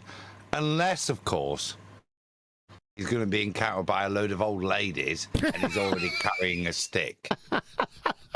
Are you saying he has a history of kicking off? Is that it? Well, why has he got to promise his wife he's not going to go fight him? That's his story. I'm not going to fight when I go to America and we've got all this legal weed. I won't be fighting. All this legal weed. Your way, Lila. Your way, Lila. Idiots. Control my anger. That doesn't mean I will not confront Whitsitt for the lies that he has told. Oh, Whitsitt's gonna be confronted. Uh-oh. And about me. No. No, Mark, I'm not allowed to kick either. Annalise Nat 279 Canadian. Yo, way, Lila. Canadian says, if you really want good legal weed. What's it going to confront him with? Do you know what I mean? I think Whitsitt lied about him or something. No. He's going to confront him. Yeah, with conversation. I don't think conversation's enough at this point. I think a firmly worded letter is the only way to get his point across. He'd go to Vancouver. This year I'm going to New Jersey, Amsterdam, and Tenerife. All three places that is legal. Oh, that's cool. But your way, Lila. Go your way, Lila. Dan Robinson, £5, says, Witless is objectively simple Jack from Tropic Thunder. He has good brain. What's actually happened? Oh my goodness. Now me, I didn't need to go down there in spite of being offered a fake ticket that never existed, that was never offered to me. Nevertheless, it was promoted as though I'd turned down a ticket I was never offered that didn't exist. And I still didn't need to do anything more than point out it proves nothing. Nobody ever said that you were offered the ticket, Oakley. What? I totally forgot that they were reviewing us. That's how off base they are. What? Right, so based on what he's just said, he would concede that there was no ticket, it didn't exist, and nobody was claiming there was an existent ticket. It was published on Duffy's site. Yeah. Yes. What? That's a very naughty boy. What? Craig, you aren't aware of your surroundings, are you? I mean, that was a pretty stupid statement to make. But we're used to it. You were one of the 48 flat earthers that were chosen to... Did you use F again? I'm looking this time. The ticket, Oakley. You were one of the 48 flat earthers that were chosen... Yeah, earthers. Yep. F. You abject retard. ...to possibly go, but, you know... A super effort retard. Willie Nanny sent Miss FTFE found the stick in his carry-on. What? yeah, thanks, Willie. Yeah. They're on about this. I don't know the details of this story, but it appears that there's a stick and some old lady's getting beaten up. That's what I got from it. From our warrior here. Oh, you weren't high on the list, dude, because we would have to consult the United Nations and get the Antarctic Treaty changed to allow something as toxic as you to be taken to that continent. Oh, a little at home. Yeah, you're not toxic though, huh? Nathan. Hang on, did he? Sorry, Kiwi. Yep. Did he say that Nathan wasn't high on the list? No, he was down the list. Something tells me, Nathan was pretty. Nathan is the... Well, if Nathan wasn't that important, then how come he's the first person, right, that McToon decided to contact? Yep. About, well, if Nathan is inconsequential, I can't say the word. Inconsequential. Inconsequential. Thank you. If Nathan is inconsequential, then why was he the only person called from Antarctica by McDown? Get the potato out of your mouth so you can say inconsequential. Shut up, Rachie. You say that. Okay. Just him stepping on Antarctica is contamination of the ice. I don't think it would have happened.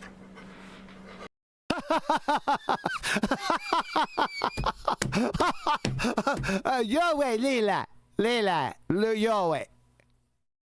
Idiot clown. That's still fun. Nothing. Therefore, there was no need for me to do anything. You did, therefore, by inference, the media spin about flat Earth's failure. Okay. Is this someone talking to? Oh, I thought that was somebody interrupting me. I mean, who's that? Sorry. My bad. Who is that? Sorry. I thought you was done. I thought you was done because you had 3 shows about the sun. Oh, it's a brains a leaking. Brian Leakey from the Peanut Gallery. Come into White Night for Witsit. Lovely. Down in Antarctica. So why are you dogging Austin for going? Because he's a dumbass and he's a liar. But you're definitely dumber than he is. Brian. Idiot. To find out the truth, dude. Find out the truth. We need to find out the truth, dude. I mean, we need to find out, look up in the sky and say, that's truth right there. Shut the hell up. Is that someone standing up to Oakley on his own panel? No. You see, Craig, I know this is going to be hard for you to understand. You see, these placards right here, these are the panel members, okay? This is in the Peanut Gallery in Discord. They're not part of the panel. That's where Brains the Leakin is up here, right? Now he's just interrupted the conversation between Nathan and Witsit. Okay? You all caught up now, retard? Hang on. Yes. Sorry. Go ahead. Sorry. I think I know why they're focusing on this piece of audio. As you said, this is the 3rd time that it's been referenced within a live show of some kind by the ballers. Mm-hmm. It's because in their mind, this is flat Earth falling apart. Right? So this is confirmation bias for them in some way, or some kind of soothing. That's what it is. Okay. I think I said that the last time though as well, but it's definitely true now. I mean, it's another flat earther, but good fucking job. And yes, my wife could take him, Uncle Charlie. Emma absolutely could take Witsit. There's no worries. Yeah. Is your wife? Is his wife going to beat up Witsit now? Oh, she no, his words, but she could definitely take him. See, that's why I said. I'm not dogging him. I couldn't get. Oh, Mr. Patty Cakes over here. Let's do a 5. You know what? As a man, we've questioned this guy here, and whenever I engage in YouTube, and probably the only time I'd ever refer to my wife would be with real genuine pride, not whether or not she could beat up Nathan Oakley or Witsit or anything like that. Yeah, it'd be talk about the pride that I have in her, yeah, and the gratitude I have for her, not this nonsense, this glue sniffing idiot that even disrespects his wife. Yeah. My wife heard me saying that, I'd have, and she'd have a serious amount of conversation to have with me. Yes, I bet she would. He's one of those then. No, his wife might be a dominatrix. He thinks that, what's it? There might be some other kinky stuff. It's a family show. Well, is this There's no worries. This one of the guys that says it's an echo chamber?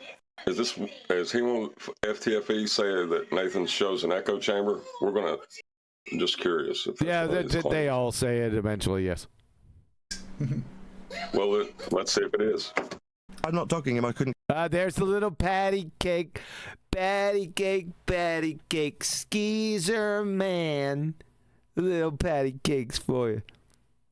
Lila, Lila.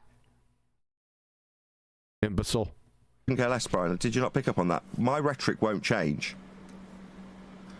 That's good. Oakley, can I say something to you? That's because you're a zealot, Oakley. You're a zealot?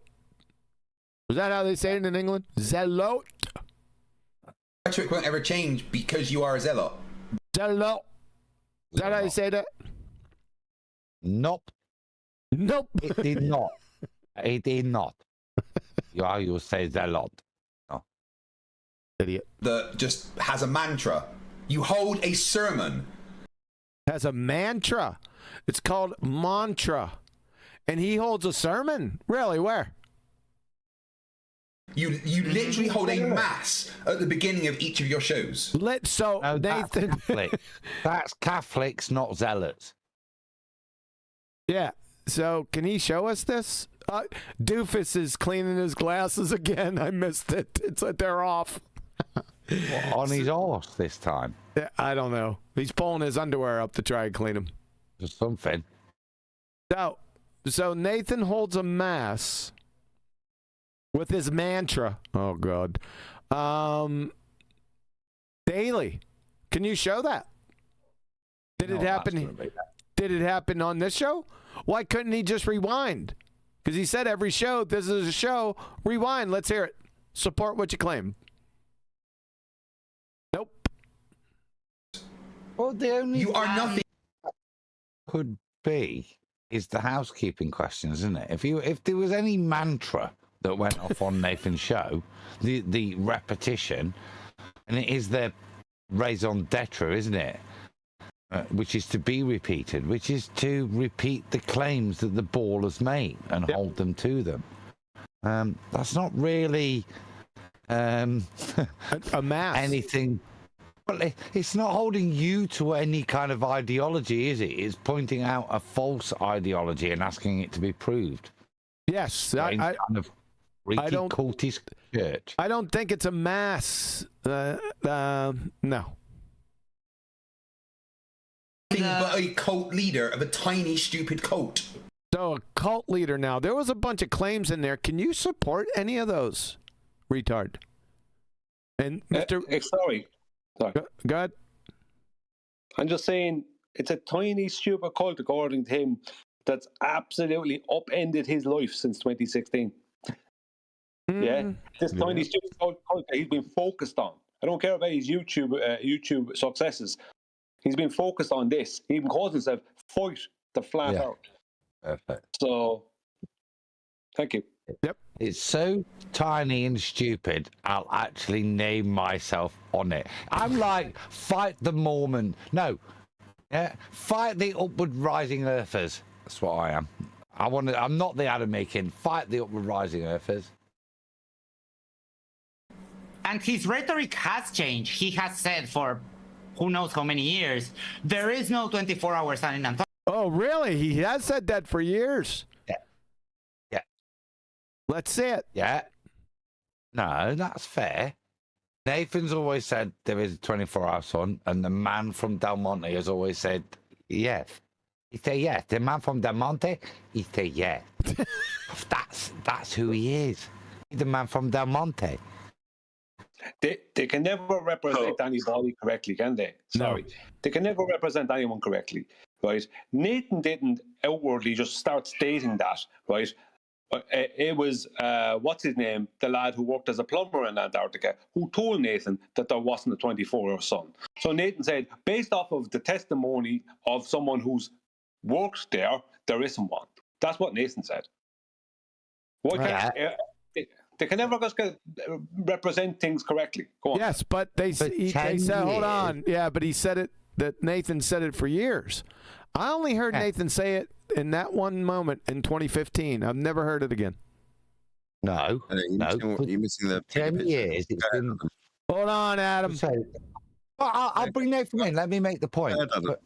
Because for 10 years, it's been part of Nathan's mantra, i.e. the housekeeping questions. Since some idiot in Antarctica said, no, I never saw it, that's all I've ever heard Nathan do. To the point that, as in the previous sentence, all he ever starts is part of his mantra, part of the mass of his show is to say, Dominus Sanctus Aurelius, a 24-hour sun in a Antarcticus. Precisely. So Adam summarised what's going on here. So the repositioning reality. The reality is we do housekeeping.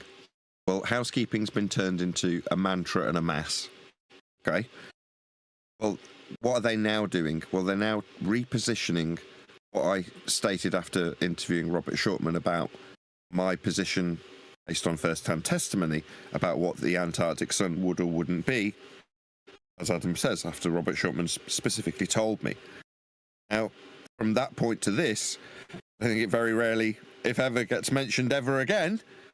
What does get mentioned every single show is going to be completely hand-waved and ignored as being a mass and a mantra in favour of replacing that reality with me constantly saying there'll never be a 24-hour sun in Antarctica at the beginning of every show. That's a replacement of the reality that they're doing now. He's just a liar. Skeezer's a liar. That's it. Period. End of story. Antarctica, and he won't even admit he's wrong. Are those glasses clean yet, Skeezer? Yeah. No, we know he said that. It's been played. Clown. But yeah. Wait a second. We know. Hold on. Let me get that again. We know it's been played. Yeah. Yeah. No, we know he said that. It's been played. But yeah. Yeah. Yeah. That wasn't a complete sentence, you moron. See, what Skeezer said that Nathan's been saying it for years. Not that he said it. You follow, Glue Sniffer? Photographers can't ever admit they're wrong. Richard Fuchs, for a member of 1 month, says, bring a vape for Austin as a present and get his reaction on video. Oh, God. Yes. Oh, my God, yes. Mr. Patty Cake. Let's see the Mr. Patty Cakes again from Skeezer. And as a present and get his reaction on video. Oh, God. I can contest that. Oh, my God, yes. Why you want to interrupt me when I'm trying to get the patty cakes? Oh, I'm sorry about the patty cakes. But I was going to test this positive claim by asking Nathan that if he stated their 24-hour sun proved that it wasn't a globe or proved that it was flat, would you say that is an incorrect statement to make? Say that one more time. Would I say it's incorrect to assert that a 24-hour sun proves the flat Earth or disproves the flat Earth? Yes.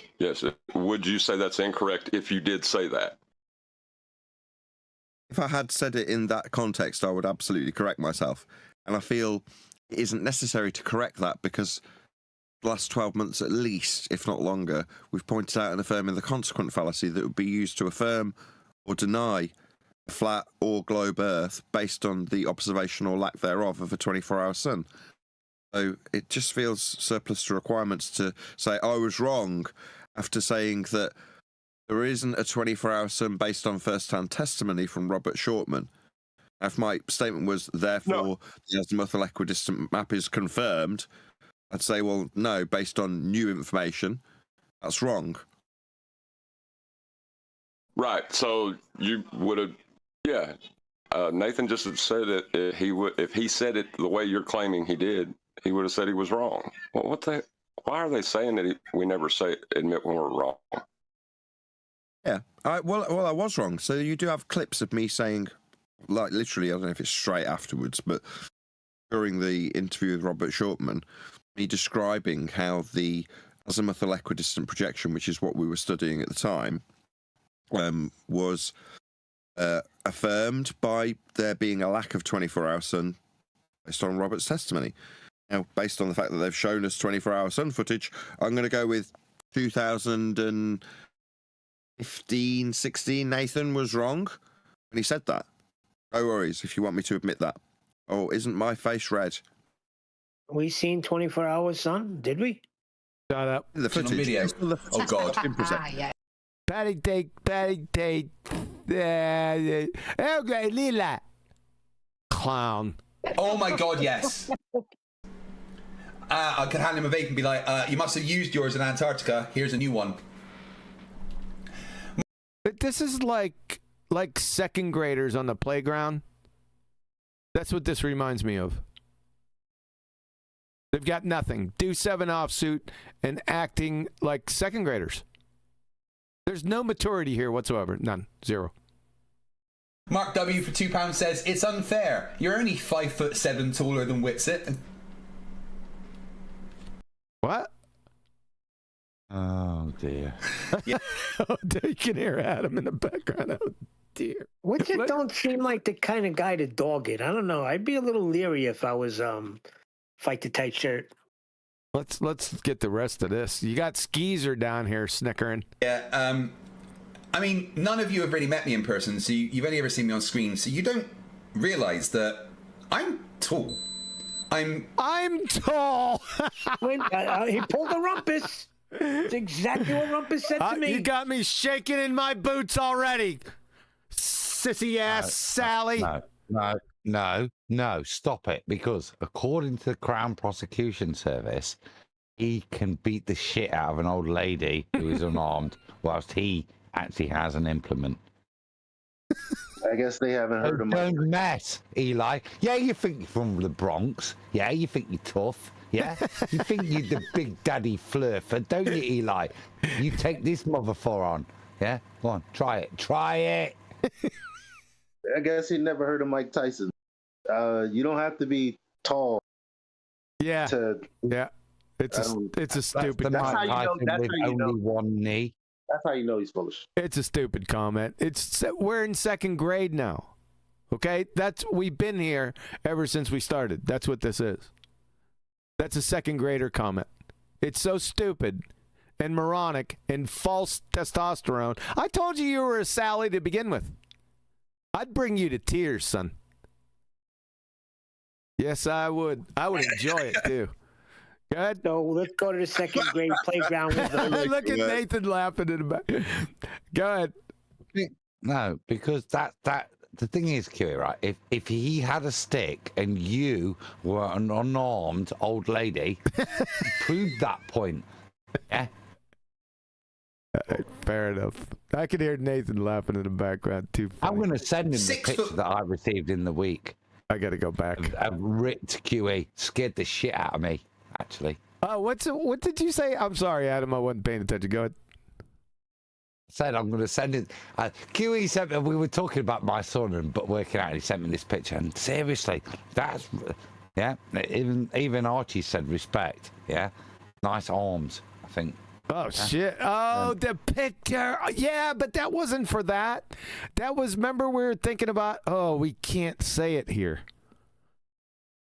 Anyway, I'm saying I'm going to send him that picture. I'm going to say this guy's coming for a conversation. That would be good. Get your stick ready. Yeah. Oh, dude, Adam, you don't be sending that. That's. No, I mean, the point here is I don't have pictures like that. Why I have to cite pictures of friends who have bodies like that, or my son. You know what I mean? But fundamentally, it's not within the realms of my argument that the size of my guns means I have a valid point. And if we ever met face to face, the size of my guns or any kind of pseudo threat with regards to fighting has got what? And the worst thing is, if you looked at me, you'd look at. I mean, I'm a much healthier looking version, but I'm the same level of fighting machine as that plum on screen. You know what I mean? All bravado and nonsense. And exactly. It's so delusional. If I was to actually do it on YouTube and go, I'll fight you, it's like, what kind of bum? Neil, like if Neil did it, at least it would have a validity that you thought, if I did meet him, I'd shit it. Right? If you met me or you met him, you wouldn't shit it either way. Even if you thought you were meeting him, you wouldn't be scared, would you?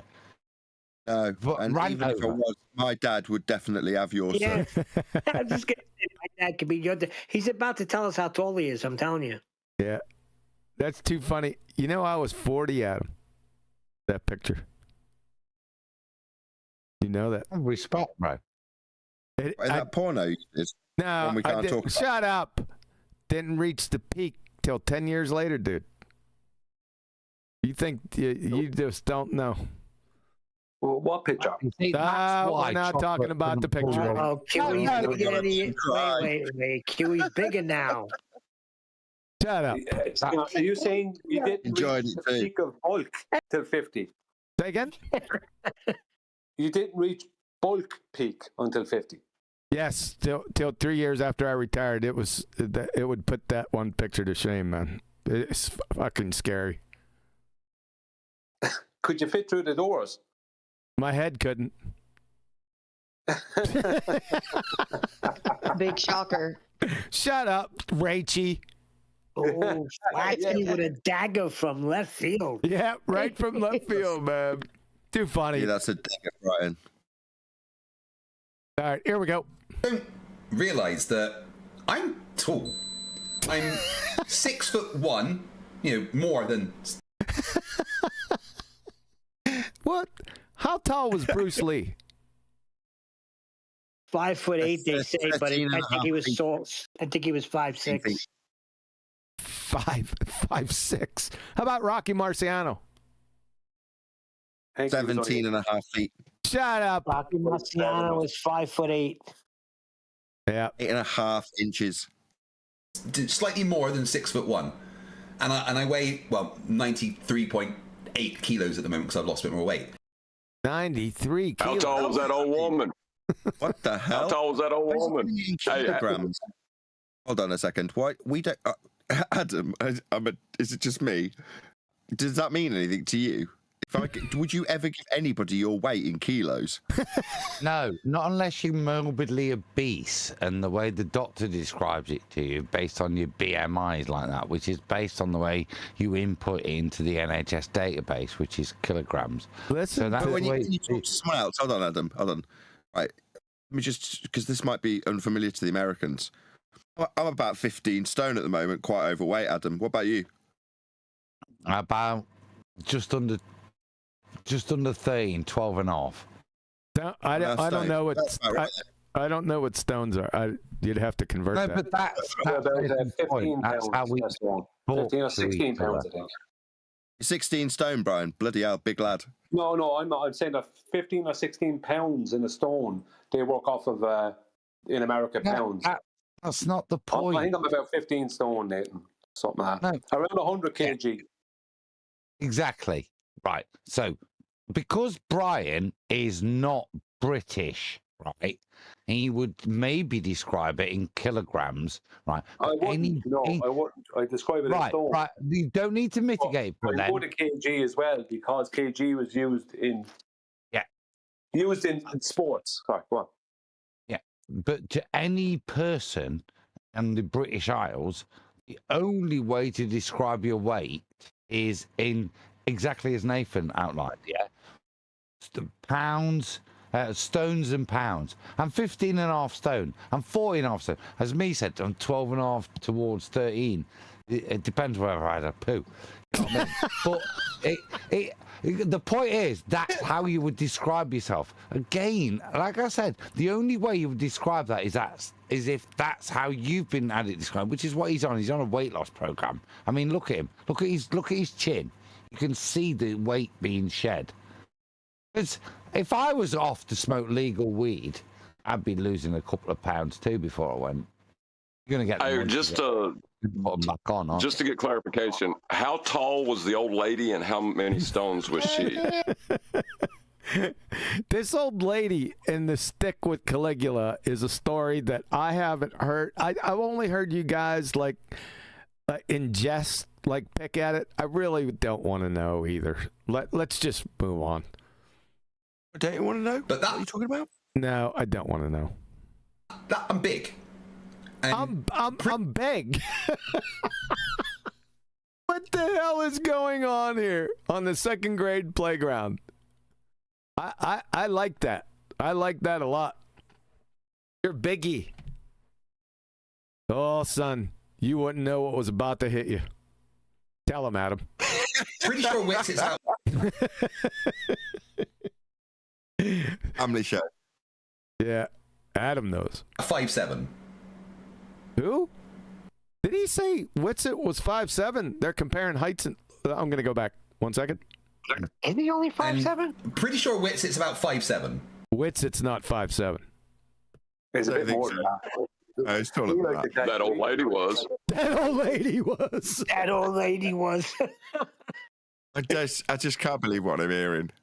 I'm over 6 foot. Witsit's shorter than me. How tall was Mike Tyson? I don't 5'9". 5'9". Who cares? How tall was that old lady? I gotta know. I'm trying to find the Crown Prosecution Service statement. Just bear with.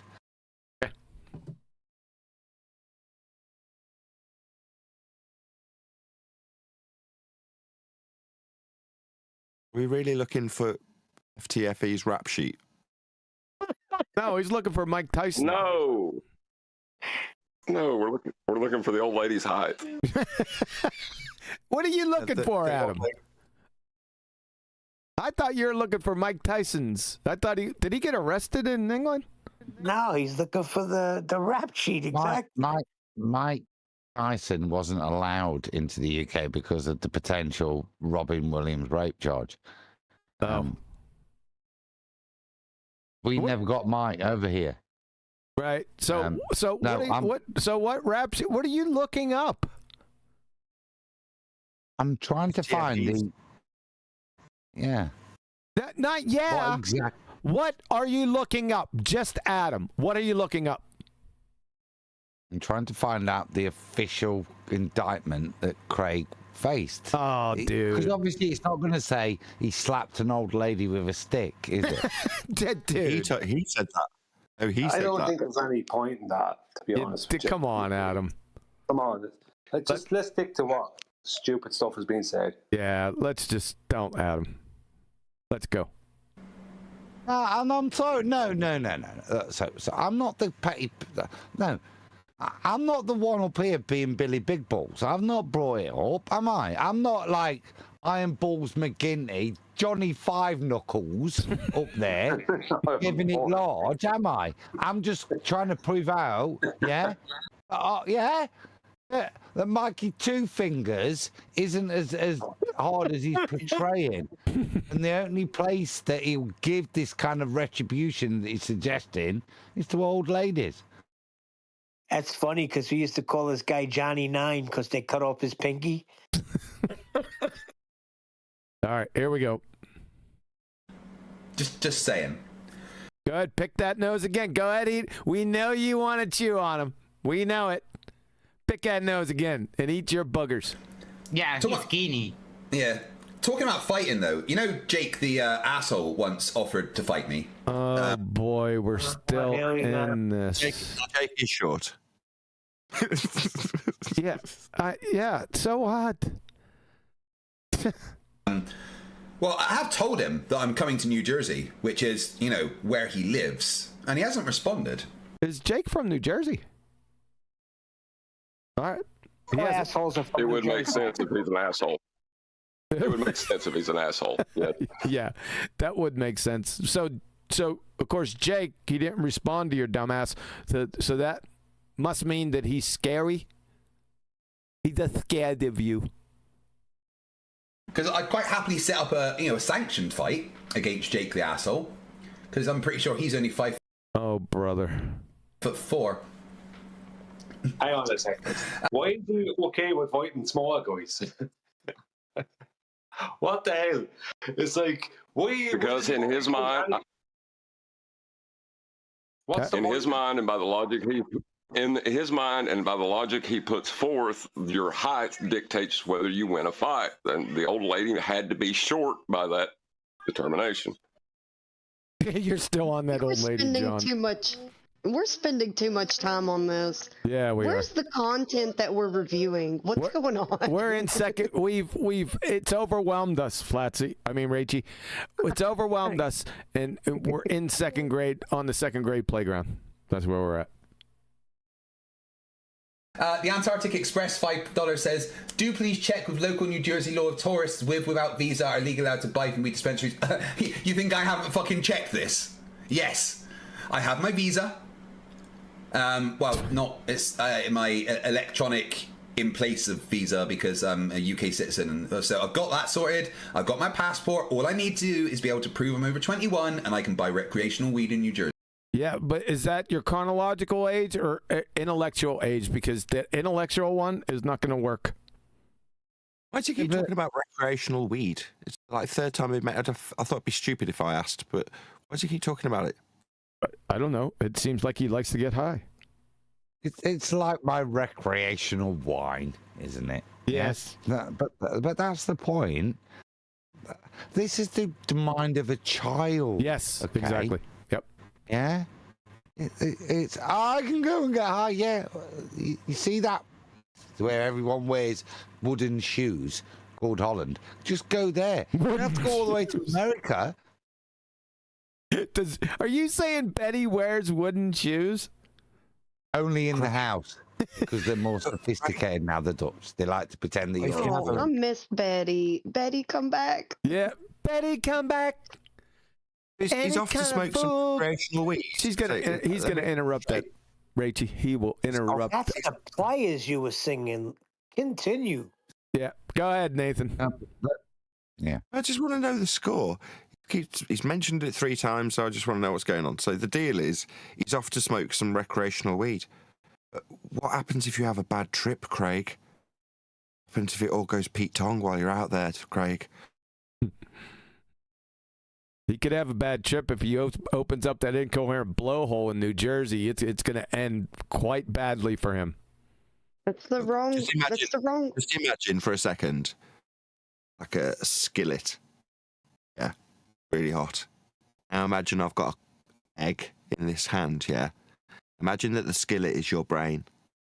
Imagine that I've cracked the egg and put it in the skillet. Yep. That is your brain on drugs, Craig. Now you interrupt Rachie for that. I've got not Rachie.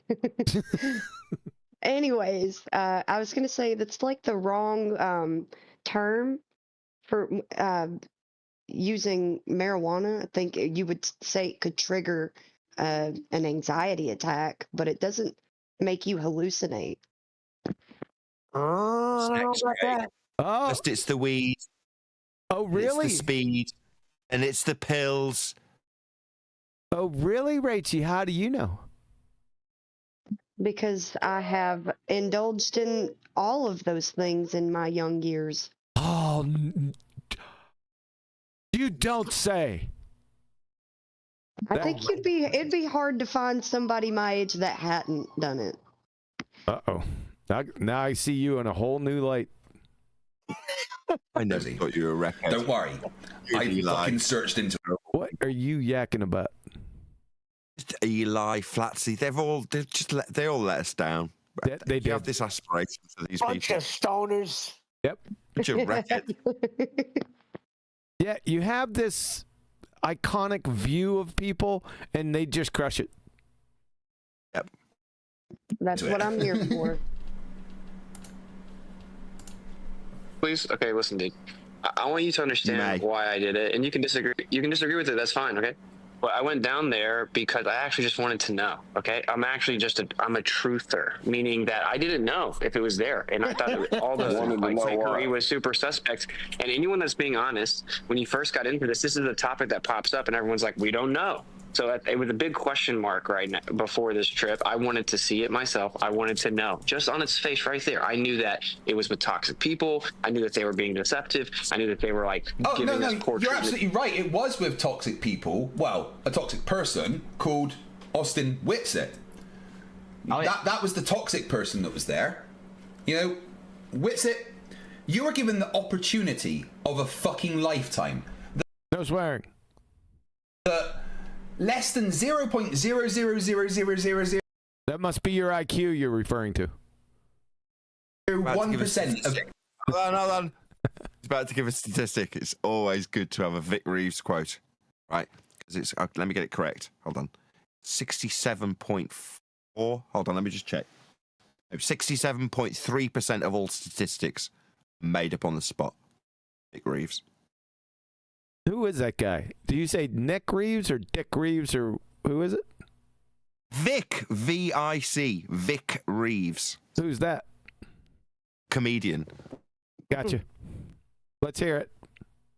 The less than 0.0000001% of any human that has ever lived has had the opportunity to do, right? And not only did you fail to prepare and organize any experiments or anything. Why would he organize any experiments? This has nothing to do with natural science or any experiments or anything. What's anything? Well, the Fly went there with experiments, remember? Yeah, Fly did. Right?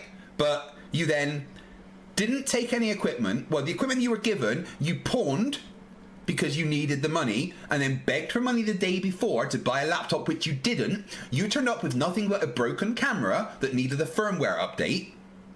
Jesus, he's got a lot of background information with this. I didn't know any of that. No. Well, you somewhat obsessed with Witsit. That's what it's telling me. And then you did nothing. You looked after the 24-hour time-lapse a couple of times. You went on Discord and talked to people a couple of times. You did one fucking live stream. No swearing. You were a waste of... Again? I mean, did he take it out to dinner? Did he wine it and dine it? How well did he look after it? Space. From what I've been told, you slept for more than 2... God. Well, I mean, what is the relevance of what you're trying to prove there, Craig? Why would it matter if he did nothing if it wasn't down there to prove anything? So, just to defend Witsit, what would it matter what he did? I agree. Did Witsit actually turn up and go to these guys? All right, ballers, here's my camera. Broken firmware in this. I like Witsit more for this. Broken firmware in this. You were a waste of space. From what I've been told. What?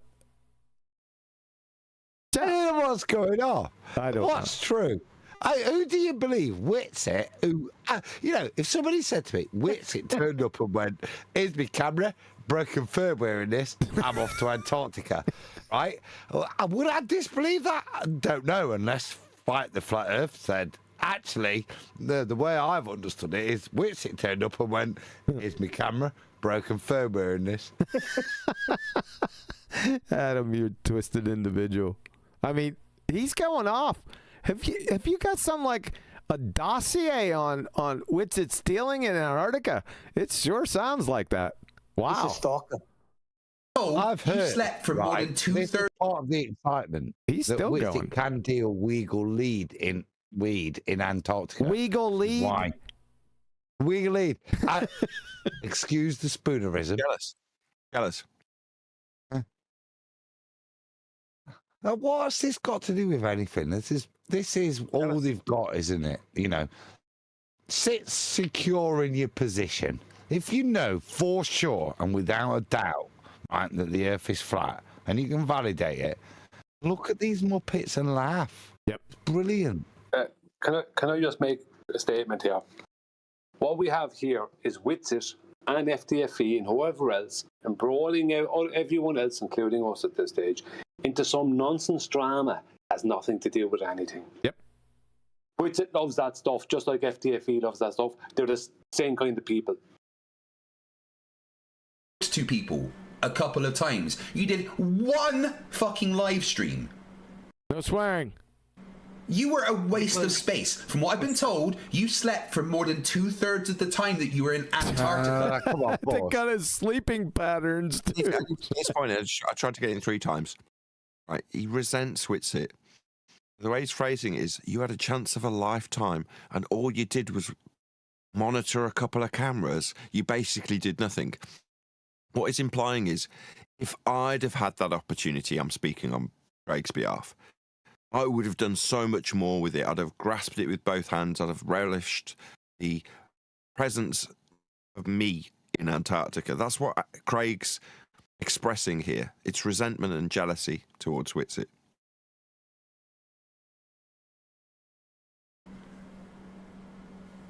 And another thing, he doesn't know how to travel because he went without sleeping on the... He doesn't know how to travel legally. Anyway. What the hell? The previous night on the trip, thought he could sleep on the plane, which it's a gamble. You never know. No. it's a gamble. You know, when you're traveling on a plane, you're trying to sleep. It's a gamble. That's where we're at here. Unbelievable. And then they stayed up until like super late every day, doing nothing really. And then he was complaining that he was tired. Like, he slept in Antarctica. I would have been awake the 3 days. Yeah, I wouldn't have gone. You wouldn't have gone to sleep. You would have been awake for 3 days. You ever tried that? That's hard to do. That's hard to do. Yeah. Did anybody watch Dave McKeegan? That's his. Right. So when you look at Dave's disclaimer for why he's such a spastic retard with amnesia, doesn't know what he's doing, why he couldn't even settle up this, it's because he stayed awake for 3 days. So I don't know why he didn't stay awake for 3 days. Yeah. Well, look at what happens to you. You turn into the bulltard that is Dave Twangles McKeegan. Who doesn't know why he's in equatorial mount suddenly starts going round the other way. Why this, that, the other. Can't remember anything. I might nod off mid-sentence. Yeah. Now, that's not... No, to be fair, that's not to mitigate for why Whitsitt missed the opportunity of a lifetime. Yeah? Maybe he didn't want to miss the opportunity on the flight in, right, when the majesty of God's creation became apparent to him. So he stayed awake all the way through the flight, like you would do. You wisecracker. Shut up. On to bed 1 second. Like fucking Dave McKeegan stayed up for... What'd I say about friggin' swearing?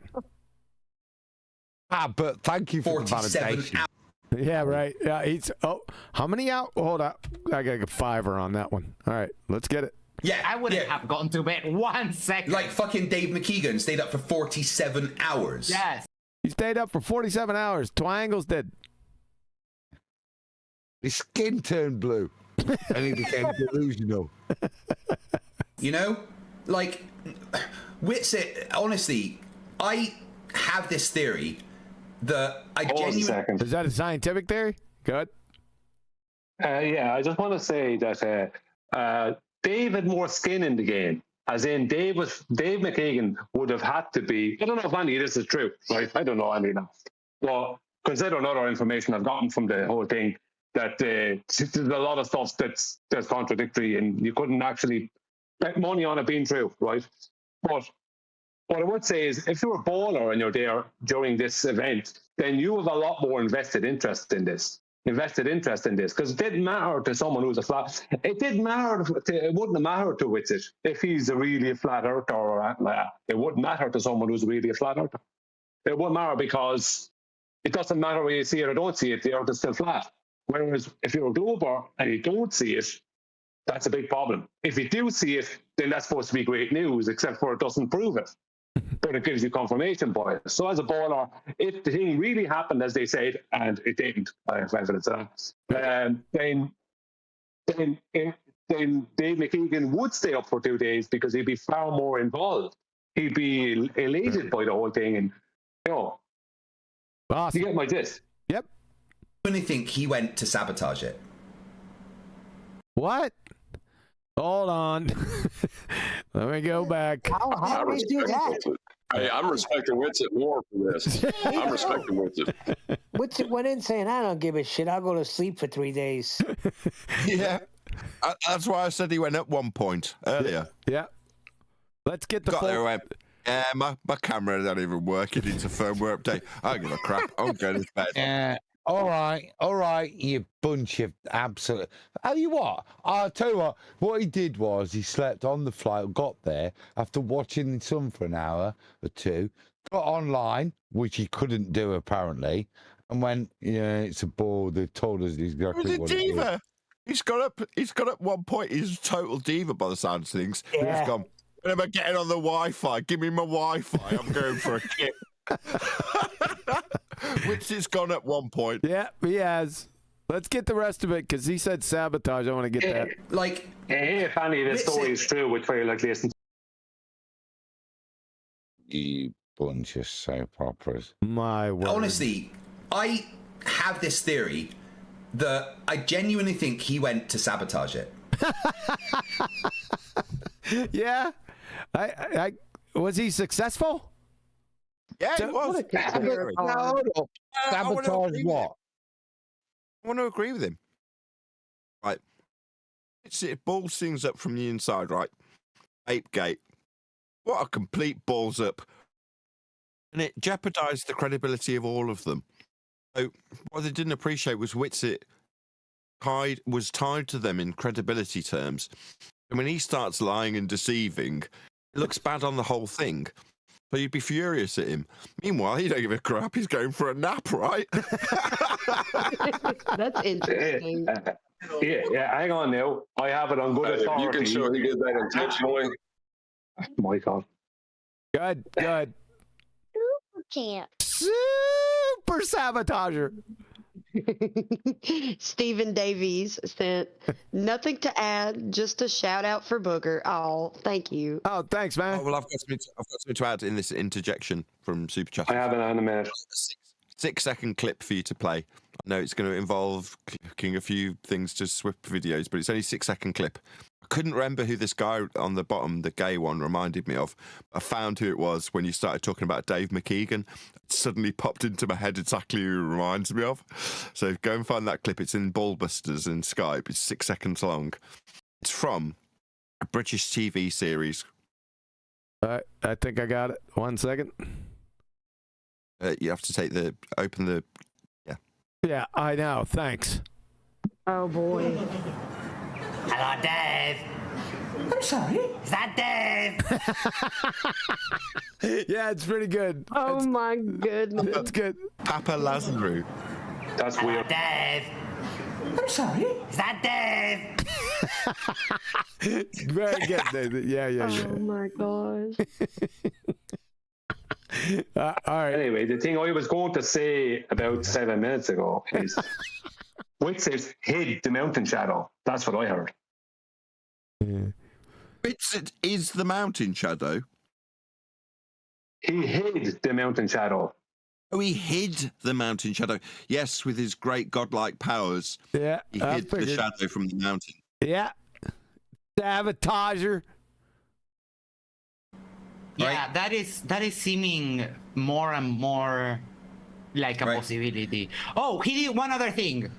He earned a new nickname. I've started calling him Naomi because Naomi backwards is I moan, and that's all he did during the whole trip.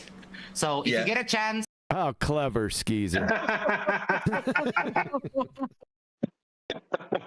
Wow. Like I said, 2nd grade, man. That's where we're at.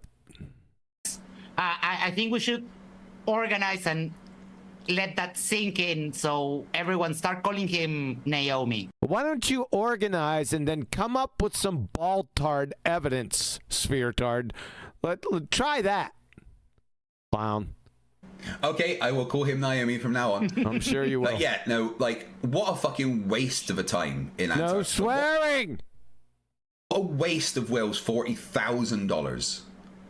Yes, he could have taken a ficus plant and it would have been the exact same thing. Pause a second. Did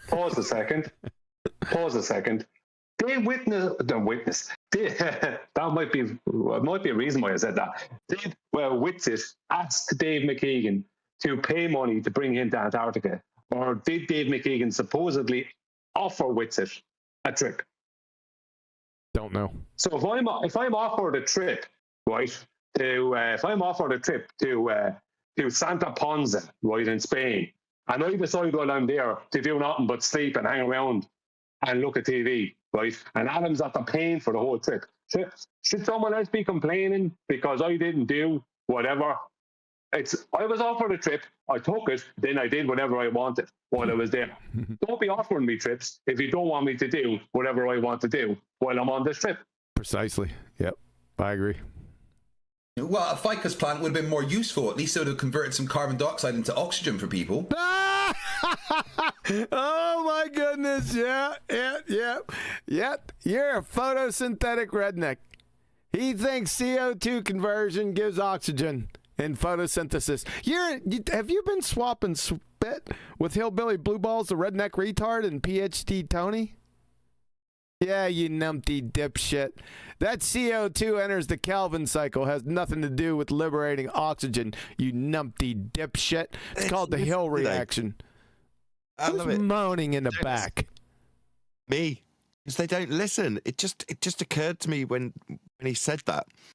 You call Hillbilly Blue Balls, right, that's Blue Marble Science, that's the videographer's name, right? You call him photosynthetic retard. Redneck. Right? Sorry, photosynthetic redneck, my bad. Either way. Photosynthetic redneck.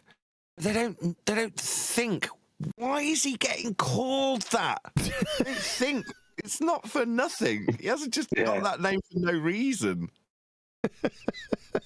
Shout out to QE and his very clever names that he comes up with.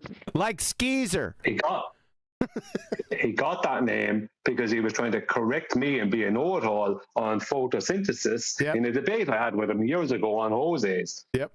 That's why he got that. And he was wrong, but he was acting like the authority. You call him Papa Skeezer. Oh, Dave. Not Dave. Not Dave. So, Brian was reading his potatoes and got this 2 weeks earlier than QE did. Gotcha. No. Potatoes. No. Brian was the one. Tea leaves? No. Brian was the one that had the discussion with Hillbilly Blue Balls, the redneck retard, a.k.a. photosynthetic redneck, and you missed his third name, Mr. Gumby Football Field. Brian was having a discussion when I caught hold of it. I was listening to that little discussion, and I said, OMG, time to square him up. And then, like you said, Nathan, they should figure this stuff out. And then PhD Tony was commiserating with Hillbilly Blue Balls, and he made the same mistake. And then Hillbilly Blue Balls tried to save his ass, but it was too late. I got him too. Now we got Craig Idiot up here, just bumbled his way right into the same thing. You can't make this up. I must. Come on, bro, you go. I must ask. I'll go after you, Nathan. Go on. That was my point, but it was kind of just to back what QE's just said. It's like you've stumbled into it. Somebody's managed to acquire themselves a nickname based on it. And as QE just points out, who was the other guy that stumbled into it? I remember it, Hillbilly Blue Balls going, no, QE will have you on that. But you'd already said it. Super PhD Tony, photosynthetic rednecks, swap and spit in the shower. Go ahead. T-Wad or T-Dub sent, leave the singing to Flassy. Thank you, T-Dub. Appreciate you. No one was singing. What are you talking about, T-Dub? You got like a 35-minute delay down there in Aussie land? Hey, I'm He's okay talking with about it. Baby Come Back. I'm okay with it because I don't have to fish for that compliment, you know? Yeah, thanks a lot, T-Dub. Appreciate it. That's a cloak message to you, QE, just so you know. Oh, well, I'll deal with T-Dub. Yeah. And why is Rachie racially attacking me with her potatoes? What's that about? Rachie Hopkins. Rachie Hopkins. All right, that's pretty funny. Way to walk into that one, you dumbass.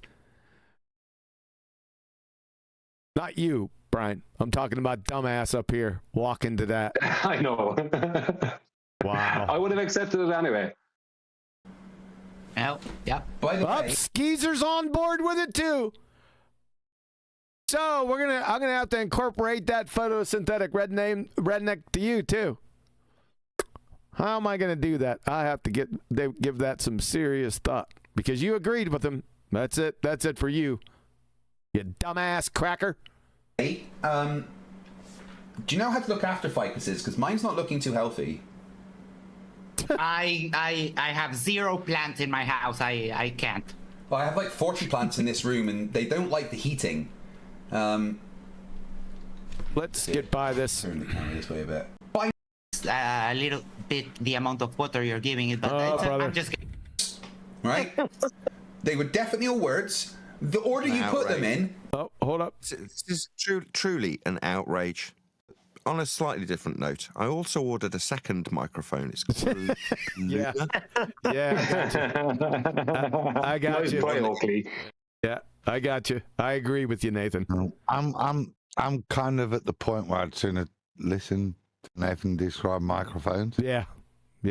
I think we're at that point. Let me see.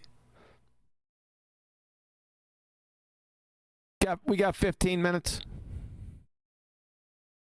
To tell the truth that you're not misrepresenting the facts. Mac, those were all words, right? Yeah, that's what usually comes across with super chats and messages. Yes.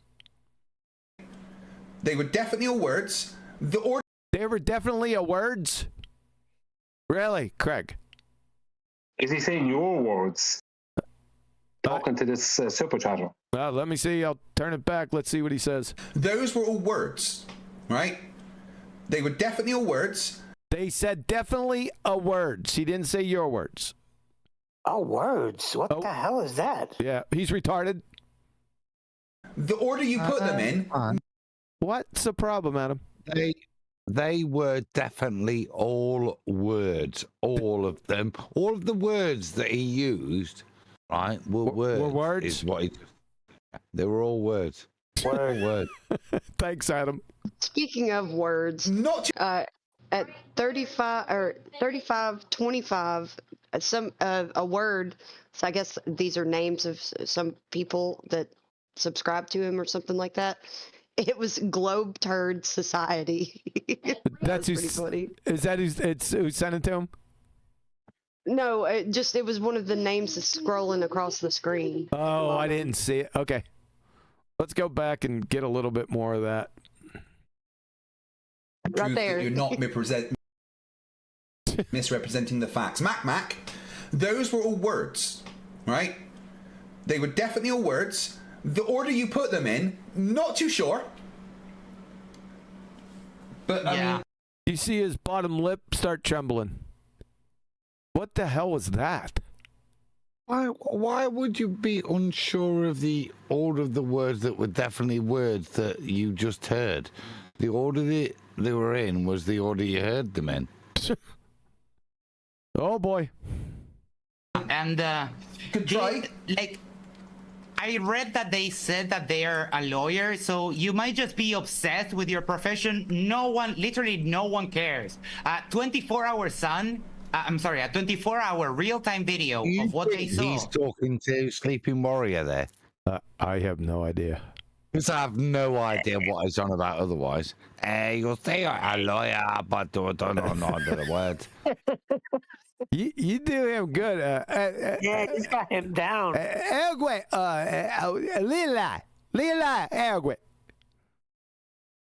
It's pretty much the same as any kind of affidavit.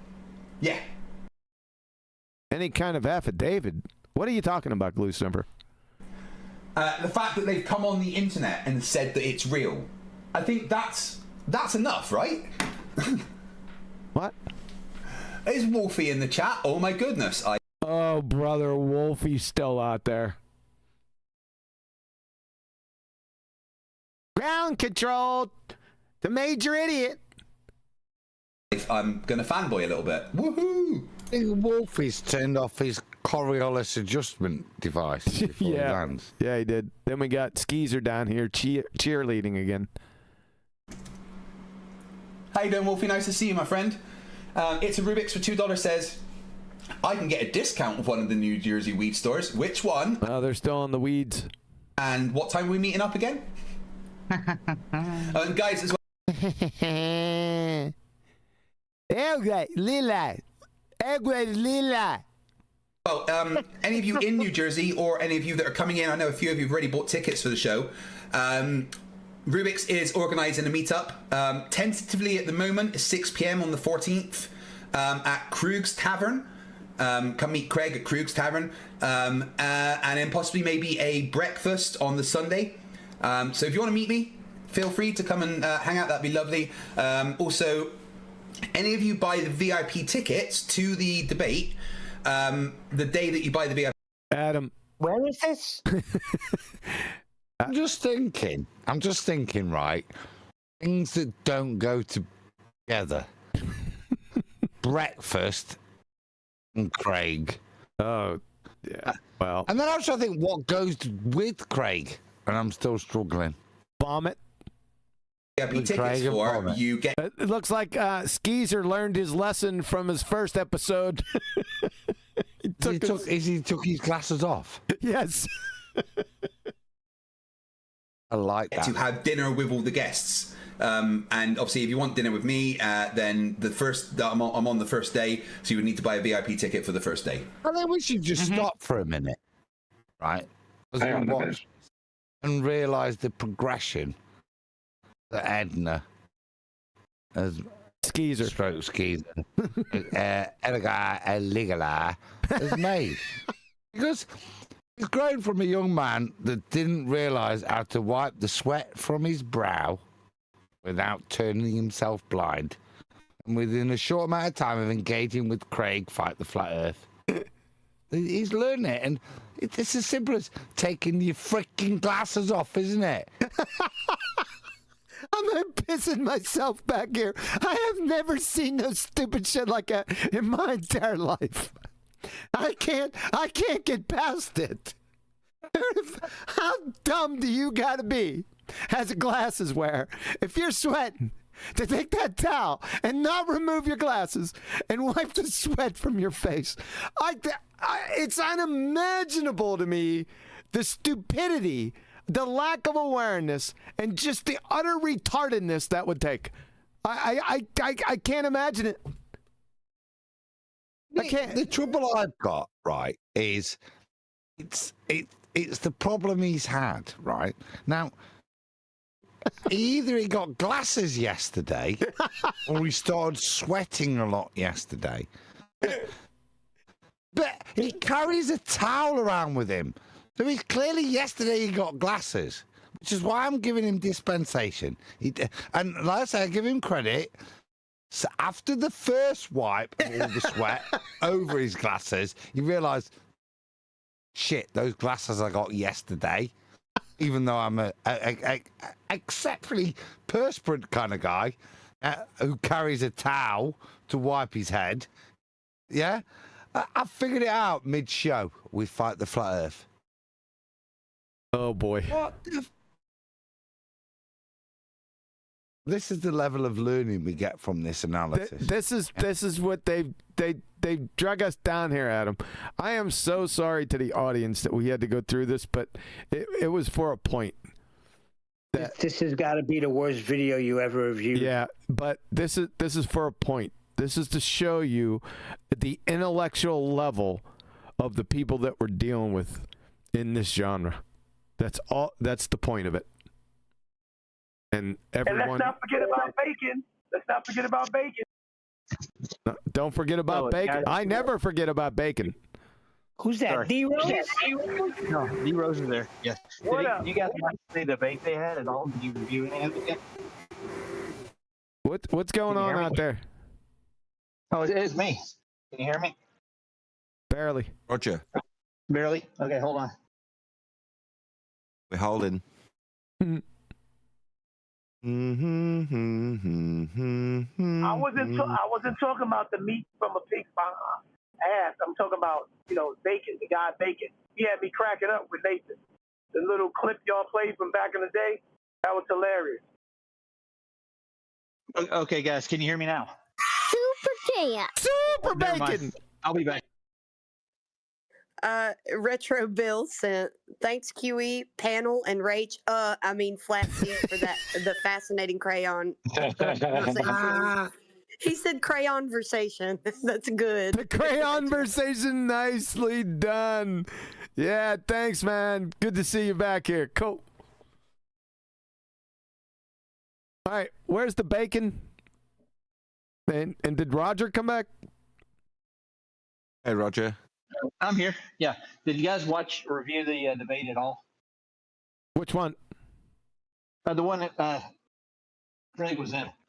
The moral ethics debate he did. No, but some people said on the panel that they had already watched it, and they said Craig train wrecked himself. But no, I haven't watched it. Oh yeah, it's horrible, dude.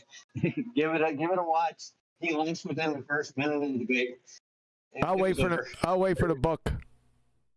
Okay, that would. Yeah, thanks anyway. Yeah. All right, we only got a few minutes left. Did you intend that? Intend what? The Roger and the Bacon. Roger Bacon. But with you being such an exponent of scientific method, which fundamentally begins with the Baconian method. The Baconian. Oh, Bacon. Listen to you. That's too abstract, dude. I heard you do it. Francis Bacon. Sir Francis Bacon is recognized as the major player in the scientific method, but it was well before him.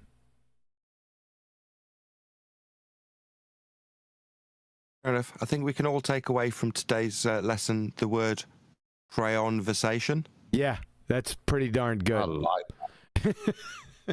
that. For those of you Illusion, this is the gun show. Now shut up.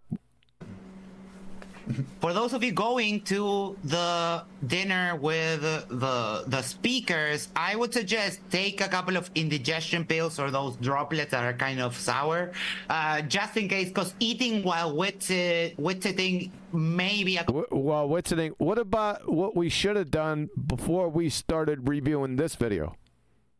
I mean, strictly speaking, that's medical advice. Get him banned. Everybody go and report him immediately. Yeah. Good job, Skeezer. Leela, airway, Leela. Complication for your digestion. So just like be cautious. Shut up. Borg Emporia. You coming? You coming to meet? Am I meeting you, Borg Emporia? Oh my God, I can't wait. Oh, I'm so happy. Yeah, it looks like it. Steve6464, $5 says. Another cheerleading episode from Skeezer down here. What was Jaronism thinking? Pause a second. Pause. Yeah, that was totally feigned. He has no want to meet this guy. He just said, "Oh, great, I'm going to meet you." He doesn't want to meet the guy. I'd like to know how you knew that. When he insisted that Whitsitt go with him to Antarctica, he was thinking that 1, Whitsitt was his friend, and 2, Whitsitt was honest, and 3, Whitsitt was intelligent. I don't think he thinks any of those things anymore. Who, Jaron? Who cares what he thinks? He's Hold on. I too have a crystal ball. Yep. My crystal ball says that Jaron's feeling slightly different. My word. MTUK for £2 says, when I said debate will on the Bible, I meant flats. Ah, right, okay. Yeah, that'd be funny. When is this over? Knows nothing about the Bible. 3 minutes. Yes. Purge says, do we get a striptease from you if you buy the VIP ticket? Well, of course. You get a lap dance. Oh, brother. Gross. Compared to the Glovers, all of that. But I'm like, yo, I would never spend the money to go down there. I know it doesn't. Oh, wait. Mac in the chat says, I asked various space agencies to give me a certificate from an astronaut in space. Yeah. What the hell? When space agencies get contacted by crazy people, they laugh. Yeah. Like, who do you think you are? Yeah, I know. Pause a second. What? How does he know this? Has he got any evidence for this, Len? Oh, dude, this is too stupid. Please, don't. Still though. Oh, my. Actually prove anything. I know there could be clouds. Someone's paying for it. We went down there, and it was completely clear for one day, which is insane. And I got to see it myself. Okay, so that's just the reason I went down there. Okay, and almost done. Almost done. Almost done. The reason I think it's important for flat Earth is you're right. You and your crew and many other flat earthers don't claim that this is proof or disproof or it's mutually exclusive or whatever. But there are so many flat earthers that are ignorant. For example, all over TikTok that specifically do make this claim. Okay, so this is a real phenomenon. So now he's throwing all the other flat earthers that he's previously agreed with under the bus. Yeah, and I mean, you're talking about TikTok, right? That's the I don't know, Alabama of social networks. Oh boy! Did he insult my state? No, he didn't. Yo, yes he did, Reggie. Yes he did. I was too busy rumpusing it. Yeah, the Alabama of social networking is TikTok. Yes, he did. What you gonna do? What, the 13-time champion Alabama Crimson Tide? Oh boy! Roll All right. Tide, baby. Roll Tide. All right. What were you guys rumpusing this for? What did you want?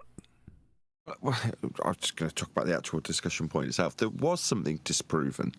So whether or not this is getting acknowledged by Witsit is irrelevant. But upon showing the 24-hour sun, it did debunk the azimuthal equidistant North Pole-centric globe projection.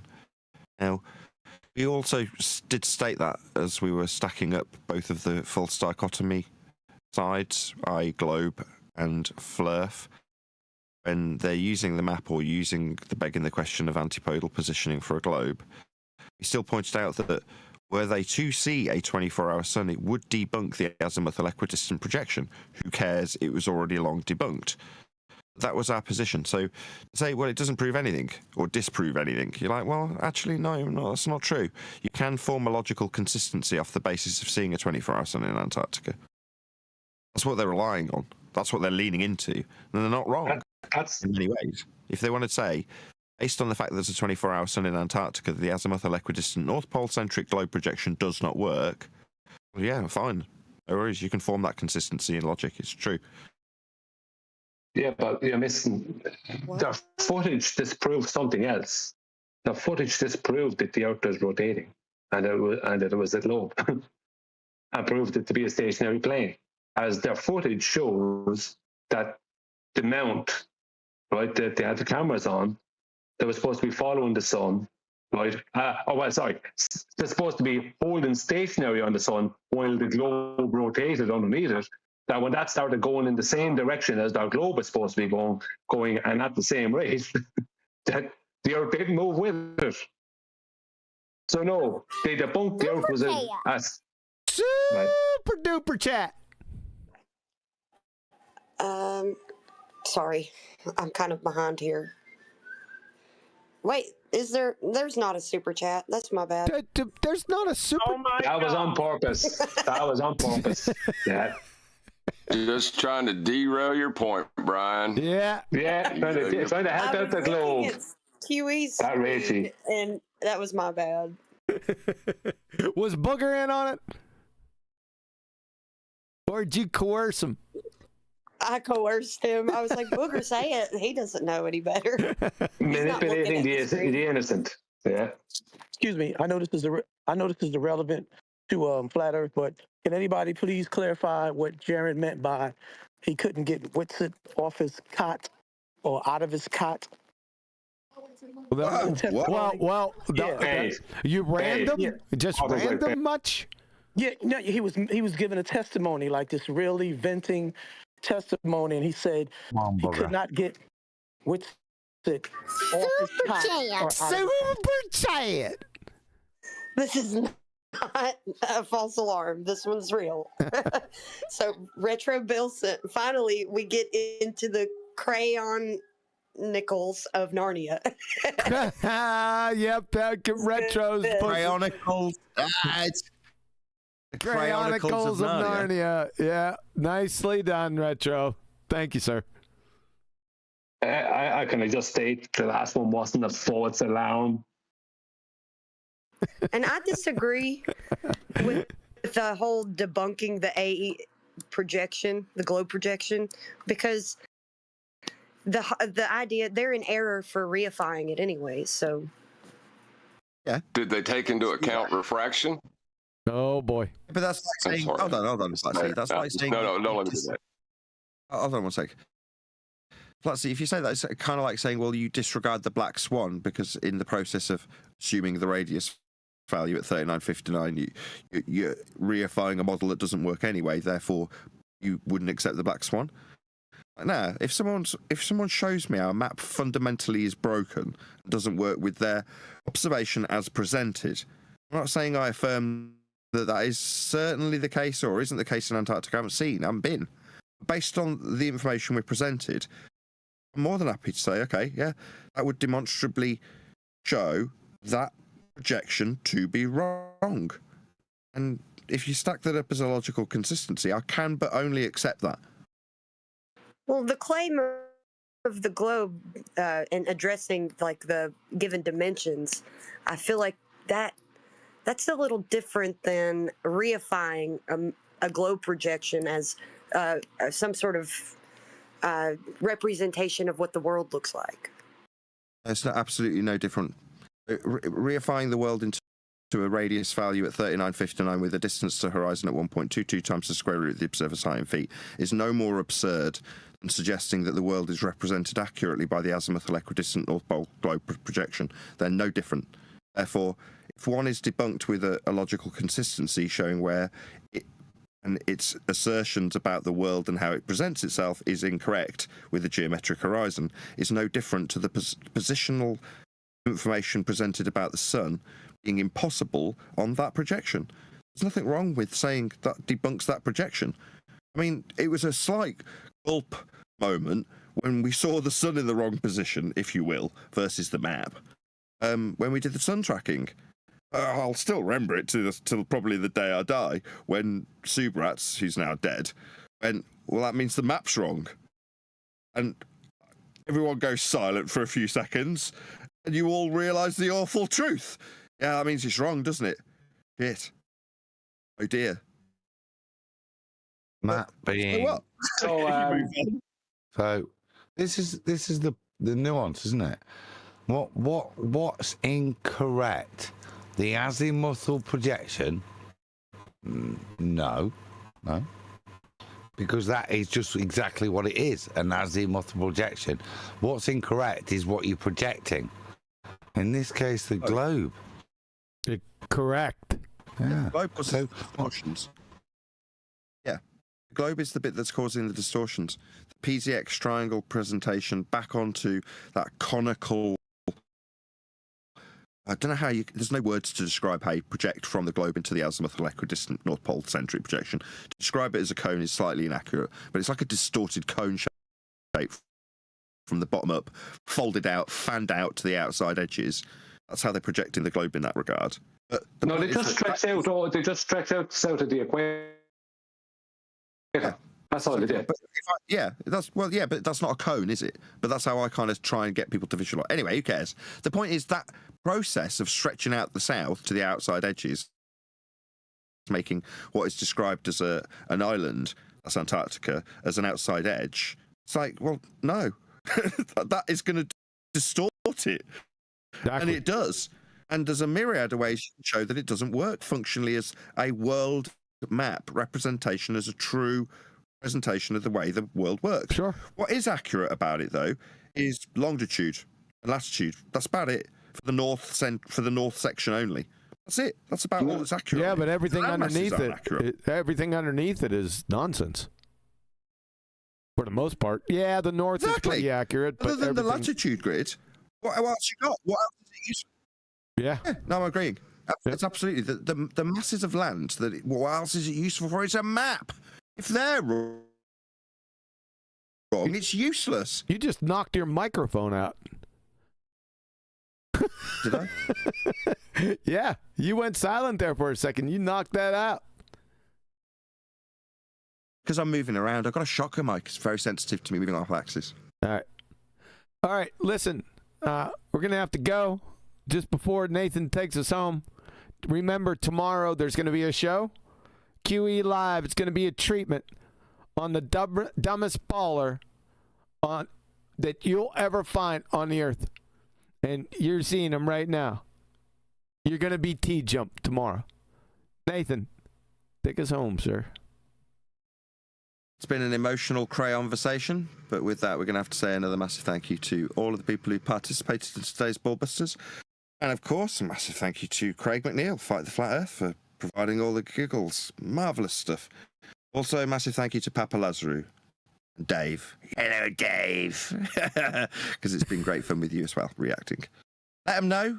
Quantum Eraser sent me with a nice, polite comment. Hopefully, someone will put a link to Craig's video so he can be made aware that we've responded to his material. Thank you very much for watching, smashing the super chat, liking, commenting, and subscribing, all that good stuff. Massive thank you to our host, Quantum Eraser. I've been Nathan Oakley, and we will see you all in the next Ballbusters.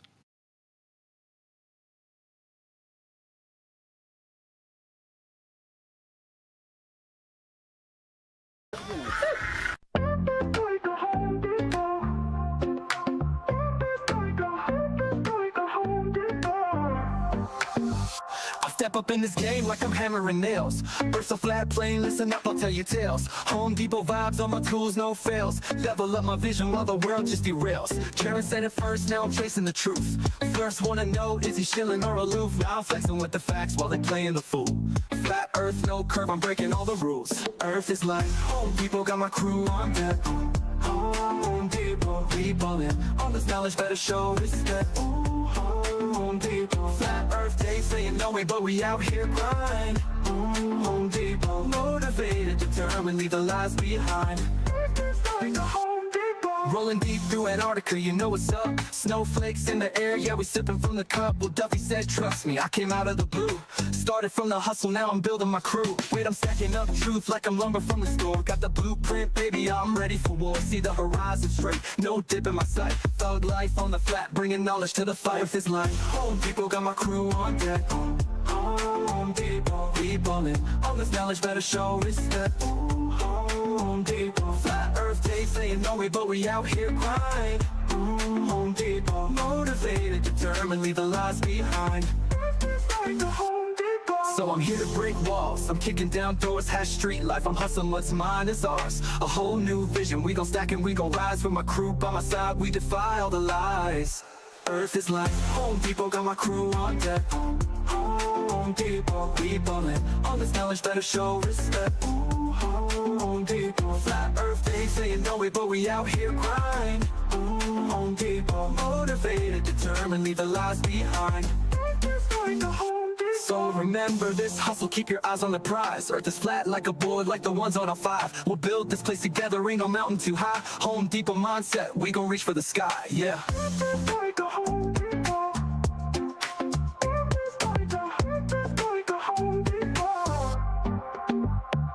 So remember this hustle, keep your eyes on the prize. Earth is flat like a board, like the ones on our 5. We'll build this place together, ain't no mountain too high. Home Depot mindset, we gon' reach for the sky, yeah.